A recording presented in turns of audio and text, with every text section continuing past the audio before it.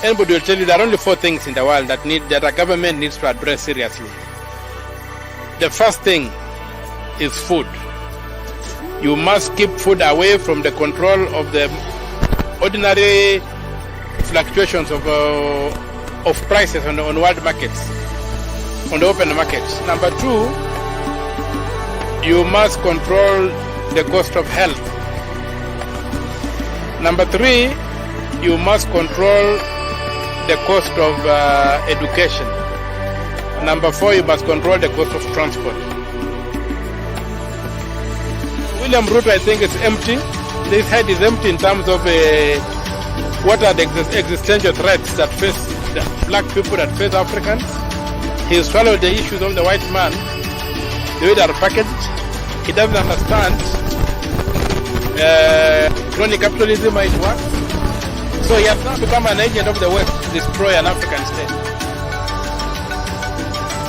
When they elected him, there was nowhere in his manifesto where he said that the IMF and the World Bank are going to govern Kenya when he gets into office. He promised to govern this country, but he's destroying it. Everything is crumbling in 1 year. It's not acceptable. Tunaingia vijijini, mijini na hata jijini kukuletea taarifa mchana kutwa. Usiku tunaketi kitako, tunadadavua tukichanganua taarifa na makala muhimu yanayokuhusu wewe na familia yako. Ungana na Bernard Ngozi kwenye Open Forum Political Show kuanzia saa 4 usiku hadi dakika zake kila siku ya wiki kwenye Sound Candy Talk. Tukutane Sound Candy Talk.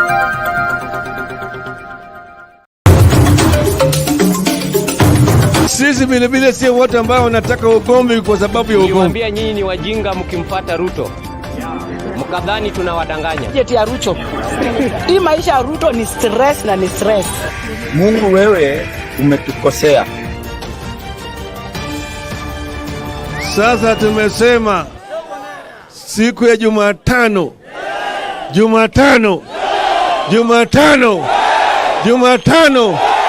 Uko tayari? Uko tayari?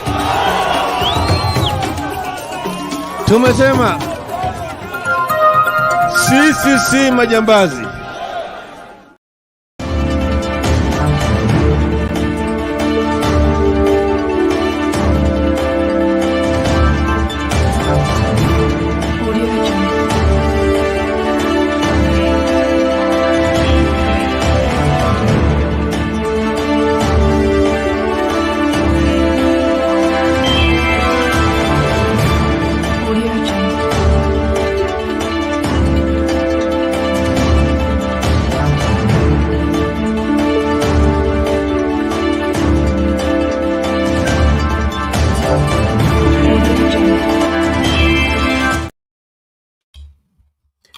Good evening, ladies and gentlemen. Thank you so much for making time to join us. This is Sound Candid Talk, Open Forum Political Discussion Show, the show that gives you an opportunity to hear what you feel and think about the latest development on our political front.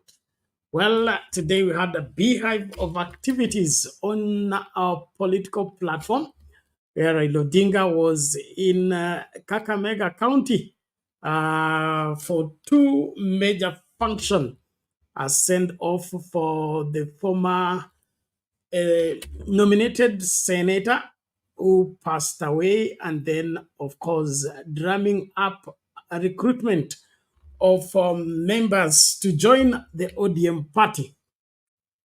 Many things came up from the interaction of Raila Odinga and the people of Kakamega. One major thing is the involvement of the county commissioner into demolishing houses belonging to the high-class people in Kakamega County without the knowledge of the governor or the people involved.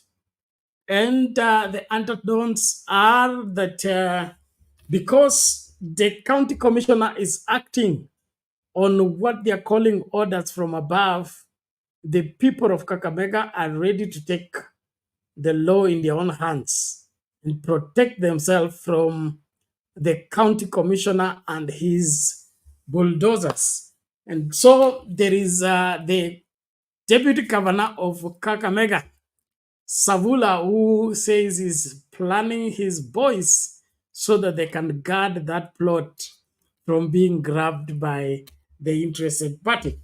But the interesting thing here is the pronouncement by Raila Odinga that the county commissioners is a role that is unconstitutional, is not supported by the 2010 constitution, and therefore the mandate they are exercising is out of order. And this is one thing we need to dive into. Can somebody hold an office unconstitutionally, get paid while holding unconstitutional office, and have that office widespread around the country? Or what's going on in this country? Is it that anybody can declare themselves something and they become something without the law supporting it? Let's look at that keenly, even as we interact and engage. And then, of course, the flying president or head of state is in Dubai for another climate change summit. I don't know what you make out of the same.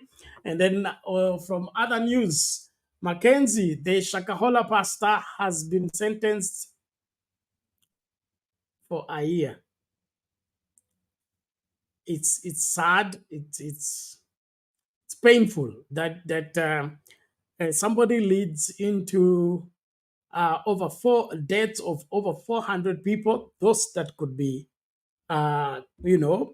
found, and they're sentencing him for a year or so. Hii Kenya, Mungu atusaidie. Haya, nakukaribisha kwa moyo mkunjufu. Hakikisha uko mstari wa mbele kufuata kipindi, kukaribisha mtu tumakinike pamoja. The poll question we are asking tonight is Ruto using the county commissioners to frustrate Azimio governors? You can answer yes or no, either on Sound Candid Talk Live or Sound Candid Talk. Thank you for participating. Please, let's be on the forefront and make things happen even as we engage. I salute each and every one of you for being on the forefront to follow through our program. Apologies for starting late. A lot of things are happening and the pressure is too much.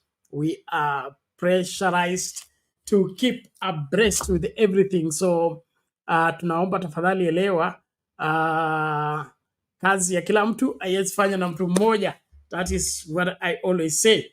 Well, Esther Stoll, thank you so much for being here. God bless you. Welcome to the show. Tony Mohamud, our permanent secretary, thank you so much. Karibu kwa show.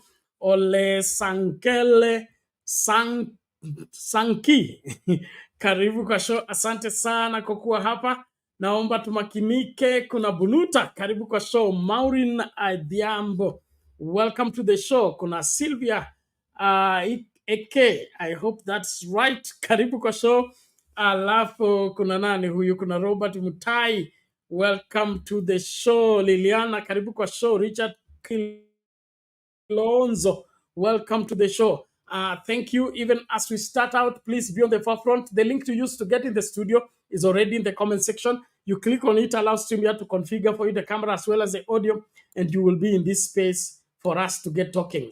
We need to get serious about this country and fix it once and for all.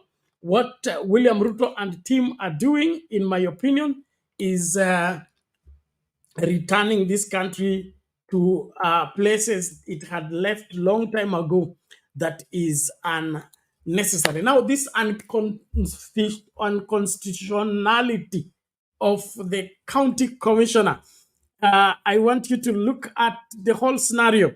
And then, of course, this is emerging from the fault. I have had many praises for Mike Kibaki as president. And of course, he did his bit in terms of helping the country move forward, in terms of infrastructure, recovering of the economy. But there are some of the mistakes he did that we are still, suffering from the same at the moment. The NAC government of 2002 came into power on the premise of doing away with the provincial administration. Those of you who are old enough, you know the provincial administration, the chief, the lead crew, the wherever village elder, and then of course the DO, the DC, and the PC. That provincial administration was feared. It was the arm of President Moi right in the heart of the village. And whatever Moi wanted was done by this clique of appointees by Moi, the provincial administration. And by the time the NAC government was coming into office, Kenyans were fed up and they wanted anything but Moi, anything but, you know, everything to do away with the provincial administration. And Kibaki came into office on the same premise. He promised his first day in office is to do away with the PC, do away with the DO, do away with the DC, do away with the chiefs, so that we can have a free country that is governed according to the law. But no sooner did Kibaki get in office than a problem began to arise from his administration in terms of him being unable to govern the country. His first days in office were shaky, were, threatened. You remember Moi had been in office for 24 years. And so by the time Kibaki was taking over the office, Moi had this country in the palm of his hand. And then, of course, they did not have very kind words for Moi when Moi was leaving office. And so the shakiness of the Kibaki administration was the instability and the push and the pull, wherever pushed Kibaki to go and seek counsel from Moi. Those of you who have been here, you remember the statement by, I think it's Kraitu Murungi, who told Moi to go for retirement and look after the gods. Then we will show you how a country should be governed. But a few months later, the country became ungovernable in terms of the stability of the authority of Mwai Kibaki in governing the country. And so it became very dangerously unstable. Now, this is information that is not in the public domain, but is, privileged information. And so he had to go and seek counsel from Moi and apologize, of course, for the mistreatment they rained on Moi before he left office. And it is Moi who advised Kibaki, if you want to be stable and you want to govern this country rightly, bring back the provincial administration. And Kibaki, without seeking the counsel of the parliament or having a second thought about the council, he went back and brought back the provincial administration. And the provincial administration has been here with us even when the constitution and other parts of the law were not supporting it. And so this is where we are finding ourselves. I want us to engage. I can see Enoch, I can see Robert. Naomba tafadhali tumakinike, tuendelee kukaribishana. Hiyo namba ya watazamaji ipande tafadhali. Karibisha mtu, kumbusha mtu. Wakati umefika, kila mmoja hakikishe kwamba unatekeleza wajibu wako. Sisi ni kuhakikisha kipindi kipo, na wewe ni kuhakikisha kwamba kipindi kinatazamwa na Wakenya wanapata information ambayo inafaa. So tunauliza, is Ruto using the county commissioners to frustrate Azimio governors? Kwa Sound Country Talk Live, 4 votes, and of the 4 votes, 75% say yes, and only 25% say no. Let's look at the Sound Candid. Where are we? The Sound Candid Talk, the poll is on. So far, 16 votes with 14 likes. Please, before you vote, make sure you like the video. It's important. 16 votes. Is Ruto using county commissioners to frustrate Azimio governors? And all the 16 votes say yes, 100%.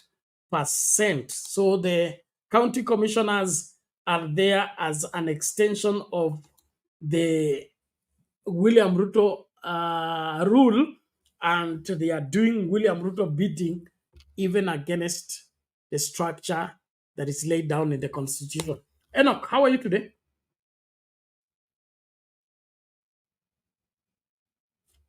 Enoch Olo, are you there?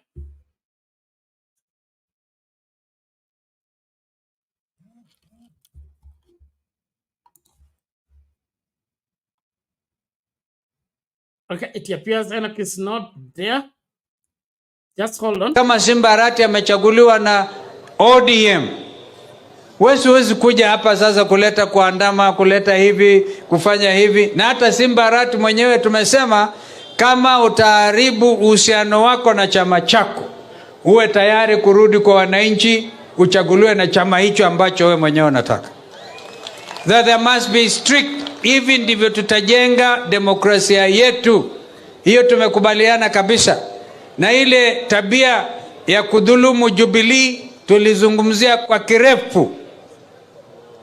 Nimeona kijana my co-chair Kimani Ichung'wah, yeye ameingiliwa na kasumba ya Uhuru Kenyatta. Kila akiamka ni Uhuru Kenyatta. Uhuru Kenyatta anakuja kwa kanisa mwingi. Wote wakaamka. Nikajaribu kuelewa what is the problem. Kumbe shida ni kwamba Mount Kenya inamfuata Uhuru Kenyatta.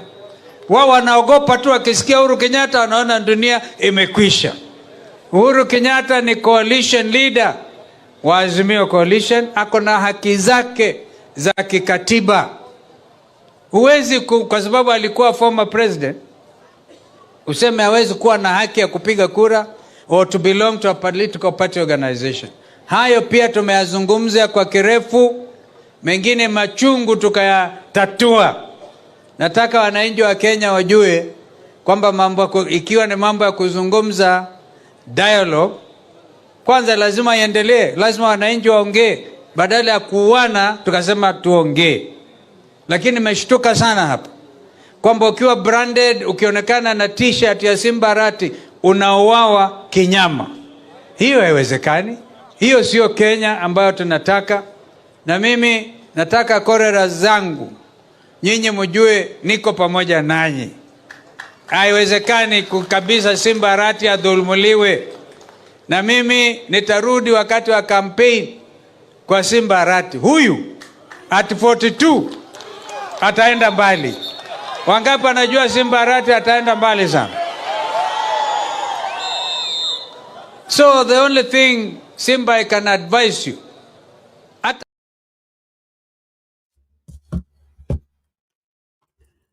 okay, ladies and gentlemen, thank you so much for being part and parcel of this great conversation. Inaonekana Olo ametoka. Tumsikilize Omolo. Omolo vipi? Poa sana ndugu yangu Bena, habari yako?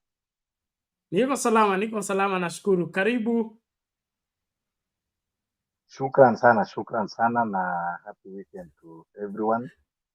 And yeah, mambo ni mengi tu ambayo inaendelea na as we are, what we normally expect or what we don't expect is the government of William Ruto to follow the law and the procedure.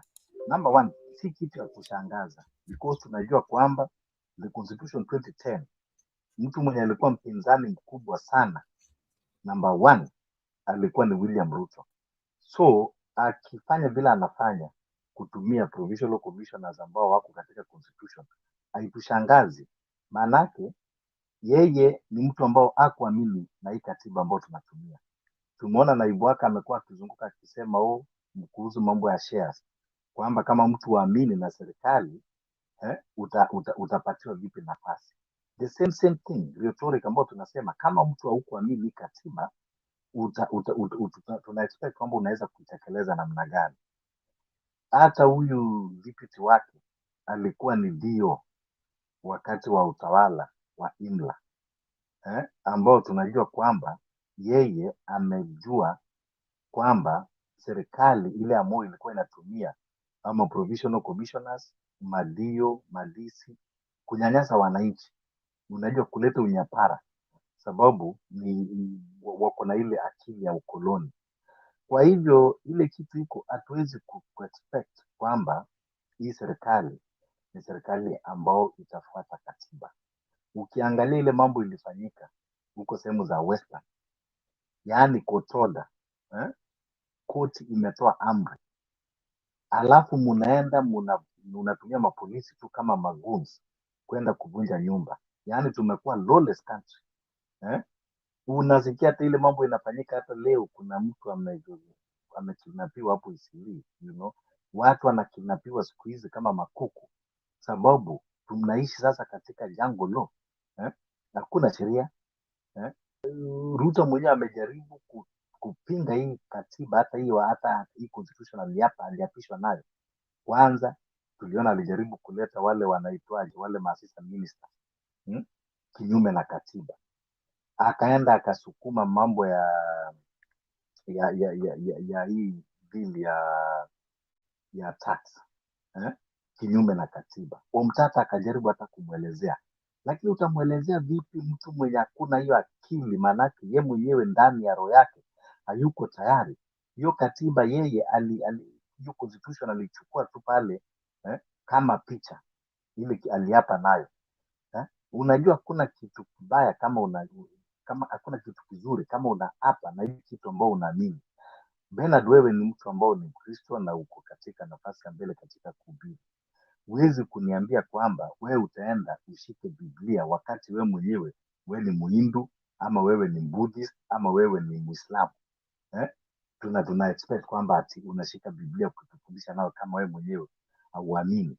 So yeye mwenyewe aamini na hii katiba ambayo tunafanya. That is why tukiongea hapa tukisema kwamba Kenya tuko katika hali ya hatari, saa zingine labda watu wengine hawatuelewi. Si mambo na uchumi peke yake, hata mambo na the rule of law, sababu mtu ambao ni kiongozi ambao anafaa kuprotect katiba ni mtu mwenye aamini hii katiba. Kutoka pale mwanzo alijaribu kuwa mpinzani, okay, lakini sasa mtu mwenyewe ni sababu aeleweki, ni kama popo, ajulikani ni ndege ama ni mnyama, sababu alianza hata hii tabia upopo hata wakati alipokuwa deputy president.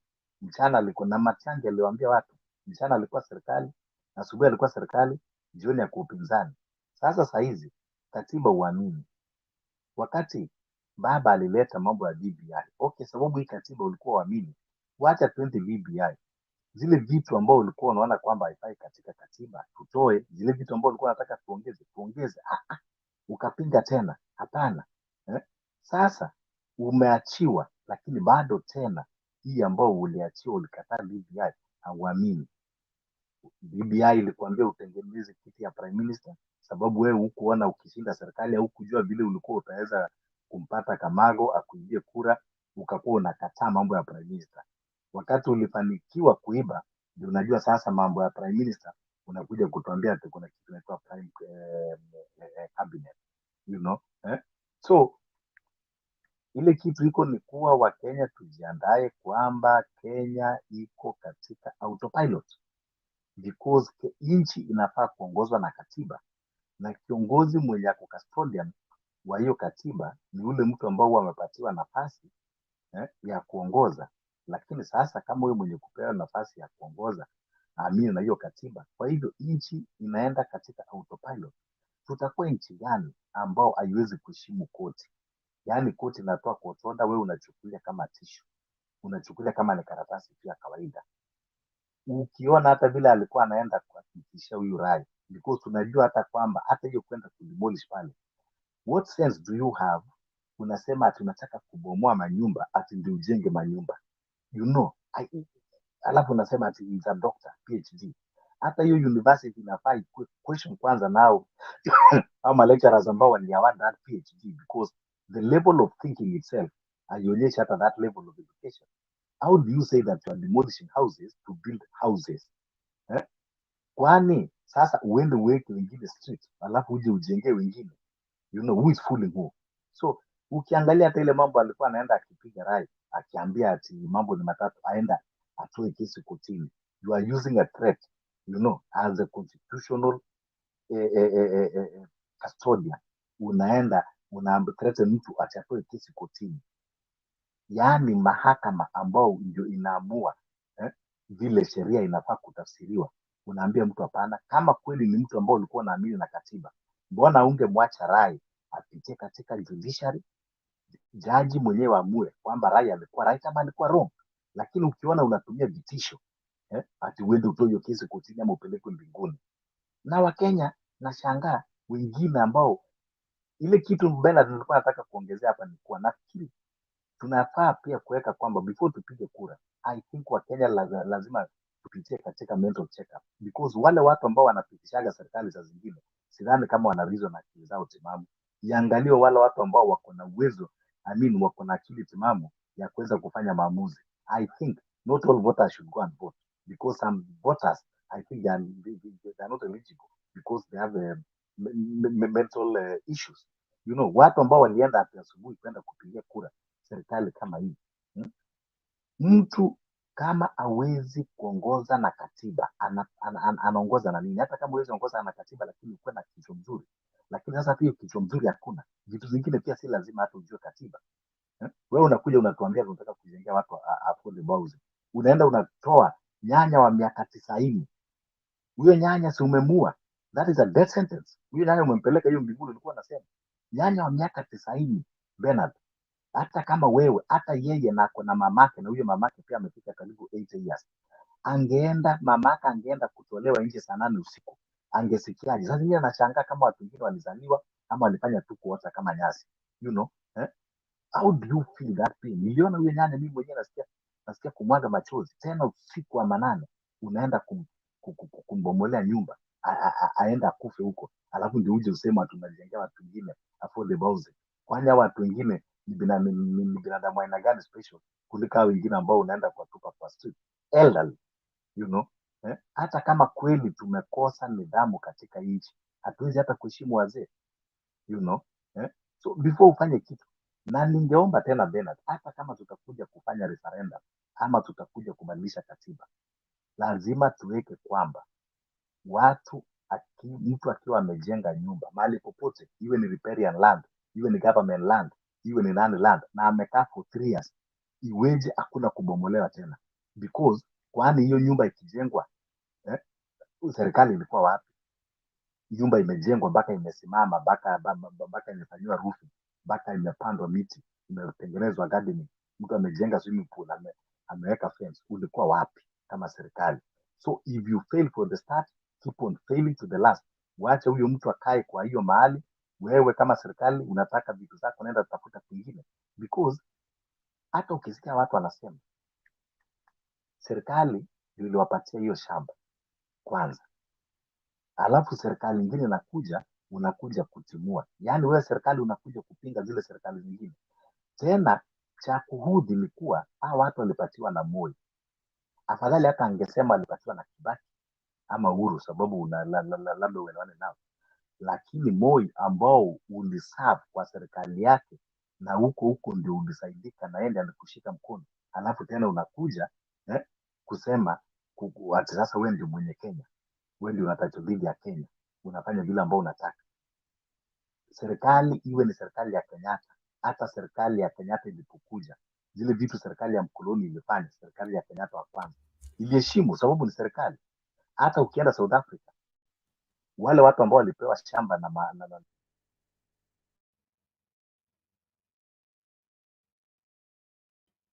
Samahani Padomolo, lakini muda wako ulikuwa umeyoma.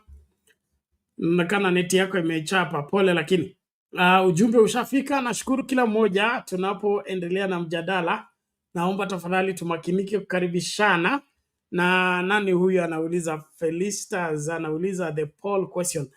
The poll question is Ruto using county commissioners to frustrate Azimio governors? We are drawing that from the experience of the Kakamega governor and the county commissioner. They are being, in confrontation about the demolitions at Milimani. And this is not an isolated case. We saw everywhere there's demolition, there is the mention of county commissioner, including Mavoko and the other places. So this county commissioner are nowhere in the constitution, and the constitution does not support that office. The question is, why are we paying salary an office we don't have in the constitution? Why are we keeping it and using it for illegal means when the office itself is illegal in the first place? And so is it meant to be a mafia kind of arm of William Ruto to frustrate others? I love the way Omolo put it. Whatever the government allocated, the previous government is owned up by the current government. And if you're going to revoke that, you must be able to substantiate and prove the reason why that should be revoked. What is going on here, in my opinion, is land grabbing. Okay, land grabbing by force, by the uncontrollable appetite for land possessed by William Ruto himself. Remember, it began by the wife going to adopt 200,000 acres of Kakamega forest. So these people don't like space, and if there's no space, they will create one just for themselves. Let's watch out and ensure that we do the right thing. As we dive into the discussion tonight, I want to remind us we are still paying our bills. So far, I've received contribution from 7 people. I will not share their names without permission. But so far, 7 people. We have a long way to go. I encourage us, please, to send in our contribution. I'll be giving you the details shortly. Here are the details on the screen. Those of you following on the big screen, you are able to see support SCT pay bills via M-Pesa till number 516575. Sound Candy Talk, or +2547118 454585. Bernard is the name. I'll be sharing the same thing in the comment section so that those who are watching on a smaller screen will be able to get the details rightly. Remember, understand the till number does not work across. So please, if you are in the diaspora, you use the M-Pesa number +2547118 454585. Bernard is the name there. Thank you for those who have already sent in their contribution. Please, let's up the game. Let's clear this thing by tomorrow or the day after. I usually don't like it to be prolonged over necessarily. So please, let's ensure that we do that. Thank you so much. Here are the details in the comment section. Please, let's adhere to the same. And then, of course, be good to see to it that everything flows. Twende kwa Olo umereja? Hiyo Olo amekuwa Olo Aringo nini? Najua Olo Aringo alikuwa Minister of Education wa Mato, so anaelewa hii maneno. Msimamo, hali vipi? Shwari kabisa kaka, shwari. Vipi? Wewe mfahamu Olo Aringo?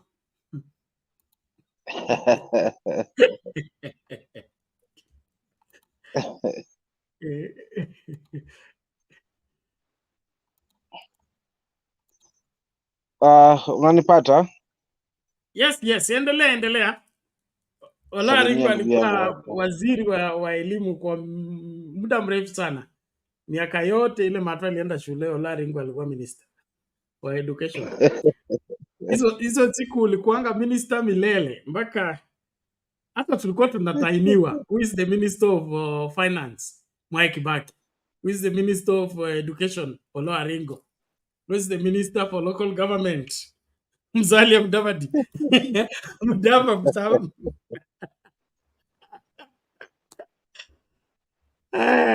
Karibu msimamo. Sawa, acha nimsalimie kakaangu hapo. Ndugu yangu hapo Kenyan love. Waziri wetu wa zamani huyo Olo Aringo ama Enoch, na wale watangulizi waliotangulia kuzungumza, pia na wale ambao wako upande wa comment section kule wakitufuatilia, na wote ambao wanaitazama Sandwich Can Talk, wote wapokea zangu. Ukweli ni kwamba Bernard haswa masuala ya makomishina si jambo geni. Hili jambo liligusiwa tayari awali ya mapema tu. Kwanza tukifuatilia haswa kama tuna kumbukumbu, machiefs walikuwa wanapendekezwa zaidi wakati huo mwanzo wa awamu bwana walivyoingia, sawia na makomishon kupewa nafasi, majukumu makubwa, ushaona. So yani ni sawasawa tu na kuhujumu katiba yetu, kwa sababu ukweli wa mambo ni kwamba hawa mabwana hawakuitaka tangia awali ya hii katiba, wala hawakuwa na shughuli nayo. Sasa kuifuatafuata ni kuonyesha tu umma kwamba labda watu waone kwamba wanajali katiba na wenye kuongozwa na sheria ama rule of law, lakini hakuna. Kwa hiyo masuala ya makamishina si kikatiba, maana haipo katika katiba na ni kinyume, kwamba sasa ni kuivunja sheria. Huo tu ndio kweli wa mambo, kwa sababu enzi za DC, enzi za PC zilitoka, enzi za district zilitoka. Sasa sijui hawa mabwana wanaingizwa hapa kimpango gani? Swala hilo ambalo kwa mnalizungumzia la nyumba hii, mimi this is a scam, it's another scam kwa sababu nashangaa mtu aije kwenye bunge ama aje katika county. Mfano tu tushukue mfano ama nyumba ya jengo, je, county itakuwa imesimama vipi? Kwa sababu hakuna mwongozo wa maana katika hilo jambo lao haswa la affordable housing. Yani halijakuwa na kikamilifu, liko na vizungumkuti vingi. Hivyo haya maneno haya, kimtazamo wangu kama msimamo hapa, ni kunyakua tu ardhi sawia tuna wale ambao tunaona majumba pia nataka kuuzwa KCC na whatever. So hizo ndio plan. So langu nitarudi pale pale kwa serikali ya deal. Na deal, kama ni deal, basi utafanya chochote kile ubaki katika mamlaka. Liwalo liwe, basi lazima utabaki katika mamlaka, kwa sababu roho kwanza itajiuliza, kama sitakuwa na kizuizi cha kunificha huu msitu nikitoka, na nikiwa sasa niweza nikatumika vyovyote vile, itakuwaje? So ndo nakuta mashaka naingia pale, yani piga ua, lakini lazima nivamie mamlaka at least nipate kujisustain, nipate kujificha ndani na niongoze nitakavyo. So for real, Wakenya tuna kibarua kikubwa, but kwangu naona si kikubwa kama tutaweza kuungana na kusema basi imetosha, kama mbaya chambele cha kila Joho. Lakini haki lazima tuipate na tuhakikishe kwamba taifa tunalisimamisha kwa mnajili ya kuweza kulijenga, haswa akiendelevu zaidi kwa vizazi vinavyokuja. So mimi sina urefu wa maneno, ni kama tu utangulizi wa ufunguzi, lakini masuala na makamishoners kuwekwa kipaumbele zaidi, hiki ni kinyume cha sheria na haipo katika katiba yetu, na katiba ya mwanzo ya DC na PC na district na division, hapo tulitoka kitambo. Sasa tunaongozwa na ugatuzi, na tunaamini ugatuzi umefanya mengi makubwa kuliko ni haswa hapo wakati huo wa kuongozwa na mtu mmoja, kwa sababu tunalazimishwa. Yote haya ni mtu mmoja tu, kaka Bernard, tusidanganyane. Judiciary niko, nikirudi parliament niko, nikienda kule niko, kila mahali nipo, kwa sababu hata kama ni hao matrip ya nje, lakini sasa kuna mawaziri wanafaa kutumwa kule kikazi, lakini uhuru wao uko wapi? Usemi wao uko wapi? So kila mahali na vuruga, naenda huko naenda kutafuta maneno, naenda huko naenda kutafuta maneno. Na hao uliowachagua kama mawaziri, kazi yao ni ipi? Bora wanakula pesa zetu za mishahara na ushuru wetu wa Wakenya bure. So hayo ndo yangu ya ufunguzi, kaka yangu Bernard. Okay, asante sana. Msimamo, maswali mazuri, hoja zinazofaa. Wakenya lazima tujidadisi kwa mambo haya na tuchague, tutakuwa taifa la kikatiba ama taifa la kiimla, kwa sababu kile kinachoendelea hapa ni mtu kujiingiza katika madaraka kisha kuweka katiba kando ili atawale bila katiba. Aliyeomba hiyo ruhusa alikuwa mmoja tu, Wajakoya. Yeye ndiye alisema akiingia katiba ataweka kando ndio aongoze kwa kutoa amri. Hao wengine wote walisema wanataka katiba. Sasa mimi nashindwa, mbona wewe ukabeba katiba ukiapa, saa hii kuitekeleza imekuwa kisungumkuti?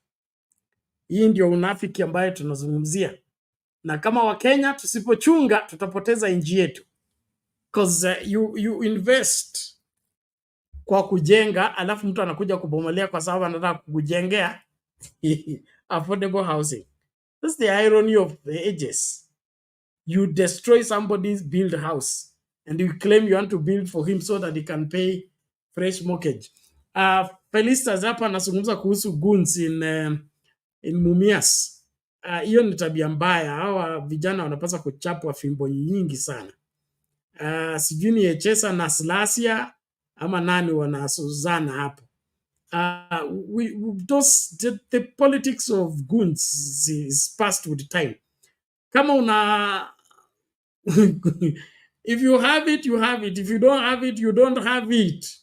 Hata ukileta vijana kuvuruka mkutano, if you don't have the people, you don't have the people. Uliza Zakayo. Zakayo ametumia kila kitu.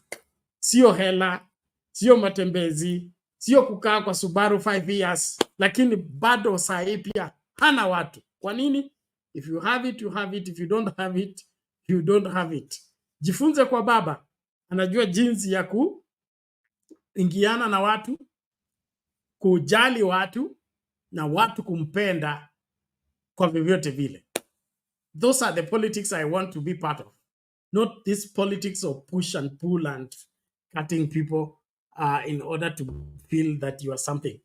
All in all, let's be on the forefront. Continue inviting somebody, participate into the show. 116 people viewing. Ladies and gentlemen, we shouldn't be pushing too much about story ya kulipa bill. It's just taking responsibility. If we are 115 people and each one of you gave me 1,000 shillings, I won't talk again until January. So please, let's work hard on the same. Tusingoje muda upite. Asante. Namuona Olele TV anasema politicians just think about next generation, next general election and not next generation. It's not a law. It is not a law, and no serious leader should be thinking like that, because the next elections may just find you dead. There are many people who have lost elections. There are many people. In fact, we had, I think Mato will remind us, there was a member of parliament who was voted when he's dead. In, I think, Kasarani constituency, there was a by-election some years back, and he died just before the by-election. And no, it wasn't Mwenje. It was Aluya Masinde something, or Aluya or Nini. He was voted, he won the elections while he's in the casket. So you can worry about the next election, and by the time they are voting, you're in the casket. So all in all, tusonge mbele, tuendelee karibishana na piga kura. Hebu nikukumbushe swali. Tunauliza Sound Candy Talk, 52 votes already, 40 likes on the video. We need to tally them, please. Is Ruto using county commissioners to frustrate Azimio governors? 92% say yes, 8% say no. Let's check on the other side. Sound Candy Talk live, 5 votes. Is Ruto using county commissioners to frustrate Azimio governors? 80% say yes, 20% say no. What is your take on the same? Participate fully. Let's talk. Kenyan would love.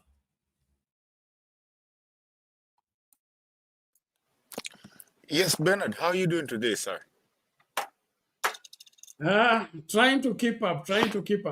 It's good to see you, man. I really appreciate you so much. Na appreciate kila mtu mwenye anakuaga hapa, na asanteni sana people who are on the comment section. Asante sana msimamo. Nimekuona. Naona bado hujabebwa na maji ya soft, maji ya maji ambayo haina chumvi, inaitwa nini? Soft water. Wajua tulisikia huko nini huko Rift, nini North Rift wanabebwa na maji kwa sababu hawajui kuogelea kwa swimming pool because hawana swimming pool. Tukajiuliza sisi Ukambani sasa, na mnasemanga ndio hakuna maji. Maji ikikuja sasa sisi tutaenda wapi? Si tutakufa kabisa. Enoch, nice to see you. Asanteni. Bernard, I think you guys have already said everything that I wanted to say, but I think I just want to reiterate and actually bring it on a very serious note. And I've always, and Bernard, you know, I'm a big person on the Constitution here. If we are not going to have a constitution, Bernard, tutupe constitution, tuweke mbali, tupa, twende tukachome nini, inaitwa nini, hizo vitabu zote, twende tukachome ingo. Unajua ingoho, twende tuweke kwa sufuria, tuwashe nini makaa, ile ya makaa nayo, kwa sijui kama makaa imepandishwa taxes. I think, na msiambie Ruto nimemwambia kuna makaa mahali. Ataweza pandisha hata hiyo ya makaa kesho. Please, mtu asijaribu kwenda kuambia Ruto nimesema kitu ya makaa. Ataweza pandisha hiyo. We need to get rid of the constitution. For once. Tuachane nayo kwanza. We come back. After we really want to respect the constitution. Bernard, like I've always said in this channel, is that the constitution is not just a constitution that we have to follow. We don't care about it. It's an agreement of how we are going to live together. It's a covenant of how we are going to live together. I, as Mato, doesn't need to follow the constitution if you're not following it. Because we agreed on how we are going to live together. Bernard, even in this channel, we have a constitution. There are things we can do in these channels and things that we cannot do. We know that's the constitution of this channel. Is how we agree with each other. So when you come and tell me something that is, I don't want to dwell so much on that commissioner thing because you guys, I think you've already went over it.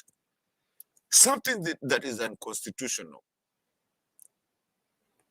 Then you wonder where we're going. It's kind of like the same dramatic, and Bernard, forgive me for what I'm about to say, stupid thing that I saw, that a judge and judges, a 3-bench judge, says something is unconstitutional, and then all of a sudden tells you, you need to work unconstitutionally for at least a couple of weeks before they go figure it out.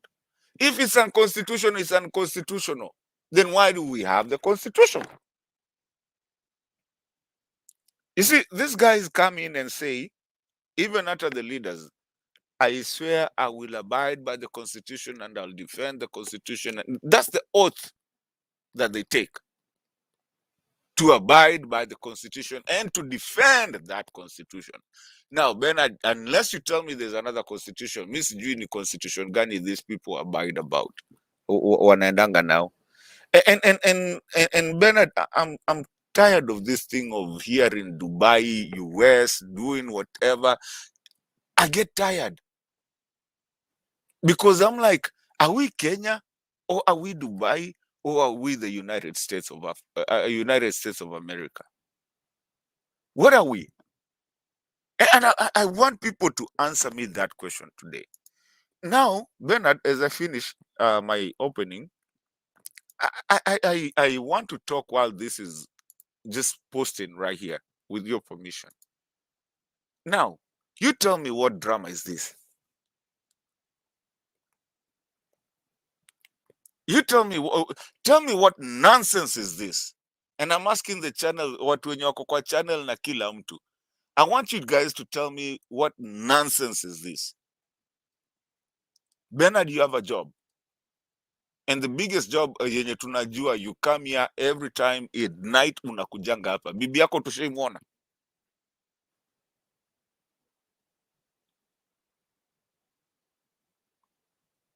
I go to work every day. Bibi yangu anaonekana huko job. What is this? If you have a job somewhere, what is this first lady thing? What is this? I mean, look at it. Yani hata mtu anaitwa wait, let me read you one that hata imenichekesha. Wachana na hiyo ya Ruto iko nini. Let me see. Nancy Kidhiru sijui nini Salabab. Office of the First Lady. Office of the First Lady. What is Office of the First Lady? What is it? Protocol, staff, head of diplomacy, faith diplomacy. Hey, hata nyinyi watu wa faith. Yani you still want something of the First Lady. What is this that we're doing in our country? It's something that we need to really go back and not even tuachane na kitu yote of Ruto and Baba and whatever. We go back and actually look at the social fabric of ourselves. Why is it, Bernard, that if you come here, that your lady needs to get something from this channel? Isn't it your job? Is it both of you? So me, this First Lady, yani governors, what wako na First Lady, yani ati there's a budget, there's nini. I know I'm starting a canon, a warm, but seriously, we can't have this. If you get a job as a civil servant, just be a civil servant. That's your job. You go to the office, you go to the office. If your family comes there, they're welcome. They will come as your family. That's your budget. It's not the public budget. You know what I'm saying? It's a job. You are given a job. It's not a privilege. Now, what is this? Yani, Bernard, maybe utanishikilia hapa hivi. I'm at a point where I am nimefika mahali that I also don't think that even the First Lady, the president's wife, needs to have a budget. Hiyo ni kazi ya bwana yake. Yako na kazi zake. Nimeanza kufika mahali hapo hivyo. Though I thought that was something that maybe we should just respect the First Lady of the country. But again, now, how many First Ladies do we have in our country? And how many are we going to have? So kwa hivyo Bernard, ukiandikwa wewe ni MCA, so pia bibi yako apatiwe budget. No, that is Matole, sorry for interrupting, but that is a war I've fought for ages. And I'm not ready to budge because I've never been given reasons why that should be the case. From my understanding of the Bible, okay, we know major prophets, minor prophets, we don't know their wives. I don't know Samuel's wife. I don't know Isaiah's wife. I don't know any of that. One of my trouble with my church people is that the wife becomes the mother of the church. The church doesn't have a mother. The church is called the body of Christ, not pastor's wife, children. But we get things from outside there, bring them inside the Bible, and we want now to legislate about them and make them law. The office of the First Lady is supposed to be an honor given, not a right, not a matter that is that should be legislated. It's an honor, okay, and it's one lady, the president's wife, not for it to be devolved, to be taken to the village. Now the chief wants First Lady office, assistant chief, First Lady. How many First Ladies do you want? How many First Ladies are we going to have? Now this is a bit funny, but msinipige mawe, ni mimi tu. Okay. Now the pastors' wives are demanding to be First Ladies. Are they comfortable for us to get Second Lady, Third Lady, and Fourth Lady? Because if you want to be first, then let's get second and third, because what makes fast is when there is second and third. Ama tunahesabu namna gani? So this is just a fallacy, and the fallacy is because we are tolerant. Kenyans, tuache ujinga, tuache kutolerate ujinga. Wewe unaenda kupigia kura mtu, itakuwaje wife anakuwa tagged along, then she becomes your budget, then she becomes a burden to the country, becomes a burden to the society, becomes a burden to the organization by marriage? No. There's no calling by marriage. There's no appointment by marriage. And somebody's wife is somebody's wife. It's not the community's responsibility. We can help you get married, but we cannot help you stay married. Tunaweza kuchangia ng'ombe, tunio ni African traditional. Ango moja anakupatia ng'ombe, ango mwingine ng'ombe ingine, walara kwa hapa atakwambia, alafu tukishaweka hizo ng'ombe pamoja unapereka. Ushapereka, yule umepewa ndio wako na ni wako peke yako. Si utuletee tena sisi tukulishie, tukuvalishie, tukulele, akianza kulia tubembelezee wewe. Hakuna kitu kama hiyo. So hao watu wanatafuta ofisi ili wapewe first lady office, au watu washikwe. That anti-corruption should land to those offices. That's where corruption is taking place. Those first lady offices, huko ndio bahasha zinachukuliwa.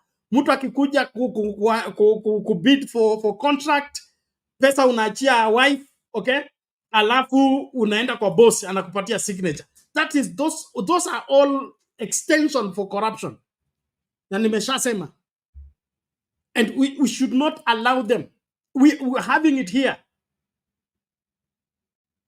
When some people are governors, okay? They have that first lady office. First lady, huko ndio unatuma washirika, wanaacha pesa.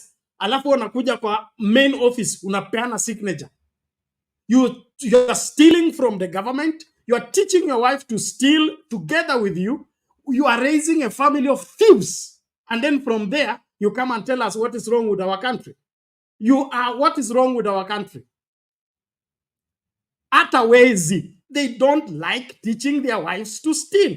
You can go out there and steal, but come home and, prove to your wife that you worked hard, you got something. But what is this that you carry your wife to the office to steal together with her? What kind of people are we? Hiyo kitu ya first lady itimuliwe mbali, itolewe kabisa. Wewe ni wife ya mtu, enda katunze mume wako kwako. Akifika kwa ofisi ni mfanyikazi wa serikali. Na sheria ilikuwepo ya civil servants. It was illegal for the husband and wife to work in the same office.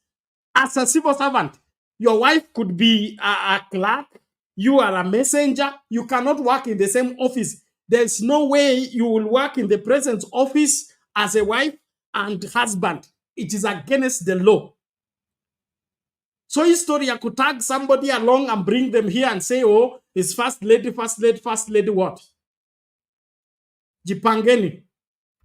Na tuko hapa kama, I have greatest respect for women, my mother included. But when you violate the natural laws of life, simply because you have seen an inconvenient place of earning money without working, that is evil. That is evil. Na mimi nililelewa na mama ambaye alikuwa anazuia baba kufanya maovu. Baba yangu akiamua kwenda kuchukua ng'ombe ya mtu, my mother will stand in the way, do anything. Akisema ukifanya hivi watoto wataharibika. She would do anything to stop my father from doing something wrong. But today's ladies, they support their husband to do corruption. Why? Simama katika zamu yako. Tetea nchi yako. Tetea jamii yako. Mato, inaonekana hii show nitakuachia leo. No, Bernard, umekasirika ukweli na umesema ukweli kama mtumishi. Because ukiona hata nikicheka hapa hivi, because it's nonsense. I mean, mtu akienda kulisha ng'ombe, sikuja basi unifuate tukalishe ng'ombe pamoja kama mimi ndio mwenye boma ama whatever. Nikipata kazi, Sasa tunafuatana tukifanya nini? Si wewe uende upate kazi yako pia. So this thing of you seeing office of the first lady, how many are we going to have? So thank you Bernard, that you came out strong on that one, especially from your seat kama mtumishi, because you brought it out in a way that watu wengine kama sisi we cannot bring it out, because you brought it out even on the on the religion kind of part of it. So me Bernard, let me wacha ninyamazia hapo hivyo, because hiyo ni kitu imenisumbua. And anyway, I have more. Hiyo ilikuwa utangulizi wangu, wacha tu ninyamazia hapo for now. Sawa sawa, na tumai unatafuta mwendelezaji. Saa 6 ishafika masaa ya Afrika Mashariki. Naomba tafadhali tumakinike katika kukaribishana. Namba hii inaendelea kupanda. Piga kura yako, like video, alafu comment. Ukikasirika sana usipasuke, okay? Usipasuke. Ukweli lazima usemwe ipasavyo. Hatuwezi kurekebisha society wakati tunapalilia maovu. Tunayalinda, tunayaprotect, hapana. Lazima tuya name and deal with them. Enox, you umeenda wapi? Inaonekana umekuwa rapture ama kwa nini? Bernard, nikuuliza swali kidogo tu, just I forgot something to say, just a little bit. Na nini na you see like Wamushomba, the one from Embu, ni Meru, when she brought Wamushomba is from Githunguri. No, I'm talking about ule wa Embu, the one that just ameponea juzi. I don't know why I'm losing the name. Oh, Meru nini Mwangaza? Yeah, Kawira Mwangaza. So when you see these first ladies, so that guy huyo alileta inaitwa sasa ya wanaume inaitwa nini? First man. Ama? You are bringing problem. Huyo alileta kikaubana haraka moto ikawashwa huko. But anyway, I just wanted to throw that in there. That's still a bone of contention. That the first man is occupying the first lady's office.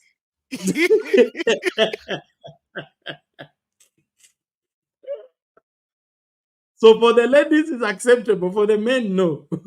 And it is scriptural, okay? It's scriptural. They said the woman was created for the man and not the man for the woman. And so when now you are tagged along, okay? Now, I'm not saying that husbands should not support their wives and they should not support the vision of their wives. But I'm saying when that order is twisted, it becomes problematic. Eventually, it becomes problematic.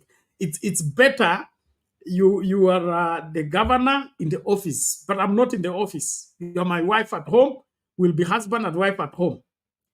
I don't have to come to your office. I don't have to have any stake in your office, except you want my counsel or there is something you want me to assist you, you call me. But for me to drag myself there, say I must be first man because you are first, not me. My mother did not raise me like that.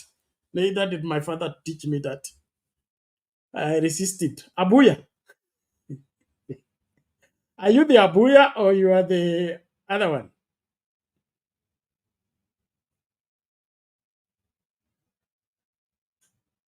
Abuya. Is this the Abuya Olara or Abuya the original? This is the Abuya original alipotea kabisa. Hey, what's happening? Mna ingia alafu mnakwama. Okay, there's something that I want to, let me just play this. And it's very, very disturbing. Okay, let me just bring in this. Hii tutakata, kwa hivyo mato kwa vyote vile tafadhali. Show lazima ishe within the time frame. Tutacheza hii wimbo na najua watakujia wenyewe.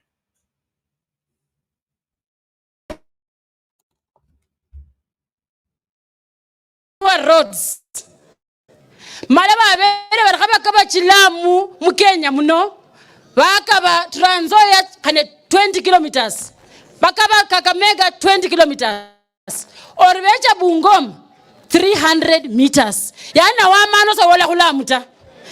Je, hiyo ni ungwana? Sasa Didmas akikuja hapa atuambie yeye ni chair, kwa nini unaruhusu lami zinaenda kwingine na Bungoma hujatuletea lami? Sakali kario. Papa wa Roma, sali papa wa Ford Kenya yongeneta, ali papa wa Bungoma. Sakali kario. No mwana nakako sasa mubela. Hello. No khatombola nata. No chaka Kamega bambana. No cha Trans Nzoia bambana. Lakini bali bola Bungoma, mrama mirengo, mrhana bana bananu. Sisi wote 2027 mukhale khuratiri khulole nani wa khole kasi mala khumuchagua ba governor wefu. Sakali kario. Mheshimiwa Karo Buyela ameniuliza hapa swali kidogo, akaniambia ati mimi ndio vice chair ya barabara. Sasa ati nimwambie nimupee jibu kwa nini serikali ya Kenya ati hapa Bungoma wanaunda lami ya mita 300. Mheshimiwa Karo, siwezi nikakujibu kwa sababu wewe na yule governor wa zamani wa Ngamati ndio mulipora pesa ya kaunti hii yote ikaisha. Siwezi jibu mtu ambaye alipora. Kwanza nasikia wewe ndio ulipora nyingi, ulikuwa unaporea ingine Bungoma, ingine unaporea yeye kwa bedroom. So the message is good but the carrier is a wrong person. Sorry, I cannot answer you. Akaongea hapa na wakatoa waraka kwa Moses Wetangula ati kwa sababu tuko Bungoma moja. Bernard. Bernard, please allow me to go first kabla ukuje. Najua utakuja ukiwa mkali. First of all, I would have been very mad kama ungecheza hiyo wimbo. And yes, leo tutakula kama ni kuumwa tuumwe. Hiyo song ni ya ukweli. Hiyo song hiyo lazima tucheze. Yani niliangalia tu huko in our back kitchen and I said if Bernard doesn't play this aki tutakasirikiana because it says what it is. Na hii kijana yenyu Ditmas hajatosheka na kofia kupotea na tulimrudishia. Sasa ameenda sasa kwenda kupigana na wanawake. Bernard, is this even real? Mtu anaambiwa kitu mzuri alafu unasikia zile vitu wanasema ati hata mtu alienda sijui kwa kitanda na mwanamke amekaa tu pale. You can see how mad she is because she never said anything wrong. And we know we know the habits of these people. And Bernard, by the way, Bernard, you're my elder. Let me ask you, what is this politics? Is politics about lies? Is it that we just have to lie? And whenever you lie, if you're a politician, you can just lie. If you can attack anyone, you can attack. What is he saying? Alienda kwa kitanda na nani? Aye? Where? The politics of bad manners. The author and finisher of them is William Ruto. And birds of the same feathers flock together. Alianza kutusi watu akiwaita watu wa kitendawili, madynasty ni nani? Aliyekosa adabu kwa wakubwa wake ni nani? Si William Ruto. Didmus anamfuata baba yake katika masuala ya siasa, lakini hata katika mila na desturi za Wabukusu lile jambo alifanya hapo alikubaliki.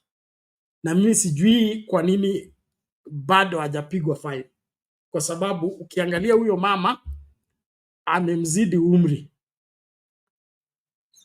Secondly, mama aliuliza swali, Ditmas ni chairman wa roads kwa national government, kwa parliament Nairobi.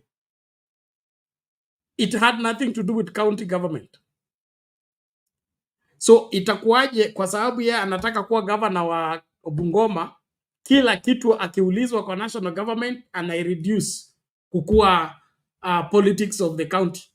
Na huyo mama inaonekana pia kwa hiyo kinyang'anyiro ya governor.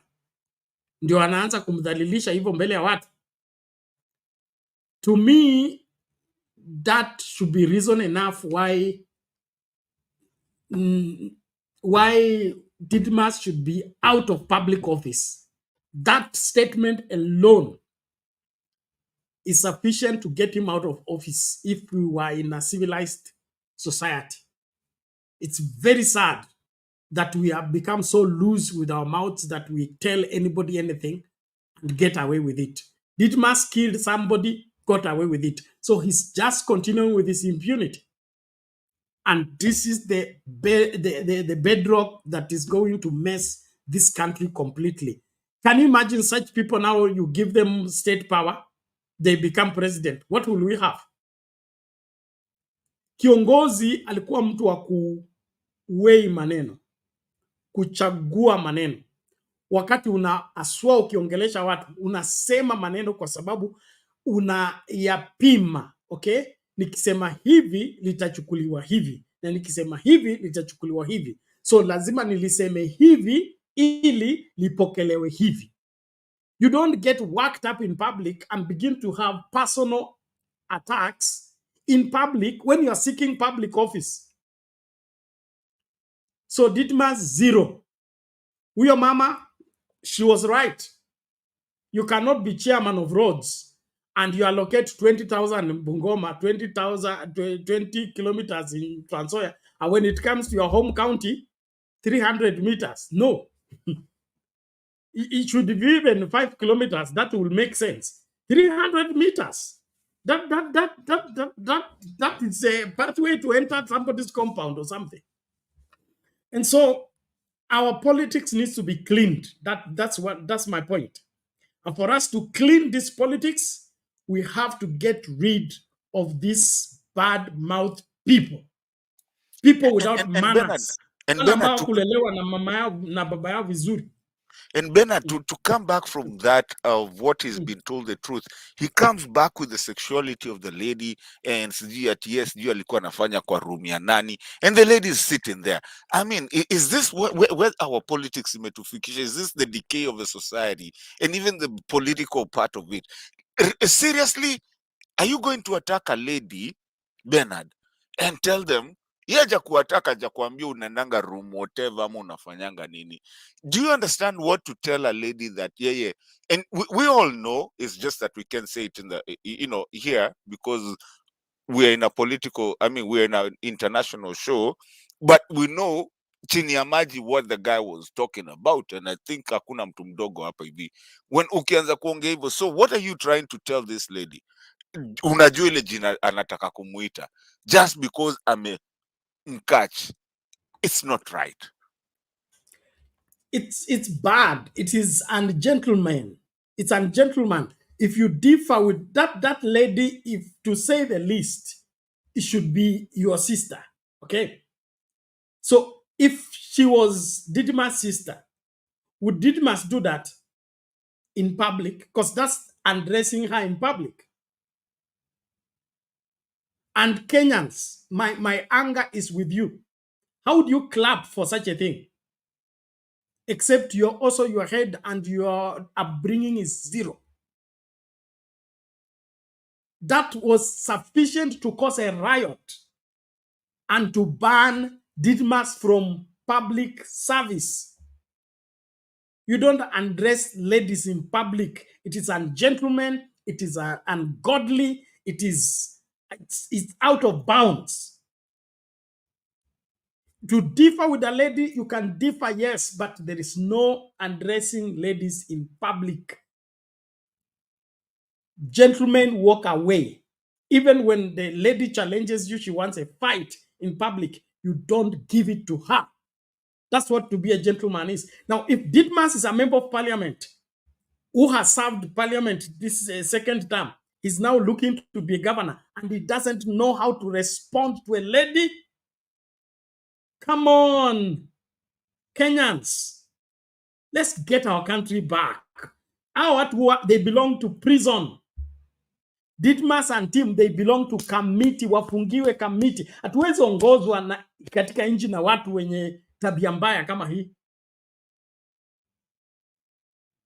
There's constraint. You can be a bad person, but there is constraint. Even bad boys don't molest their ladies in public. They protect them. What manner of man are you undressing a lady in a public gathering because you want to be governor? Governor of where? God forbid. And Bernard, I don't know if the other guys are on. I think kama ni sisi wawili, I want to really add on something with you, but maybe you can add unaweza uliza hao wengine kama bado wako. Abuya, umefika? Inaonekana Abuya hajafika. Olo, umelala?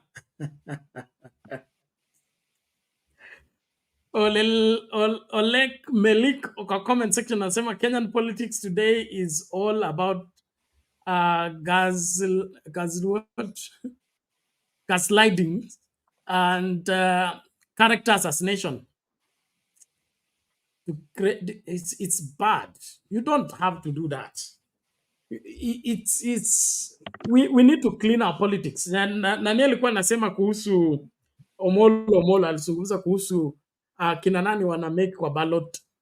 I would want to volunteer.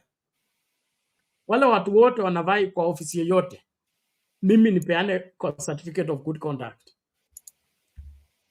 Muniachie hiyo ofisi, hata sitaki mshahara. Munipatie tu hiyo ofisi na mimi nikuwe na certificate of good conduct.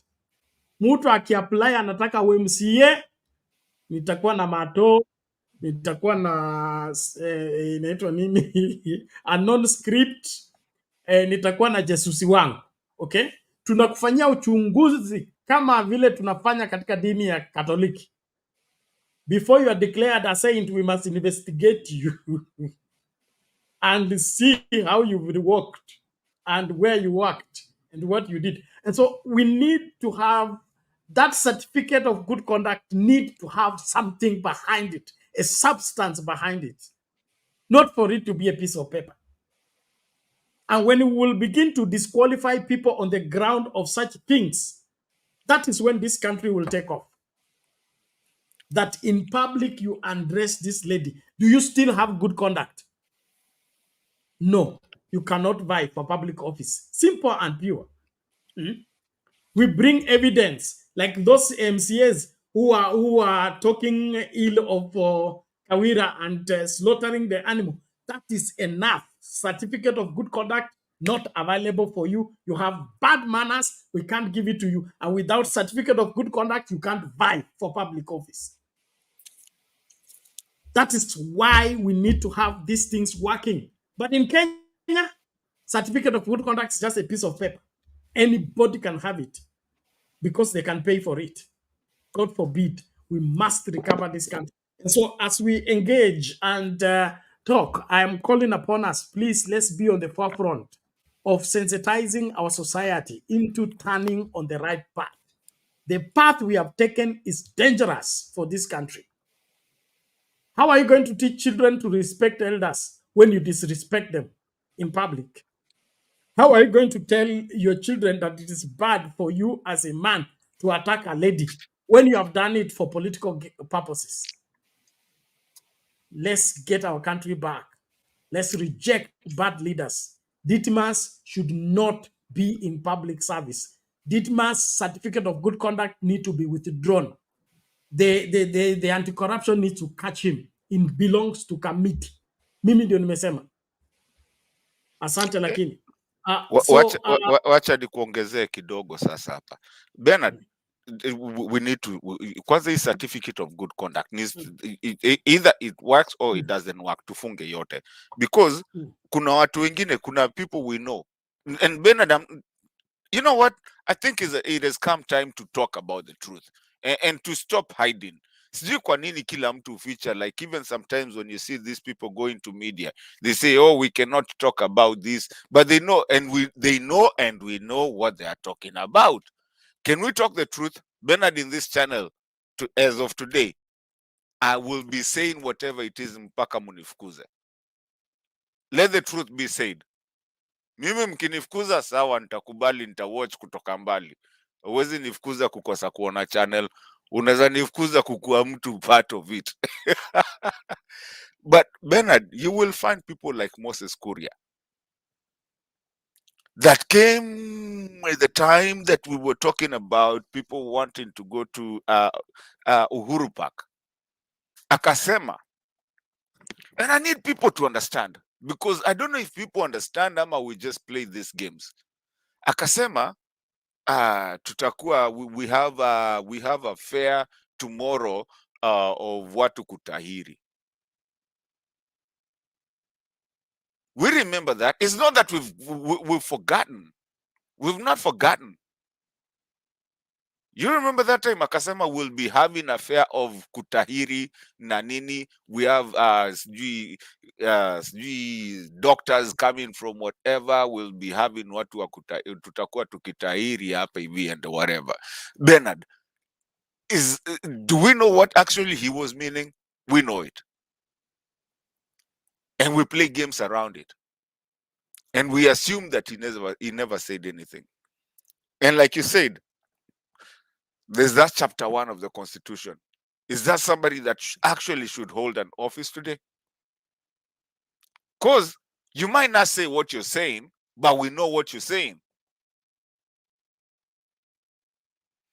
Certificate of good conduct. Why do we need it then? Bernard, how many people in this government, you know, Bernard, actually now thinking about it, I might actually go sit down and actually start looking at people who actually deserve a certificate of good conduct in this current government that we have. Because most of the CSs do not deserve that certificate of good conduct. I don't even think they ever go for that. Your kids do come on and Anga, maybe you can tell me. I don't think come on Yanga. Maybe SG na ameingia. Maybe SG atatuambia. Mato, it is a requirement of the law. You cannot vie for public office without a certificate of good conduct. The question is, how did Songo get good conduct? Exactly. How did Moses Kuria get good conduct? Yes. How did these questionable characters get good conduct? That is where the problem is. It's just like what we are talking about, Nick, okay? Giving every student 75% in science. How is that possible? And so this folly is with us because we want it, not because somebody that is how it's supposed to be. There are people who should not make it to the ballot, leave alone to the parliament. To the ballot, they should not make it. Like Ditmas, after killing somebody and being arrested, your fingerprints have been taken. Your certificate of good conduct should not come out because of that. Moses And that is Kuria, what people don't understand, brother. That's why I'm so frustrated as a Kenyan today. Because how does this happen? Bernard, leo ukishikwa na makanga, ukishikwa pale na polisi, I'm telling you, uone makanga tu uende pale ushikwe na polisi pale hivyo kidogo kidogo. Go get your good security, good conduct certificate. We see if you get it. Kama utaziipata. We have given criminals to be the ones distributing good conduct. What would you expect? Is you want a thief to help you stop stealing? How will that work? So this country is gone to the dogs. We have to recover it. And that's why we're here. We must recover this country. And the only way to recover this country is bring it back to the rule of law. And the best way to clean our politics is certificate of good conduct. Hata hii pesa wanamaliza ya inaitwa nini ya anti-corruption nini ya Bishop Okinde na group. Waachane na hiyo. Wanipatie hiyo pesa na wanipatie meza ya certificate of good conduct. Na mimi nikuwe na timu yangu ya uchunguzi. Mtu akisema tu anataka governor Nairobi, anataka nini, no problem, na release kina Mato, enda mnichunguzie huyu. Primary school alipa pensini ngapi? Secondary school alipa nini? The funny thing, Bernard, the video that you just played that you know has to make us, I think now we are limited to what, 4 hours, Because of that. No, we still have got time. It's we are 1 hour 30 minutes into the show. We started late. So that video that you just played, one thing that I've been saying here for a long time, and you've been here with me, we've worked this journey together. I always said, is Ruto a convicted criminal? Mukanicheka. Tukaendelea. Nikamwambia, is he a convicted criminal? Can you play that video again? Because sasa tushaingia and you see him akiwa koti hivi amekaa hivi amewekwa hivi. No, that is why I'm saying. That's why I am saying. To keep William Ruto from office, we would have succeeded on the premise of certificate of good what? Conduct. Go and clear your name about Jacob Juma. Go and clear your name about Msando. Go and clear your name about it. When you are finished, come, we'll give you certificate of what? Good conduct. It's that simple. What would he have done? Would he have gone to line up the Kalenjin to fight for him to get good conduct? These things were put in the constitution as safeguards, not as decorations. We can't be selling our country simply because there are some people who must get something. So Storia William Ruto making it to the ballot should have never taken place. After taking somebody's land during post-election clashes, okay, you have taken ownership of the land. You have changed the papers. You've been convicted in the court of law. You've been made to pay. Then you still get certificate of good conduct to run for president. Bernard, out of public demand, please, out of public, to Shaji Chapa, out of public demand, we know where not to go. Please play that video again. Please play that song again. Please play. Tuone nani Ruto akiwa ameshikwa na tuone nini na watoto wa nini. Please play it again. Arun kwanza akikuja ndio akuja akiwa mbaya. Sijui abuya nini nafanyika.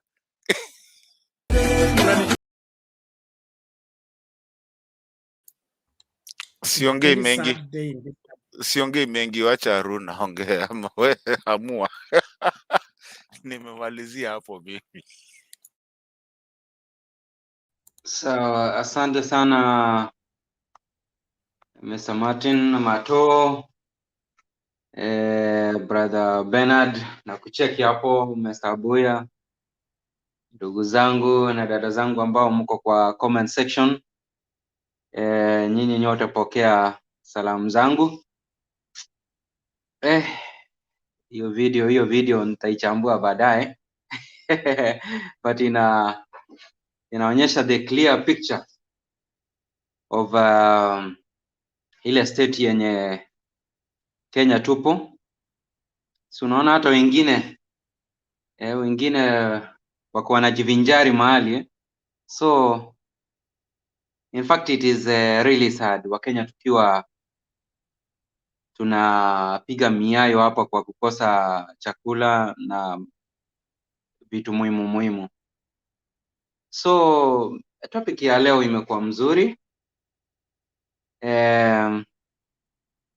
By the way, nimekuja kushangaa mama Kenya ni maandamano.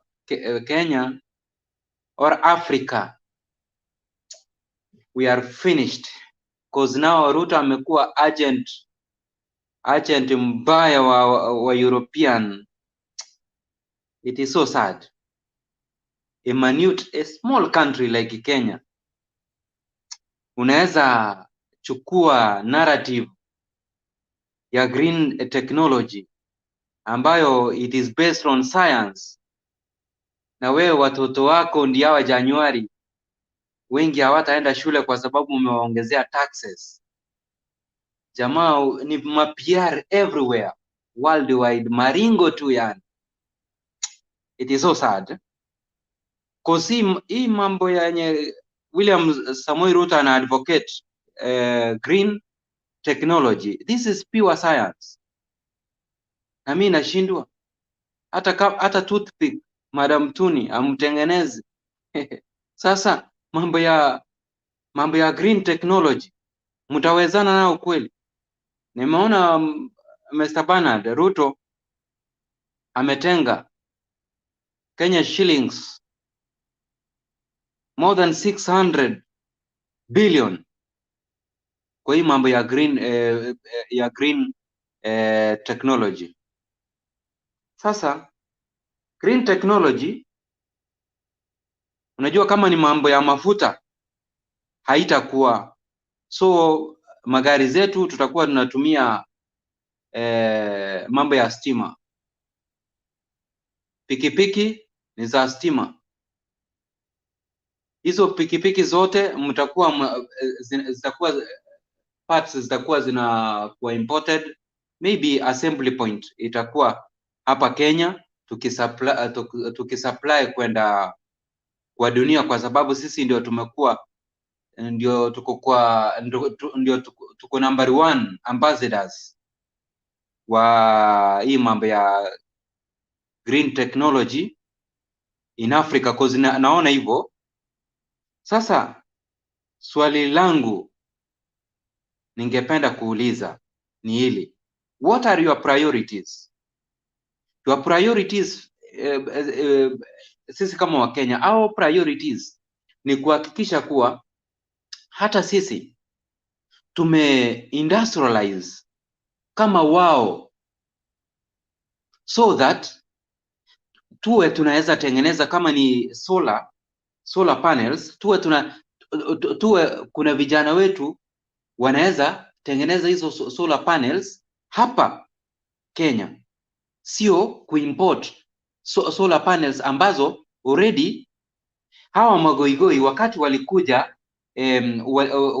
walikuja wakatu colonize, they took our minerals in bulk, wakaenda wakaunda bidhaa hizo ambazo zinadili na mambo ya science na nini, ambazo sasa hivi they want sisi tusibuild industries, our minerals ziendelee kukaa beneath our soils, kwa sababu wao they don't have those minerals.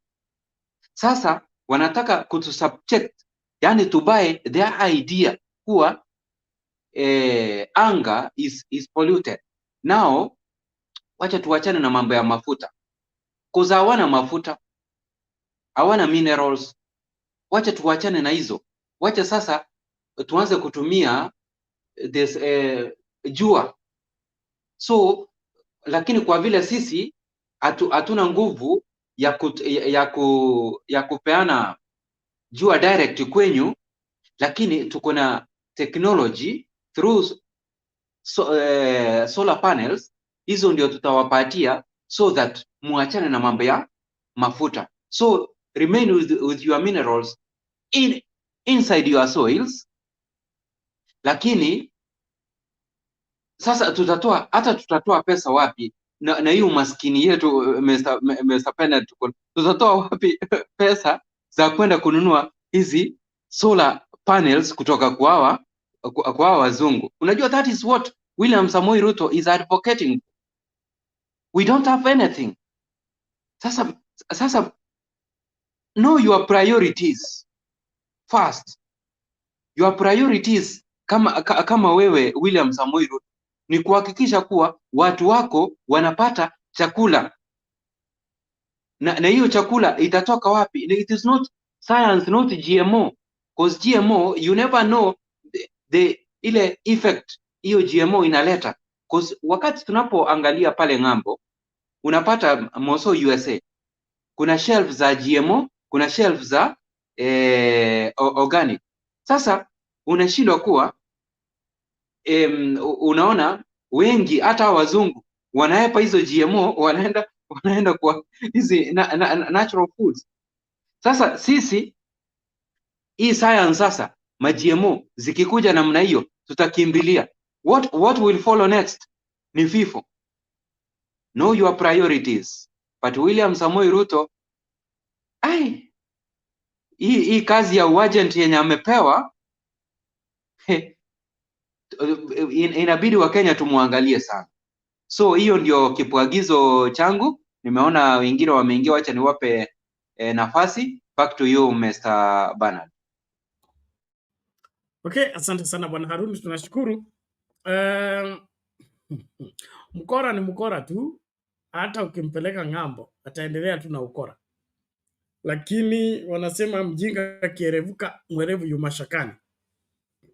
Wacha kule pesa ya climate change while it lasts. One of these fine days, he will get to where the payday will arrive. When he has nothing to pay, it's when he will know that volunteering to do evil is uncalled for. All in all, thank you for participating into the show. Please tukue mstari wa mbele kutekeleza wajibu wetu.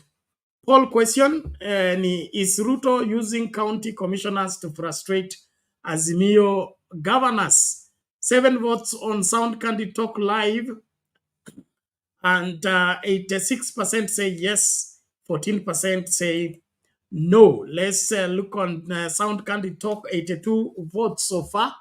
And of the 82 votes, is Ruto using county commissioners to frustrate Azimio governors? 90% say yes, 10% say no. That means the county commissioner, which has been declared unconstitutional by Raila Odinga, and Savula and team will be going to court on Monday to see to it that that declaration is made from the courts.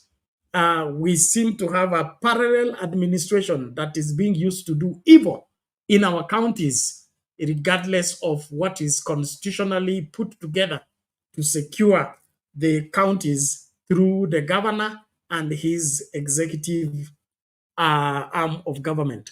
All in all, naomba tumkaribishe mama sasa naye achangie, and then thereafter Reverend Lala will be next. And then Kenyan would love, I will drop off any timer. I have like 13 minutes here, lakini kumbuka tumecheza wimbo ya wenyewe, so show ikatike tafadhali, isipite 5 hours. Asante. Kenyan maandamano kamili. Karibu mami, how are you? Mami, before you come in, Arakaraka, let me ask Bernard a question. Bernard, because I know we've misbehaved in this show, because of those of that video. Is it 5 hours or 4? 5 hours is still okay. It must not get to 6 hours. That's what I'm saying. So, okay, so if it must go to 5 hours, 5 hours 30 minutes strictly, because usually unajua shida inakuanga kufunga. Ukingoja ibaki 5 minutes ndio uanze kufunga, utastukia umefika 6 hours 15 minutes.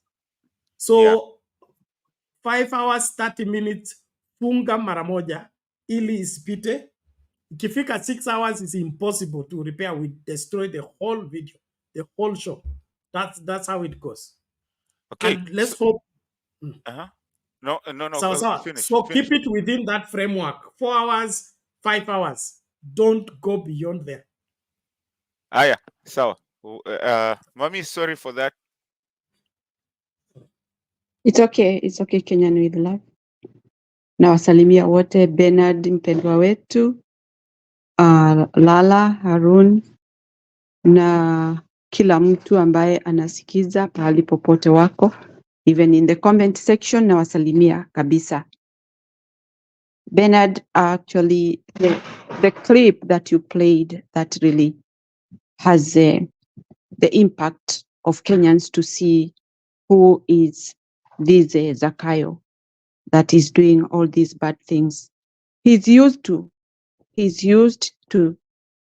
tearing a family and also horrifying families, interfering with families' life.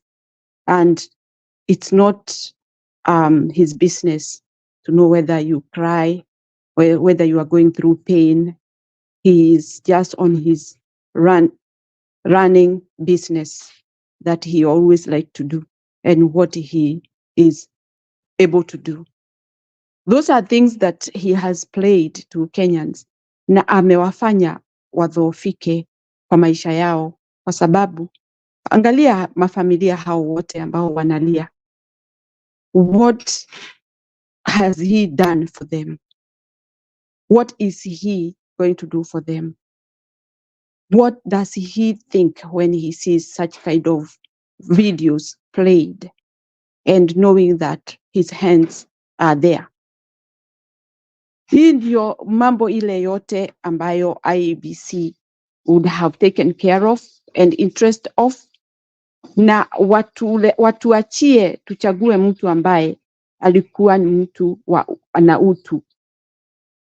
Simply because when you look at that life history of a human being ambaye ameenda rampage killing families member. It's so sad when you think about that. And all these people who died, in fact, they had done nothing wrong. They had not offended him.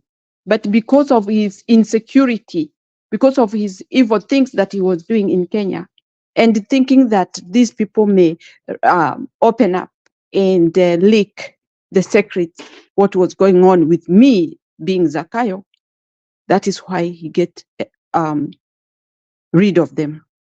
And this is what we are seeing, is a trend from this guy. And I don't see why some of Kenyans still see that they can argue that this guy to be given time to do what? To continue killing, to continue corrupting, to continue stealing, to continue with this kind of torturing Kenyans. This is where Kenyans have reached. And they should take it serious that their country is with the wrong person and we are in the wrong hands. Lakini najua kwa wakati huu Kenyans wamejua kabisa they are in the wrong hands. Everybody is aware of that. What are we aiming to do? What are we going to do to eliminate these kind of problems that we are going through? To get rid of all what people are crying for? Those are the questions that Kenyans ought to be asking themselves, and knowing that we are not asking ourselves for the sake of a different country, it's for the sake of our country where we belong. Na hii nchi yetu, hatuna nchi ingine, hii ndio tu yetu. Hatuna pahali ingine ya kwenda. Uchungu ndio huo, kwa sababu kuna watu ambao hawana uwezo wa kwenda popote. Kuna watu ambao wanajisikia wako na mali, wanaweza hama, waende wa settle somewhere else and they still live comfortably. Lakini wale hawana chochote, what are they going to do? And that is where the pain is for Kenyans. Sababu ninaweza kuwa niko na mali, lakini dada yangu ama ndugu yangu hana. Nitawaweza na familia yake? Siwezi. So even if I move to another country, being comfortable I will be, I still feel there are some things pulling me back. Na sitakuwa na furaha ile ningekuwa nayo maishani mwangu kama watu wetu wangekuwa steady in their country, whereby they are happy, they don't feel fearing anything, and they don't feel insecure for any reason. Lakini kila Mkenya sasa they feel insecure kwa sababu hujui ni nini kitaambiwa kesho ndio kikuudhi ama kikuume ama kikuumize. That is where we stand. And so when you play this kind of a clip, it's so good. Not for the family because it opens a healing wound, but for the wananchi to see what kind of a person we have in our country. But I believe they know. But it is good to remind them. Sababu nimesikia Wakenya wakiambiwa wamekuwa kama ngili. They forget so quickly what has gone on yesterday. They forget. And yet they make the same mistake the following day. That is where we stand. Na kwa hivyo Wakenya lazima wakumbushwe mara kwa mara, huyu mtu ni wa aina gani, ndio tuweze kuishi maisha yetu binafsi, tupiganie nchi yetu. It is so sad, Bernard, when you look at those ladies who are crying. And in fact, imagine how many ladies have lost their husbands in such a way. Na wakiulizwa ama wakiangalia, even if an investigation is done, this guy is always slipping out of the hands of the law. Why is it so? Why is it that he cannot be found guilty in any way? Ni kwa sababu ya ile mambo yote anafanya. Anatumia mbinu zake ambazo ni za usiku, kwa giza nini, hata kama ni yeye amefanya. All this is like a charm. Anaepuka. Huo uchungu utaendelea mpaka lini? And for sure, being a human being, you can know who have committed the crime, if you want. So for Kenyans, you don't need to be told so much. What you have seen on that clip is the truth of the matter, and it is not going to change. There is no change that will happen. Hawa mama hawata change. Wawe ati wako na mabwana zao. Mabwana zao wamezikwa. Na si ugonjwa, si accident, just somebody who wanted to eliminate them, and he did it. So I concentrate on that, Bernard, because there's one reason. Because when Kenei died, I really wept. Because I really wanted to hear good endings, happy endings about his findings, only to find that we are being told his body was found with no reasonable answer. Those are things that really makes us feel very, very sad and very devastated why this guy got the way to get to that chair and start leading the country where he has shredded and killed so many people, and he has tortured so many people, and he will continue doing that. So why are we allowing this? Let's unite Kenyans as Kenyans, not tribal. I'm not a tribal. I am just a Kenyan who love everybody in Kenya. And the much I think about my country, the much I get affected when I know that the country is not stable. I'm not a leader. I am not anything, but I'm just a Kenyan who feel about my country. And I own very small, tiny space of Kenya. But that makes me feel that when I belong there, I belong to Kenya with all the Kenyans. And that small piece that I own, any other person owns a small piece. And that is why we happen to be in Kenya. And that is where we belong, because that is where we know. Mimi nitashukuru Mungu na nimeingia kwa sababu ya hiyo maneno umeonyesha hapo na imenitia hofu sana. It's sad for me to see all those people who died being healthy na wanauawa kiholela na mtu ambaye sasa anataka kunyanyasa, na amenyanyasa, si ati anataka, amenyanyasa nchi yetu. So his intention since the beginning up to now is just torturing people and killing people. Hiyo ndio kazi yake. So what are you thinking, Kenyans? Let's unite and fight for our country. Mimi sitasema mengi, Bernard. It's just a sad thing to see all those people weeping because of their loved ones. And to make even matter more worse, that lady, Mama Msando, died without even getting the answer who killed his son after she cried that much. My Lord and God, take care of our country as we fight for it. Lead us to the light. Asanteni sana kwa kunisikiza. Thank you, Bernard. Asante.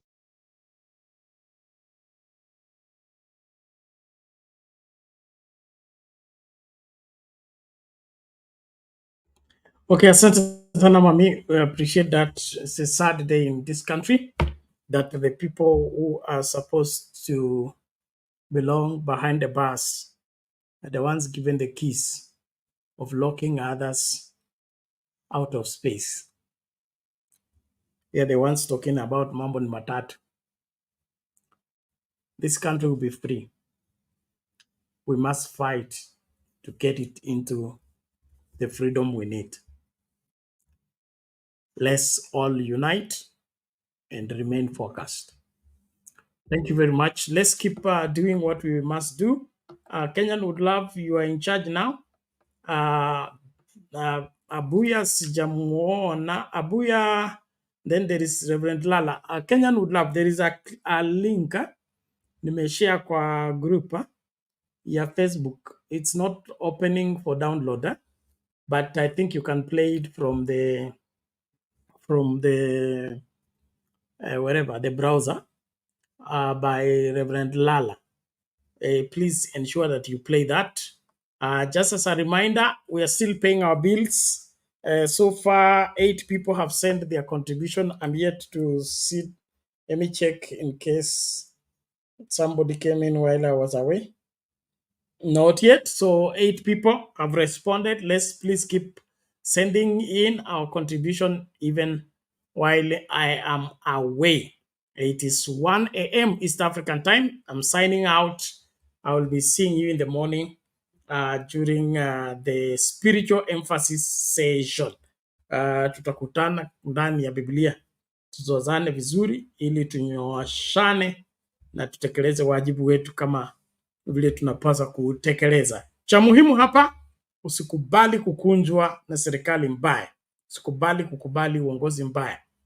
County commissioners, regional commissioners watimuliwe. They are unconstitutional and they must remain so.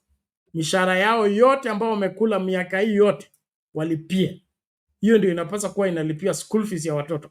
Sai insurance ya watoto imetolewa, school fees ya watoto imetolewa, subsidy ya education imetolewa, because they are paying some people who don't have constitutional position to continue eating and fleecing the country. Let's not allow that. So civil society, mwache kukula na Zakayo. Watu wa church, tokeni kuweko kwa mfuko na Zakayo. Simama imara, okoa hii nchi. Historia hii nchi ikiandikwa, jina lako litokezee kwa sababu ulisimama ukatetea ukweli. Asante sana. Kenyan would love, over to you. Thank you everybody. Details are in the comment sections here. And then where else? Kenyan would love, bana iko hapo chini kwa banners za SCT ile ya mwisho. You just click on it, it displays. Then you click on that, it doesn't, it gets off. So those are the details for you to send in your contribution. Pay bill number, or rather the till number, is 516575. Sound Candy Talk. M-Pesa number +254718 454585. Bernard is the name. Please, let's be on the forefront to maliza hii maneno either by tomorrow or the day after. We don't want it overstretched. Thank you so much for those who have already responded. Let's do what we must do. Asante sana. God bless you. Bernard, before wewe tulia. Nimeenda. Wewe wacha. Ebu tell me if this is the one. I'm looking at this. If this is the one, just tell me. The one for the general. The general? Yes. Okay. All right, so you can go, and then it's fine. That's fine. Ladies and gentlemen, thank you, Bernard, for having us. Apavi, we'll have our conversation. Haruna Kwapa, Abuya, I don't know what is happening to you. I hope you're around. But Bernard, let me see if I play it right, because it's not giving me the full screen. And I hope that I can do without the full screen. I just saw it. Tell me if this is right. That's the Oriri one. That's it. But it won't give me the whole thing. Hey, na leo tutafungiwa channel. Aki. Woi. Ay. That's one imenikata. Oh, there it is.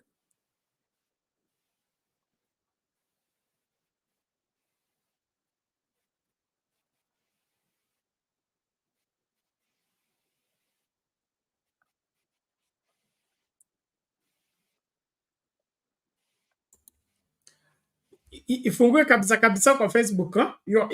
Are you logged into your Facebook? Yes, I am.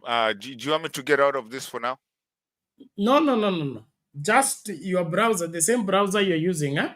Yeah. It's the same one you have logged into your Facebook. So get into the Facebook, expand it from there, then share the screen. All right, let me get out of that for now. Let me work on my thing. So you're telling me to get out of... Oh, I see what you're saying. Okay. Just give me a second. I'll come back to it. Can you endelea kidogo as I fix this?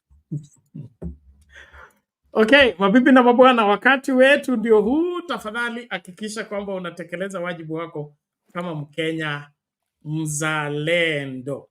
Na usisahau kwamba lazima ukweli usemwe wakati wote. Tukemee uongo kama kawa. Asante sana. Let me see an advert that I need to play in the meantime. Here we go, I think. Tunaingia vijijini, mijini na hata jijini kukuletea taarifa mchana kutwa. Usiku tunaketi kitako. tunadadavua tukichanganua taarifa na makala muhimu yanayokuhusu wewe na familia yako. Ungana na Bernard Ngozi kwenye Open Forum Political Show kuanzia saa 4 usiku hadi dakika zake kila siku ya wiki kwenye Sound Candy Talk. Tukutane Sound Candy Talk. Wenzangu wa Bungoma, msicheze na moto. Si mumecheza na moto na mumeumia? Si mumecheza na moto na mumeumia? Munataka kurudi kwa moto ama munataka kuokoka? Munataka kuokoka? Njia ya kuokoka ni Baba. Nawaambia. Njia ya kuokoka ni nini? Njia ya kuokoka ni nini?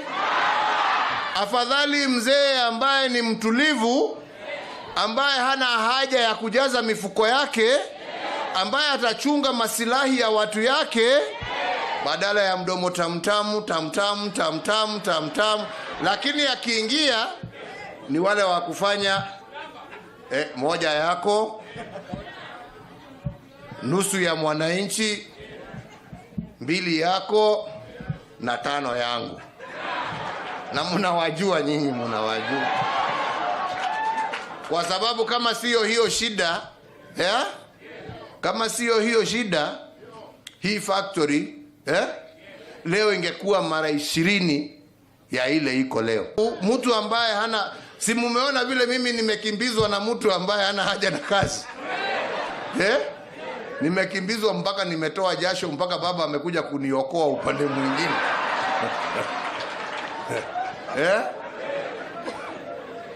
Si mnaelewa vile nasema? Sasa hata nyinyi jameni, kwa heshima, na nauliza kwa heshima, kama mmekubali mtamuunga baba, mumpatieni Raila aende bodo. Tumechoka na huyu mzee wa kitendawili. Kwanza atupagwigwi na mambo ya uhuru hatutaki. They want to close our businesses. We are suffering. Where is Raila Odinga? And why is he not speaking out for us? Jameni, we are suffering. But Raila is not speaking out on this issue of closing our businesses. Why is Baba not speaking out? Surely, asituache tunyanyaswe. Mama Martha, please, tell Baba to speak for us at Jacaranda tomorrow. Hatupumui huku. Baba, the enigma, Njamba, we beg you to remain silent and concentrate on the Jacaranda meeting while in Bondo. You've said enough and fought for Kenyans, but the reward has always been betrayal and stealing your votes. Baba, your silence of the closing of bars and businesses is giving us a lot of joy that surpasses understanding. Baba, cheza kama wewe. Nyamaza, washana nao.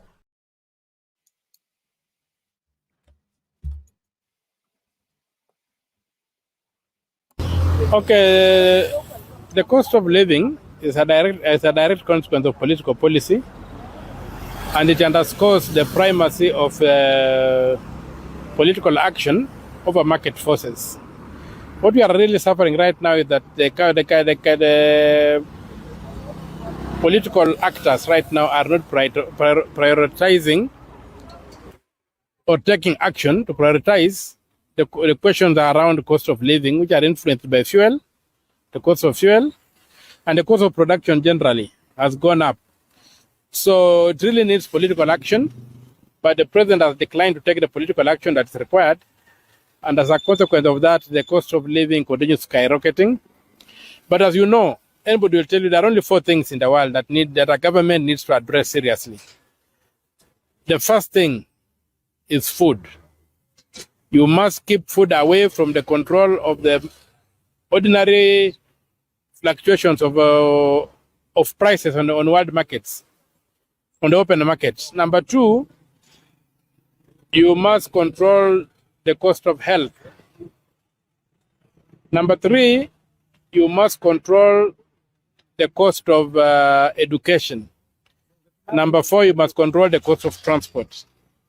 And if you look at our government, all those sectors, it has done nothing to intervene. So if the government was to intervene and makes those sectors no-go areas for cartels and they do no-gooders and the thieves, this country would not be going through the mess it is going through. Somebody will be very comfortable living on the street and sleeping on the rough on the street, but having food in his stomach and being able to be treated when he's sick. It doesn't require a house over food. It doesn't require shelter over health. It doesn't require shelter over education. And it needs to move around. So our government has literally failed to address the key areas, and there are 4. Health, food, health, education, and transport. Those 4 areas have failed. Those are the 4 areas that burden the citizen most. So you need a government that can take political action to address those issues and see how it can cushion the ordinary person from the vagrancies of those commodities, or the effects of those commodities on their lives. But when I look at it, I don't see it in President William Ruto, especially now that he has surrendered his mind to the mind of the IMF and the World Bank. IMF and the World Bank have just one purpose: to create client states. And if you look at the policies that have been rolled out by the Kenya Kwanza government, they are largely designed to make Kenya a client state, to put Kenya on its knees so that you can keep on moving around with a beggar's ball. Production in Kenya has become too expensive. So everything is going to shrink, the economy is going to collapse, and we shall begin begging all over the world. And we shall be a perfect client state for the West. So William Ruto, I think, is empty. This head is empty in terms of what are the existential threats that face the black people, that face Africans.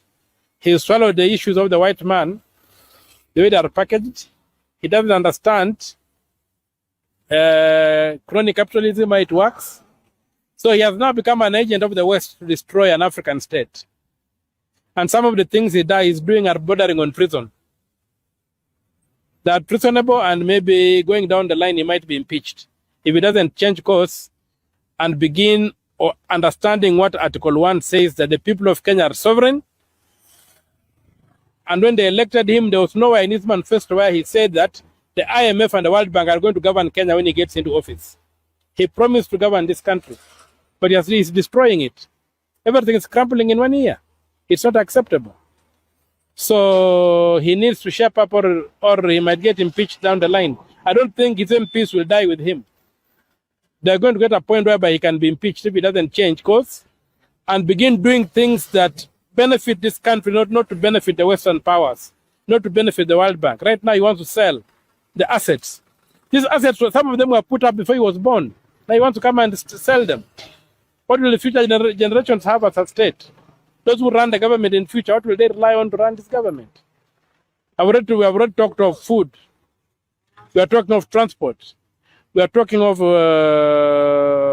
education. We are talking of health. If these things are sold, how will the future governments finance those key ingredients of a modern society? So for me, I think William Ruto is going overboard.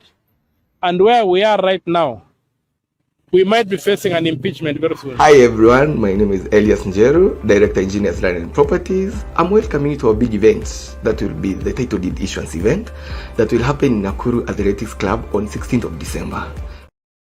You are not just subscribers, followers, or members. You are the well, ladies and gentlemen, Mato umeenda wapi?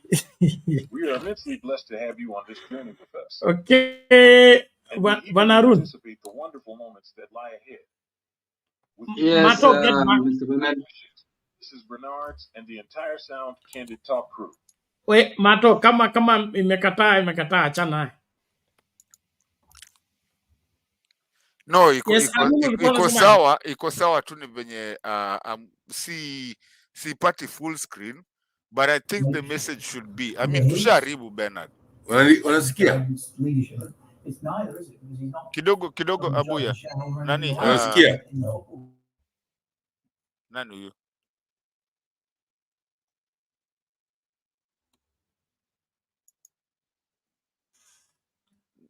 Bernard, if you can play, just play it, because it looks like it was a TikTok screen. Yeah, it was a TikTok, so it's like it's kind of like it's messing me. Nilikuwa najaribu edit so that can you hear me, Bernard? Yes, unasikika vizuri. Okay, sawa. Let me just play as it is. I mean, we know where to close our thing kiumana. Let me just play it. I think the message is more than the vision. So let's just do this. Let me present it. Because I've been trying to fix it and imenisumbua tu kidogo, but I think it's a very a very good one. Inaniletea side ya YouTube even though it's on Facebook, FB. It's fine. To a king or queen or to a tyrant or a dictator. And we don't take an oath to a wannabe dictator. We don't take an oath to an individual. We take an oath to the Constitution, and we take an oath to the idea that is America, and we're willing to die to protect it. Every soldier, sailor, airman, Marine, Guardian, and Coast Guardsman, each of us commits our very life to protect and defend that document, regardless of personal price. We don't take an oath to a king or a queen or to a tyrant or a dictator, and we don't take an oath to a wannabe dictator. We don't take an oath to an individual. We take an oath to the Constitution, and we take an oath to the idea that is America, and we're willing to die to protect it. Every soldier, sailor, airman, Marine, Guardian, and Coast Guardsman, each of us commits our very life to protect and defend that document, regardless of personal price. We don't take an oath to a king or a queen or to a tyrant or a dictator, and we don't take an oath to a wannabe dictator. We don't.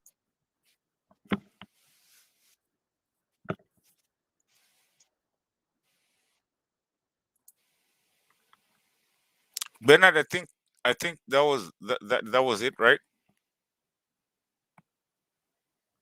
Thank you, sir. Continue, maliza.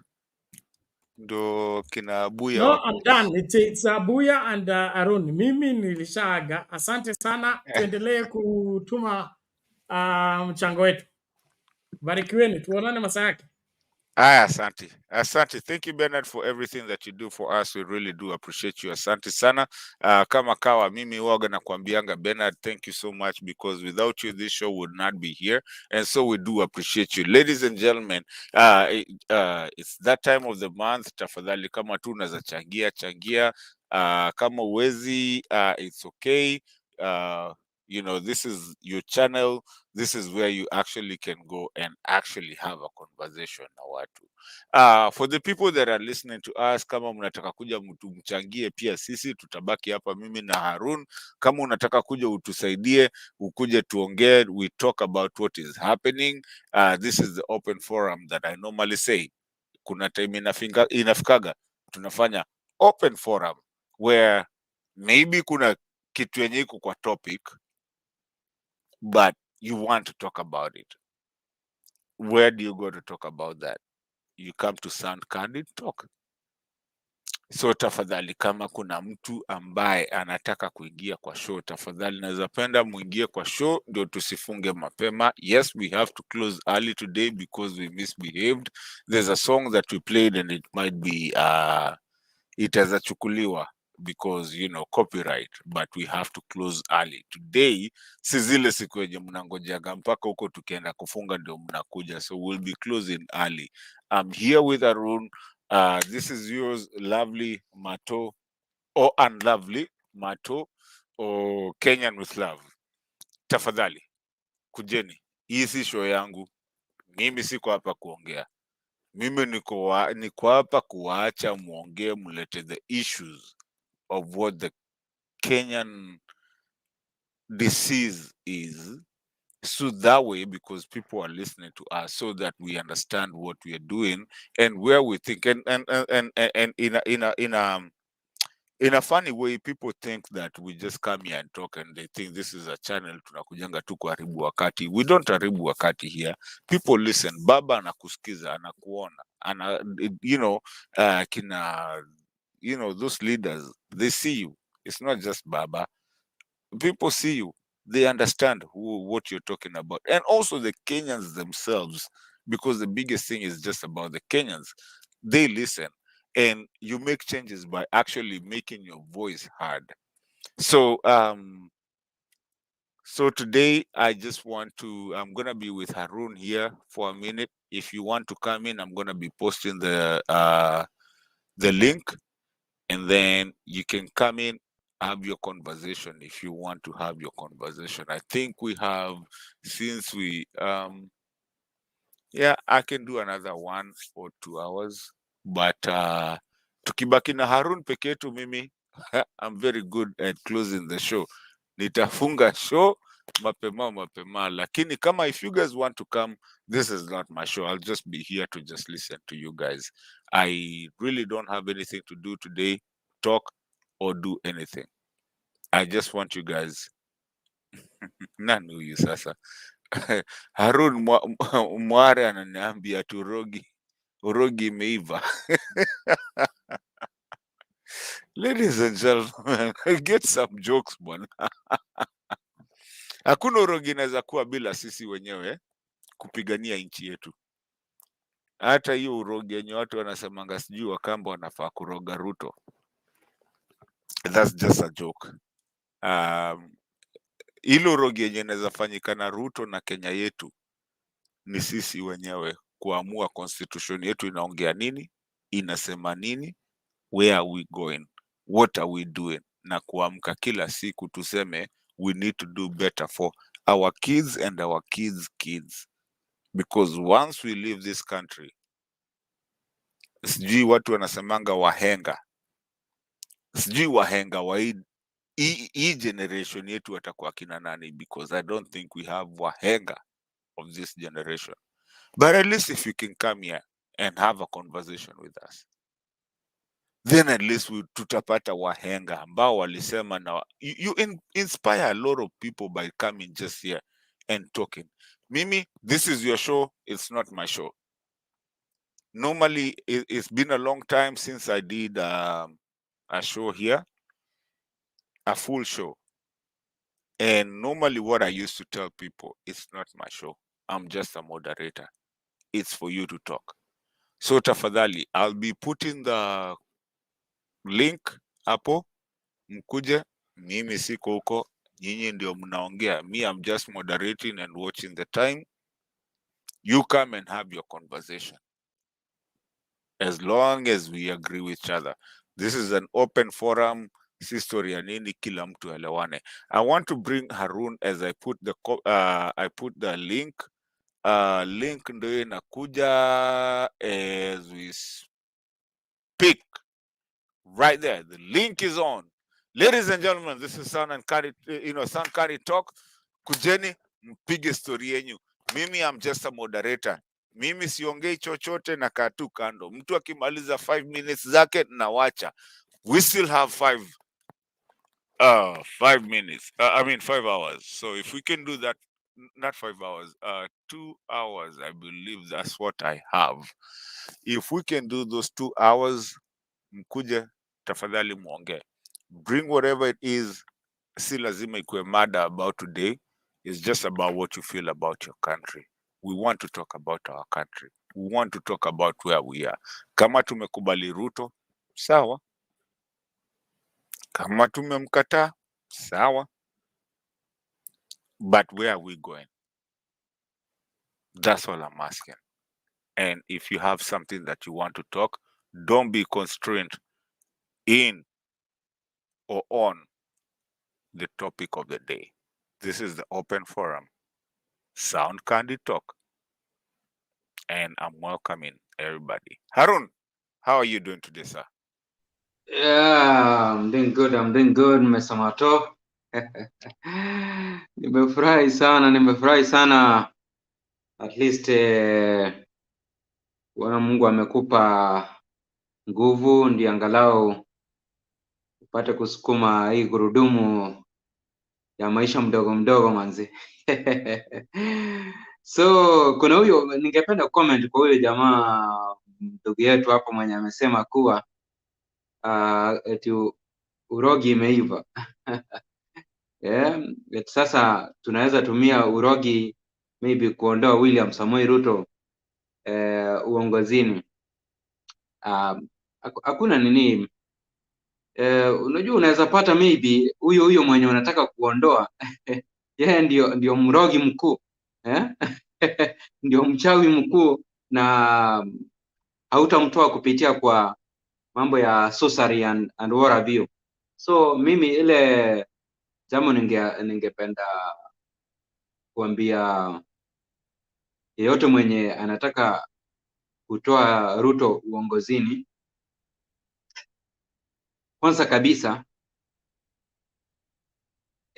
unajua uwezi amka from nowhere useme kuwa wacha nitoe huyu jamaa uongozini.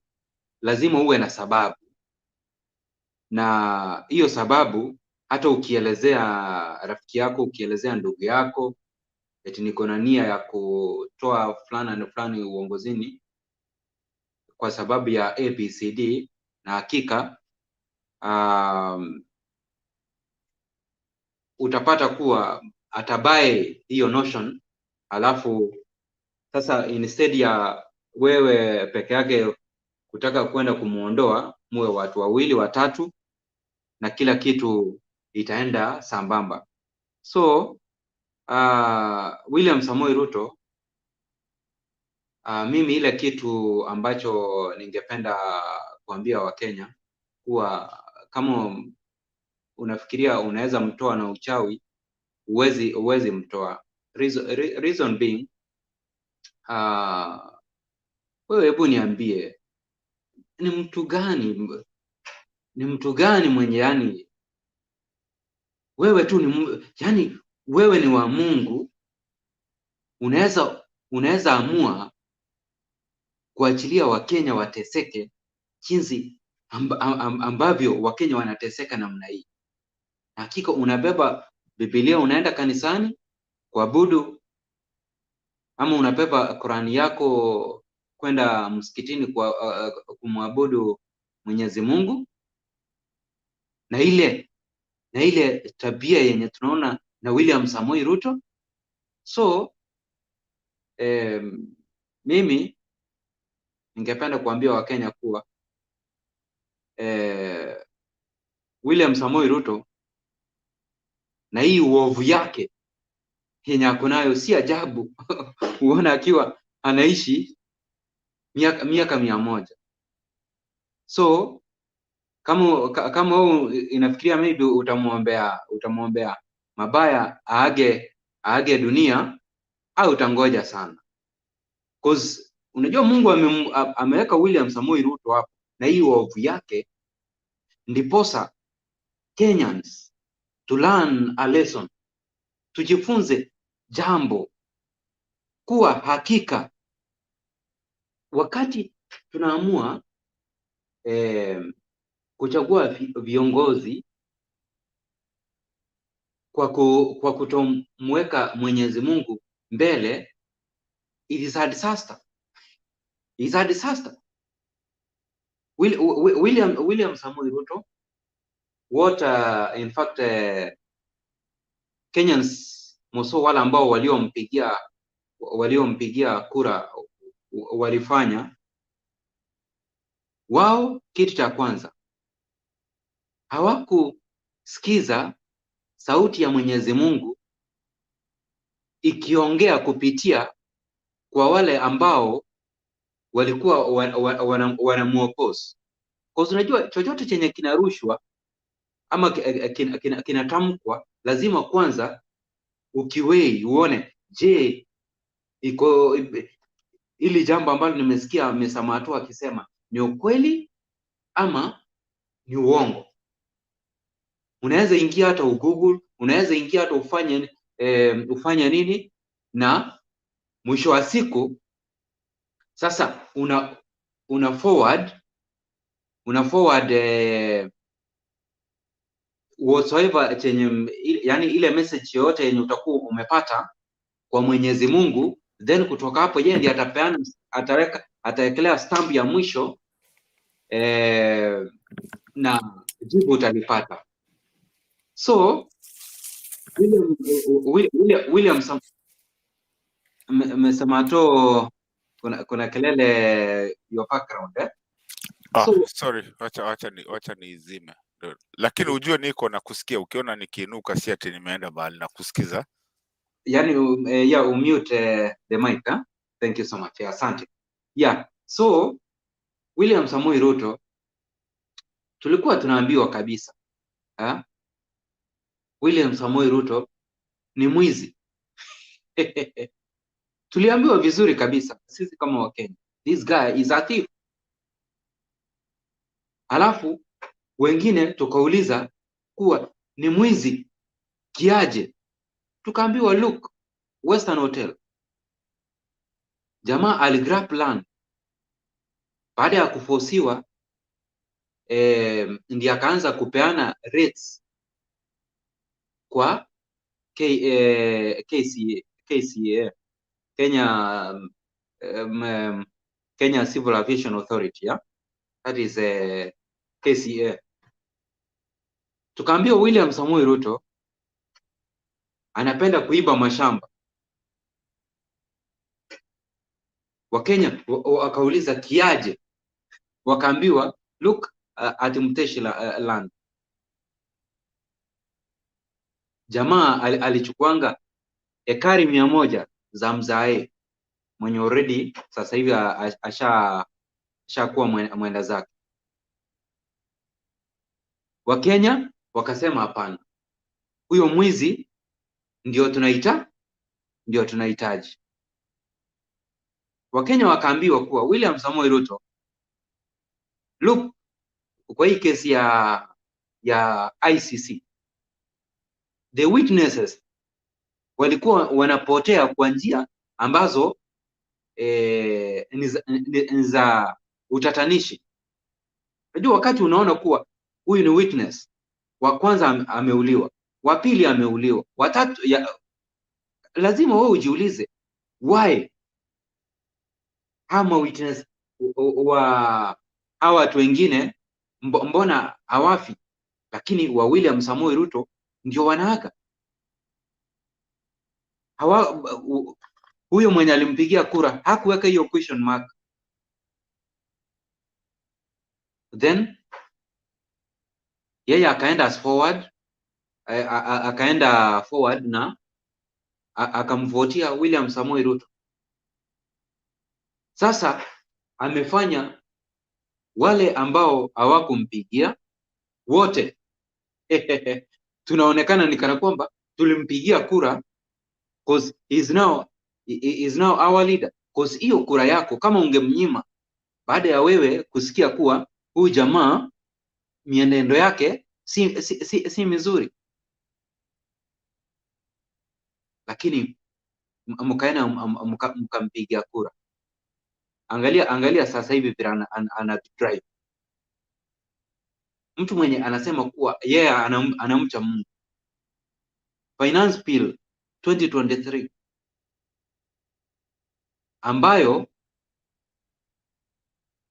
amelipa wabunge wenye walichaguliwa kupitia kwa Azimio, walichaguliwa kutoka kwa vyama vingine, akawalipa. Baada ya kuwalipa, sasa hiyo majority wakapitisha hiyo finance bill ambayo ndio hii imetoa VAT from 8% to 16%. Ushaona?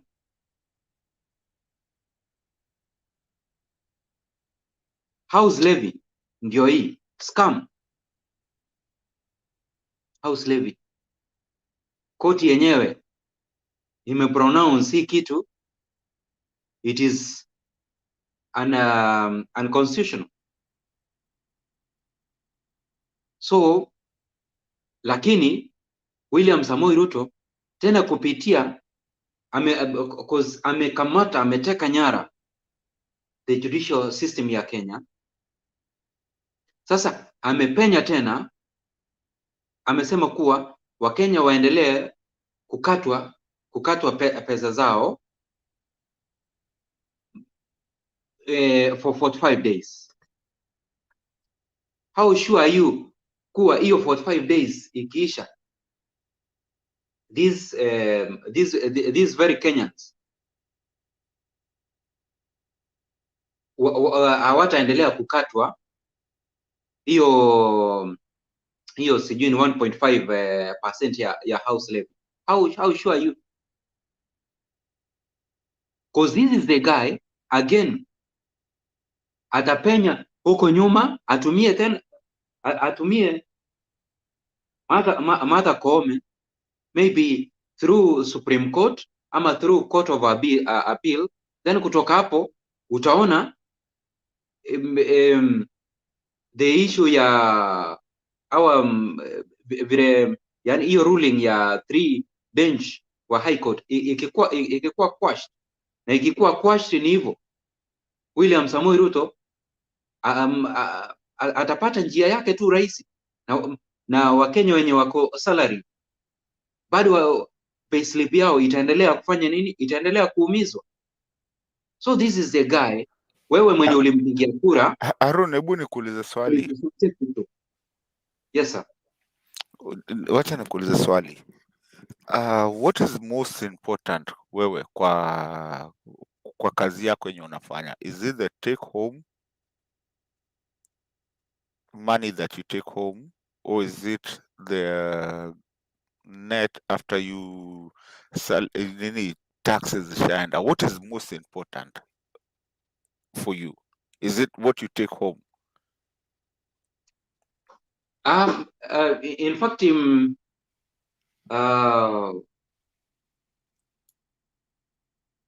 wakati umefanya kazi, mwisho wa siku unahitaji malipo, ushaona. So umuhimu ni ule kuwa as long as mimi nimesweat, ushaona, iwe kuna pesa ambayo ninakatwa inaenda kwa jambo kwa jambo fulani ambalo hilo jambo ni la umuhimu, I cannot feel the pain ya mimi kukatwa, cause hata kama ningepewa hiyo pesa yote alafu kuwe ni lazima nipeane mchango wangu kupitia kwa hii pesa yenye already nishapokea yote without kukatwa. So lazima nifanye nini? Lazima mimi mwenyewe sasa, hiyo pesa siko mikononi mwangu, lazima niende nilipe. But hii issue ya Mkenya kulia mbona pesa yangu inakatwa, ni kwa vile huyu Mkenya ameangalia vile pesa yake inavyotumika vibaya. Hata anasema kuwa heri nipewe hiyo pesa yangu yote, kwa sababu haina haja nikatwe na mtu atumie pesa zangu just kutembea travel the whole world, kwenda kwa mikahawa mizuri, kwenda kwa swimming pool za kifahari kwa pesa zangu mimi kama mtoshwa ushuru. So that is why it pains. So kama pesa zetu tungekuwa tunapewa, by the way, hata ndio itakuja kufika mahali tunaambia gava tupatie mshahara yetu yote, then kutoka hapo sisi ndio tuamue kuwa ni pesa ngapi tutakupatia wewe mwenye uko president, utumie Quran your government, kwa sababu hii pesa yenye inafinywa na ndani alafu haifanyi chochote, hiyo ni wizi mbaya sana. So Mr. Martin, Mr. Mato, ningependa kusema kuwa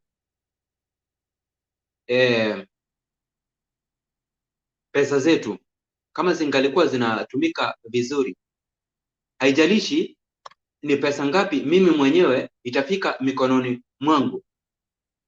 Cause miradi lazima serikali itekeleze, lakini itumie pesa zetu kwa njia ya ustaarabu. Si wao watumie pesa zetu ni kana kwamba they are going to die the next minute. Yani unajua mtu kama William Samoei Ruto bila anatumia hii pesa mpaka hata nashindwa kuwa huyu jamaa is he expecting kuona kesho kweli? Because uwezi amua kunini kutax watu ni kana kwamba you want to finish them, na ilhari these are the very people inastahili kesho wakuje, kama ni kukupigia kura, kama ni yani utawahitaji kwa njia moja ama nyingine katika harakati ya kumove our nation forward. Lakini sasa mimi nashangaa vile jamaa anatekeleza yani ni kana kwamba ameweka gear free kuwa this is my last moment on earth. Mimi kama William Samoei Ruto or mimi kama president. It is wrong because sasa William Samoei Ruto wakati anapo tutax na pesa zetu anaacha zinavujwa namna hiyo, that means kuna vile anajua kuwa hata tukilia, hata tukifanya nini, kama atahitaji kusimama again in 2027 ama kama atahitaji tena kusimama wakati mwingine, he knows kuwa kura zetu doesn't matter, azimati kabisa. That is why unaona anafanya yale yenye anatekeleza kwa kifua namna hii. Mato, kama wewe unatazamia kuwa re-elected again to serve the people wenye wamekuweka kwa kiti, kwa ile position yoyote yenye we mwenyewe una hold, lazima utendee hao watu wema. Lakini William Samoei Ruto vile anatenda namna hii, there is no justice. So yeye mwenyewe kuna kakitu kanamdanganya mahali, kuwa hata huyu Mkenya, hata nikimtendea chenye nitamtendea, still hata asiponipigia kura, I will maneuver myself in.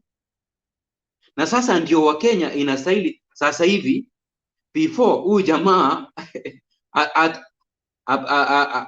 atafute njia za yeye mwenyewe kufanya nini, za yeye mwenyewe kujipata tena kwa uongozi kwa siku zijazo. We have to stop him. Kwa nini tumsimamishe? Zile vitendo zenye anaendelea kutekeleza yeye kama rais asiambatani, ni vitendo za kiukatili, za kiimla. So it is high time we as Kenyans tutafute mbinu ya kuangalia kuwa huyu William Samoei Ruto hawezi akaendelea kukaa uongozini. Na tutafanya namna gani? Kwanza kabisa, hawa viongozi Mr. Mato, hawa viongozi wenye William Samoei Ruto yeye mwenyewe amekwisha wanunua, wako pande yake, na hawakuwa voted in through UDA. then we are supposed to invoke hii mambo ya kuwa recall. Yes, the likes of Jalangos, it is high time tutafute mbinu ya kuwa recall, cause William Samoei Ruto huenda atakuwa na nia tena ya ku infiltrate Azimio tena, aweke watu wake ndani na wale wenye ataweka ndani basi watajipata tena wakiwa wamekuwa voted in through Azimio, alafu na wajipate wakiwa wameingia uongozini kwa siku zijazo. So ningalipenda kurudisha usukani kwako Mr. Mato, ulete huyu ndugu yangu na mama Kenyan maandamano. Asante. I think umeongea vizuri sana. Nimeshukuru. Thank you for being with us. Umekuwa na sisi kabisa. Harun, thank you so much. You become asante sana. Guys on the comment section, tunawashukuru nyinyi wote. Hannah UK, I can see you. Engineer Karaoke, engineer Ebu, get here. You better get here, haraka. We'll be closing early today because there's a video which maybe I might play it again to Tumecheza mara mbili with Bernard, and we know somebody might claim. So leo msikuwe wale watu wakungoja huko hivyo show, mnangoja ati huko hivyo tukienda kufunga. That's when you want to come. Travel with Fred, asante sana. But then you guys, you need to go look at that. As I bring in I don't know who came first. I think it's Lala and then Mami. Yes, it's Lala and then Mami. Before I do that, I just want to a commercial break, because we've been here with Aaron ameongea, and this is a conversation. But like I said, guys, today we'll be closing very early because we have to edit that video because of what we played. Nazicheza tena tu pia lakini naiogopa, but let me just play this one and then I bring Pastor Lala and then I bring Mami Maandamano and then tutaanza kufunga mapema kama hakuna mtu anakuja, because I'm watching the clock because there's a video that we played and it might be claimed, so we're trying to be careful with that. Asante sana. Arun Kapa bado we still have a way to go. All right, ladies and gentlemen, let's just watch this. This is just a commercial break. We've been talking for a while. Let's just have this right here.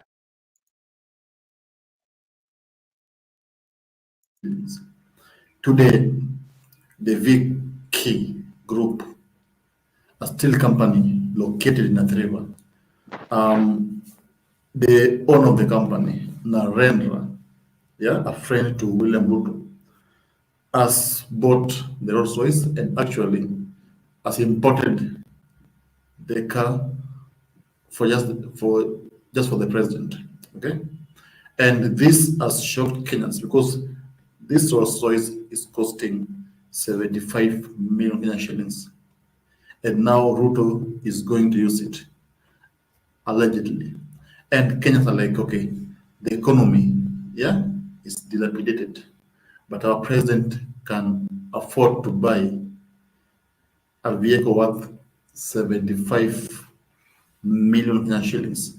Now, Kenyans are bitter with this, with this statement or with what's happening, because Mama Boga out there, the hustler, cannot even put food on the table, but our old president can buy a whole 75 million Kenyan shillings Rolls Royce, which means there's money in the government. Because this money is 75 million shillings. That's very expensive, right? When you buy a car, when you are the president of a country. Now, of course, some people are arguing that this Rolls Royce is a gift So the question is, why is it a gift? Yeah? Why should it be a gift to the president? Okay, what has the president done? That's the question I think hustlers out there are asking themselves. What has the president done that he deserves this expensive gift at the expense of Kenyans who are dying out there of hunger, Kenyans who are dying, of poverty? But they're seeing our head of state being driven in a 75 million Kenyan shillings Rolls Royce. So that's what's happening now. I think you have to tell me, do you think it's good for President of Kenya, William Samoei Ruto, yeah, with the current economy? Do you think it's okay when a president uses a 75 million Kenyan shillings Rolls Royce? Do you think it's a good thing, yeah, when a president uses a 75 million Kenyan shillings Rolls Royce? Because the matter is now very serious, yeah, and Kenyans can't, can't have answers.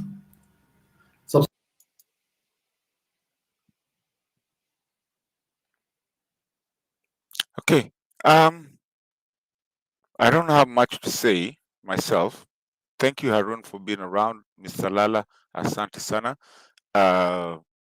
Kenyan Mandamano, asante sana for being with us. And everybody on the comment section, I really do appreciate you. Kila mtu, John Mugambi, I can see you. You've logged in. Sasa umefika. Usinichape sana, we're good friends. Engineer Karaoke, where are you? I don't know where you are. But today I'm just moderating. When I'm sitting on that seat, I really don't talk much. Unless kuna mwingine amekalia your seat is when I really come hard. Lakini today, I'm just here to listen to Kenyans and maybe just play some videos that I can play, or maybe just listen to you guys.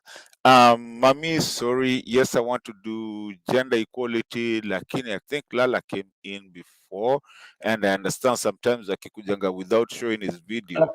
Let Mami go ahead. She's already left, so I don't know what happened. So she left. Okay. Yes. So I guess the floor is all yours, sir. Okay, Mato, it's good to hear your voice and see all of you. I think I sent a video to be played. I think that the one you asked yesterday. I don't know whether you played it. Can you send it to me? I think I did. Which one was it? If you can send it to me on my WhatsApp, I can actually play from my WhatsApp. Okay, I just sent it on. It should have been on. Let's see here. If you can send it again, I think I did, because I think Bernard had asked me to play something of the sort. Either send it. Do you really have, Lala? Do you have my direct number? Okay. Lala, do you have my direct number? I think you better text it to me, then I'll. Look at and I think I'm hoping it is what I'm thinking about. But you just continue on your contribution, and then I'll I'll put it on the private chat right there. I think on the chat. The chat is over there. Just send it just now. It should be on the chat. Yeah, I think I see it. It's from Facebook. Yeah, okay. Let me work on that as you do your contribution, sir. Yes. I think to Kenyans, I think we have a problem, and the problem is that we are not committed to what we believe in. It's as if the idea of nationhood is not in our DNA. You're still thinking in other terms. So, but I think it's important for us to start thinking as Kenyans, and do what it takes to keep our country together. And the only togetherness can come when we adhere to the Constitution. And if we can't obey it, then there's really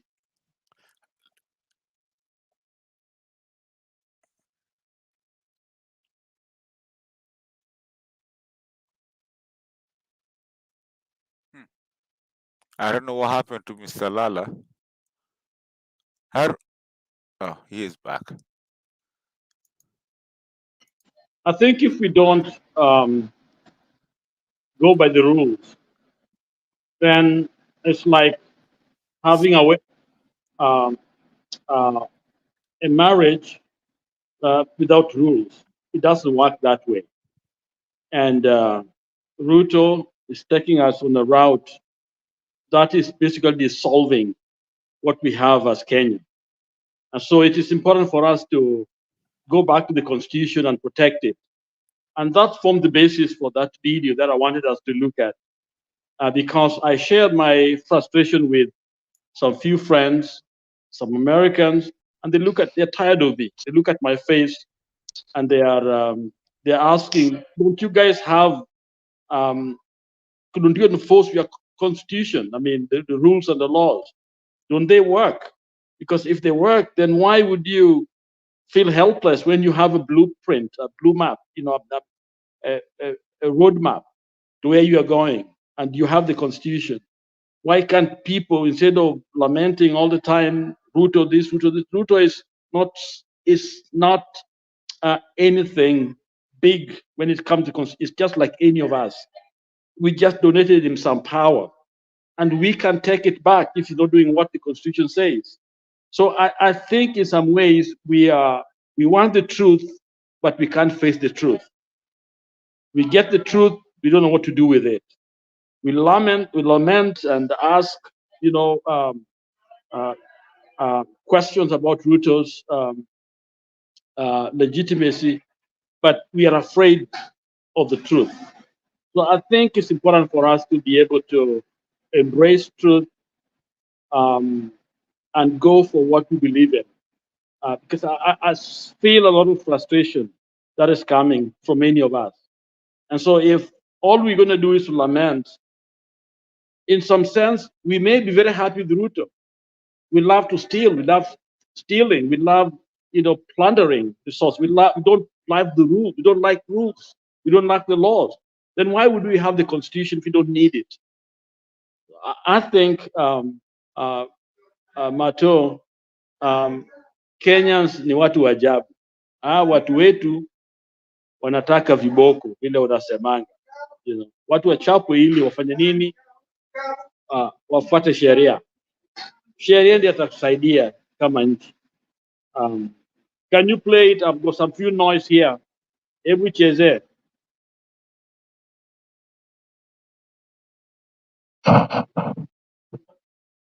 So I have the video. I think I'd played it earlier before Bernard left, because Bernard had asked requested to play it. Okay, because I left, something came very quickly, so I couldn't stay on. Okay, let me. There's a lot of commotion right where I am. So. Okay, do you want me to play it right now? Yeah, play it right now. Yeah, but I'm playing it. I couldn't do a full screen on it, but I'll just play it on a small screen. But yeah, here's what you're talking about, and this is what Pastor Lala is talking about. Let's go to this one. Yes, that's what it is. All right, this is what hold on, give me a second.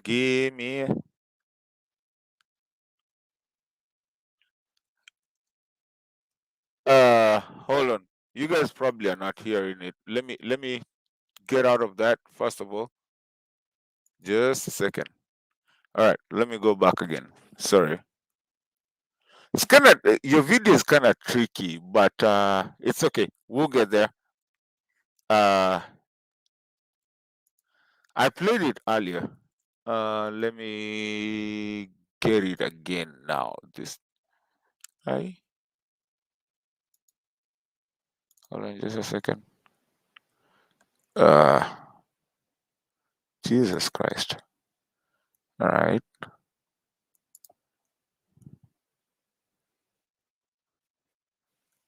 Can you guys hear anything?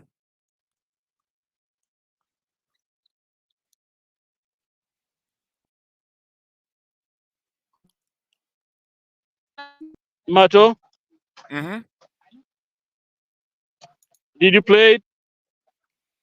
I'm trying to. I don't know what's going on over here. Just a second. Just give me a second.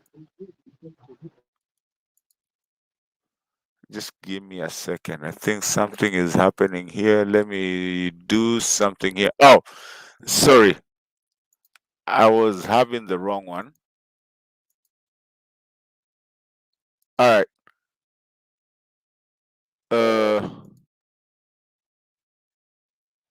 Here we go. Just guys, give me a second, please. I'm sorry. I'm working on this. I'm there. Okay.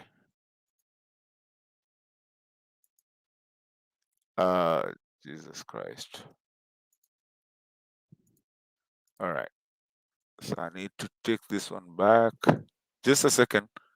Just a second, Mr. Lala. Guys, please give me a time on this one. Just okay. Here we go. Sorry, saa zingine kufanya hizi vitu haraka haraka inakuwaga inaleta noma. Here we go. There we go. Now we're good.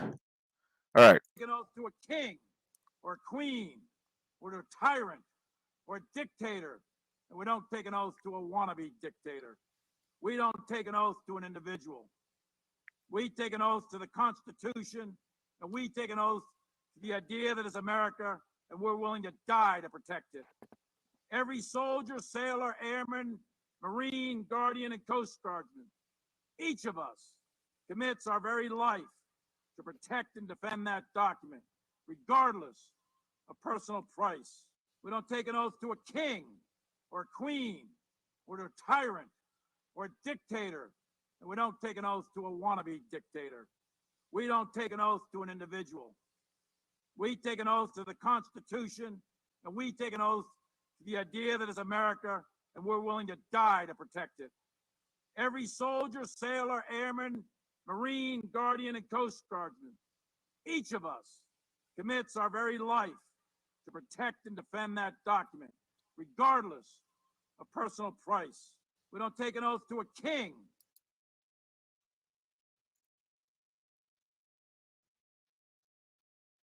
Pastor Lala, that's what you wanted, right?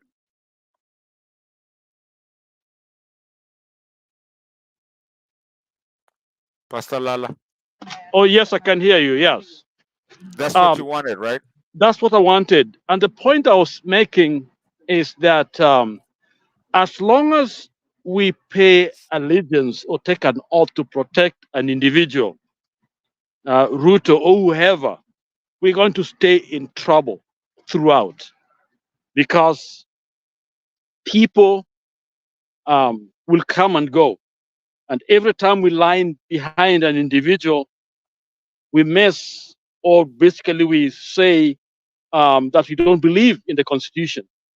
So it is important for us now, this moment, to make a decision, which side are we on?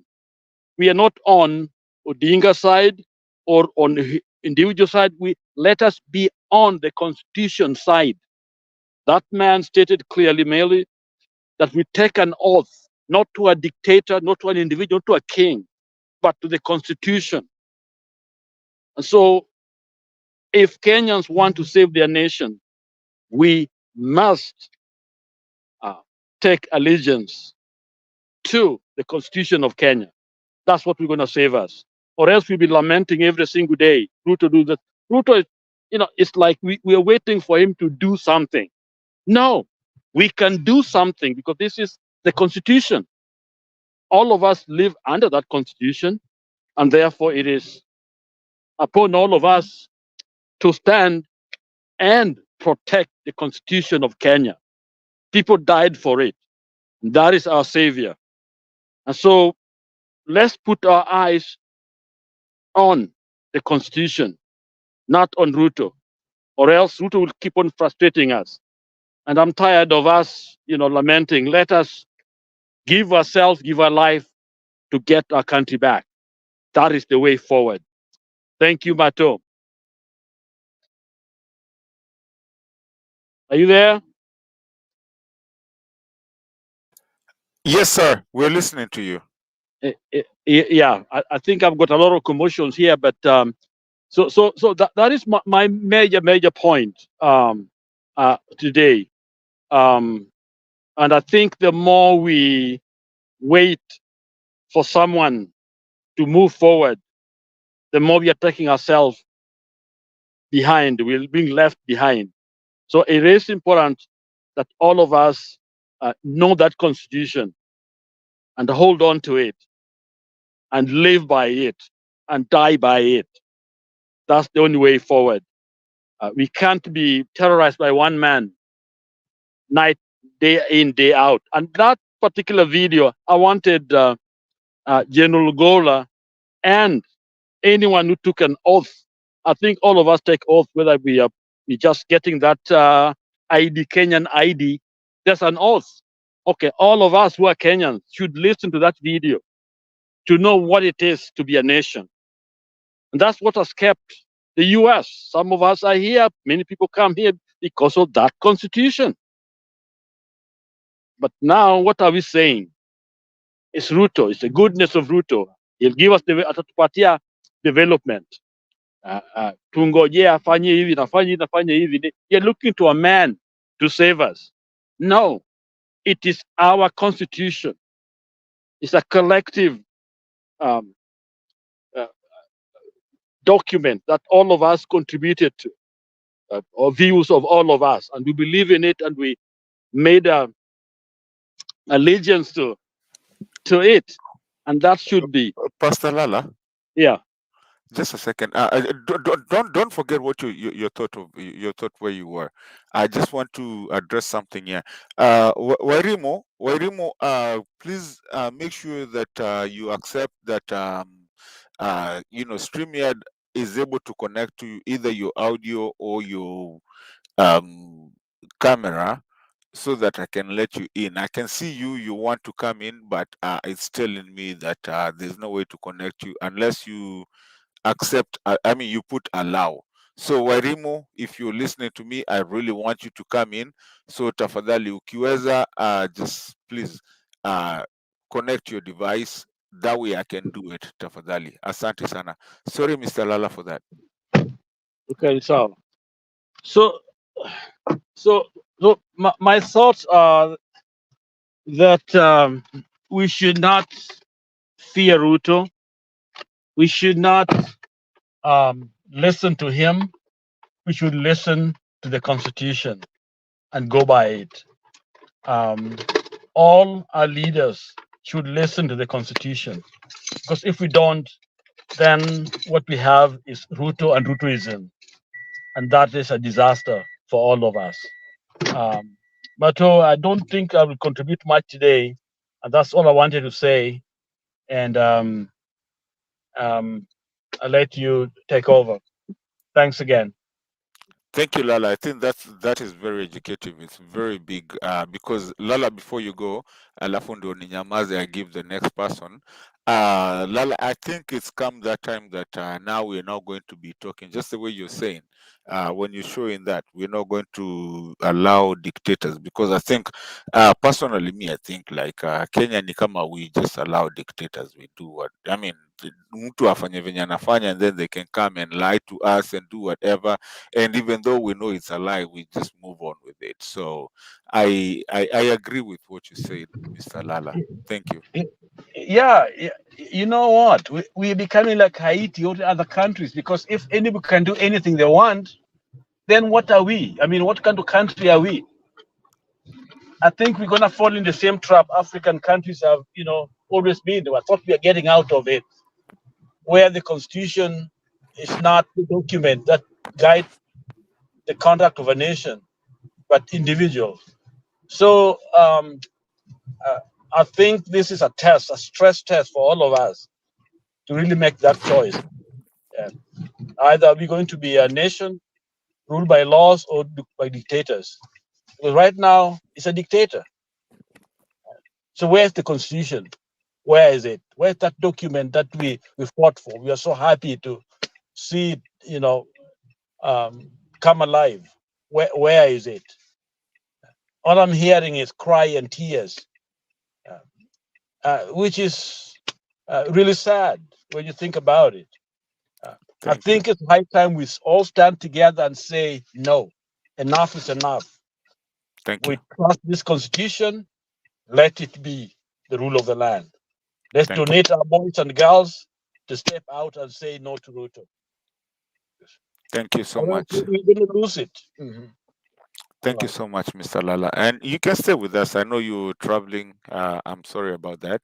But you can still stay with us and just listen to us. And maybe if we have a question, you know, when he passed away, we have to ask you, you know, and nowadays that you've become very articulate with Swahili, we can ask you. I don't know why public participation, what is happening? What happened? I was coming to you. But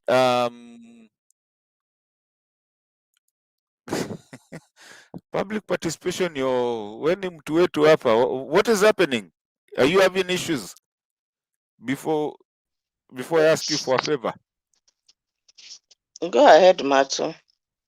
are you having issues with your internet? Did you want to go haraka haraka? I don't know why Rimo. Unajua wewe ni wetu, wewe ni mkubwa hapa. I was wanting to see if between you and Wairimo, who wants to go first. I don't know if I know Wairimo, but you, wewe ni sister yangu bwana. You, I know you'll be here. Ama? It's okay, let her go ahead. Wairimo. Wairimo, unmute.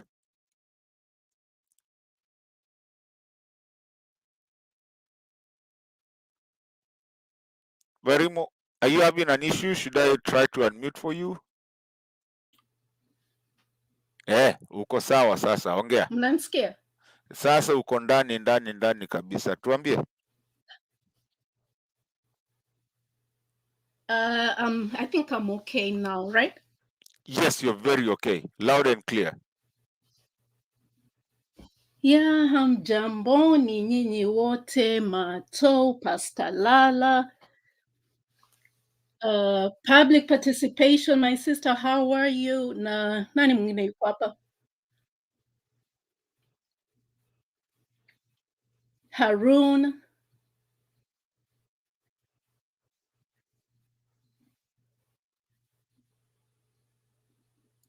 Yeah, so anyway, actually, yangu ni machache.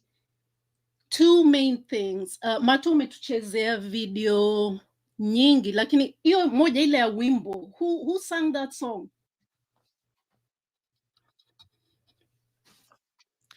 Wewe unajua video na inafanya tufunge show mapema leo. Hiyo video iko Najua, na lakini mashida. afterwards we want to go and listen and share it. That's a really good song.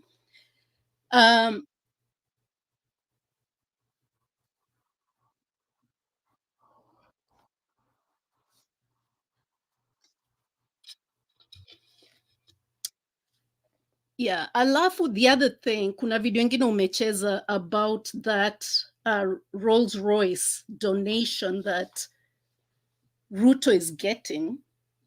And just like Pastor Lala was saying, we really need to get serious about our constitution.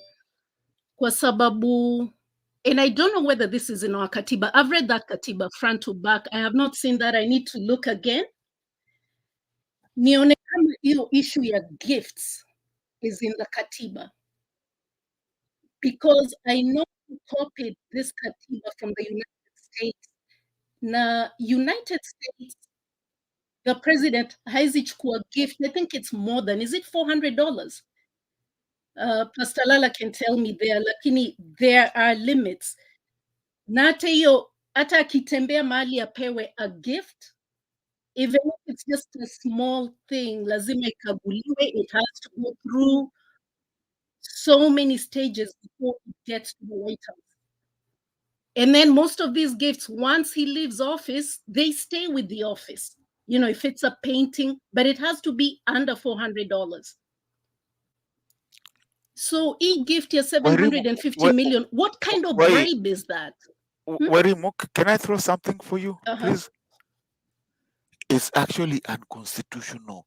Any public officer should not take any gift from another country because it's there in the Constitution, chapter 1, verse I think chapter 126 of our Constitution.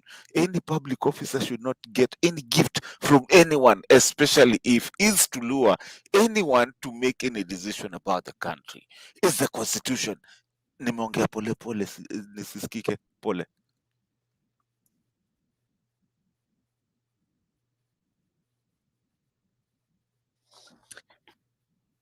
Yeah, and that's why we really need to get some kind of Katiba movement, because we've given him so much rope. He keeps taking in a little bit, a little bit, a little bit. Nobody's stopping him.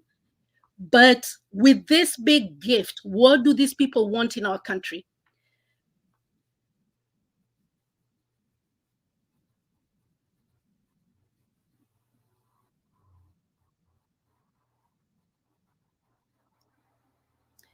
Yeah, and then another thing, and I know Karaoke has talked about this a lot when he comes here, and I hope people are listening. I don't know. I know sometimes when we put things in the comment section, it gets lost. And actually, that's why I didn't put this in the comment section today. And this is about carbon credits. How many people are paying attention to carbon credits? This president has gone everywhere, every environmental seminar, meeting, even if it's a small one around the world, he makes sure he goes. Well, for one, I don't know whether he's competing with Wangari Maathai's memory. He looks like he's campaigning, petitioning for some kind of Nobel Prize. But aside from that, this thing about carbon credits, these people have started selling carbon credits in Kenya. And Karaoke is probably aware of this. And the reason why I got interested was actually because of him. He mentions it here. So I've been doing my research. And just this week, there was an article in The Guardian talking about how the Borana in Kenya are losing their land because Zakayo wants to plant a massive forest in that area. He has already sold that area to the Arabs for the carbon credits. This Adam Situ that they said they adopted in Kakamega, the country will not get the carbon credits. They're applying for carbon credits in his wife's name, but that's a national forest. So there's a lot of machachari he does every day. And I think we are bombarded with so much. Sometimes we are not paying attention to some of the things he does. There's a reason why he does all these meetings, and we need to start paying attention and find a way, start a Katiba movement where we can stop him from doing this. By the time these people, if they get to the 5 years, by the time they get out, watakuwa wamefilisi nchi yetu to a point where it'll take us another 50 years to recover. So that's my biggest annoyance right now. But there's the environmental thing. He has made it his baby, but we also need to make it our baby to understand what does carbon credits mean, what is he doing. They developed an app, ukipanda mti kwa shamba yako, you put that in the app and they can even locate where you are, through Google Pin and all that. This in the month of October, Mali, we planted so many trees, but we made the conscious decision not to put any single tree on that app.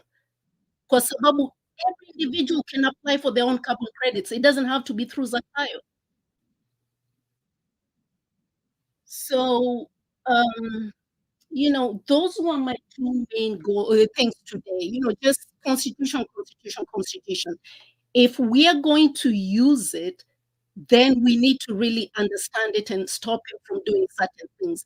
The way he's using this office is really away from what the Constitution requires.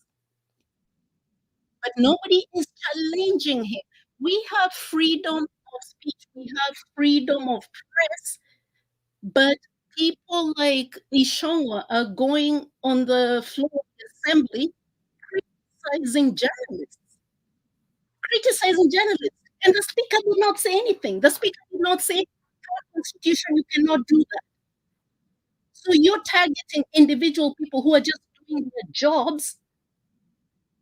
And I'm wondering, what are you trying to do? Are you trying to get people to be fired just because they're reading the news?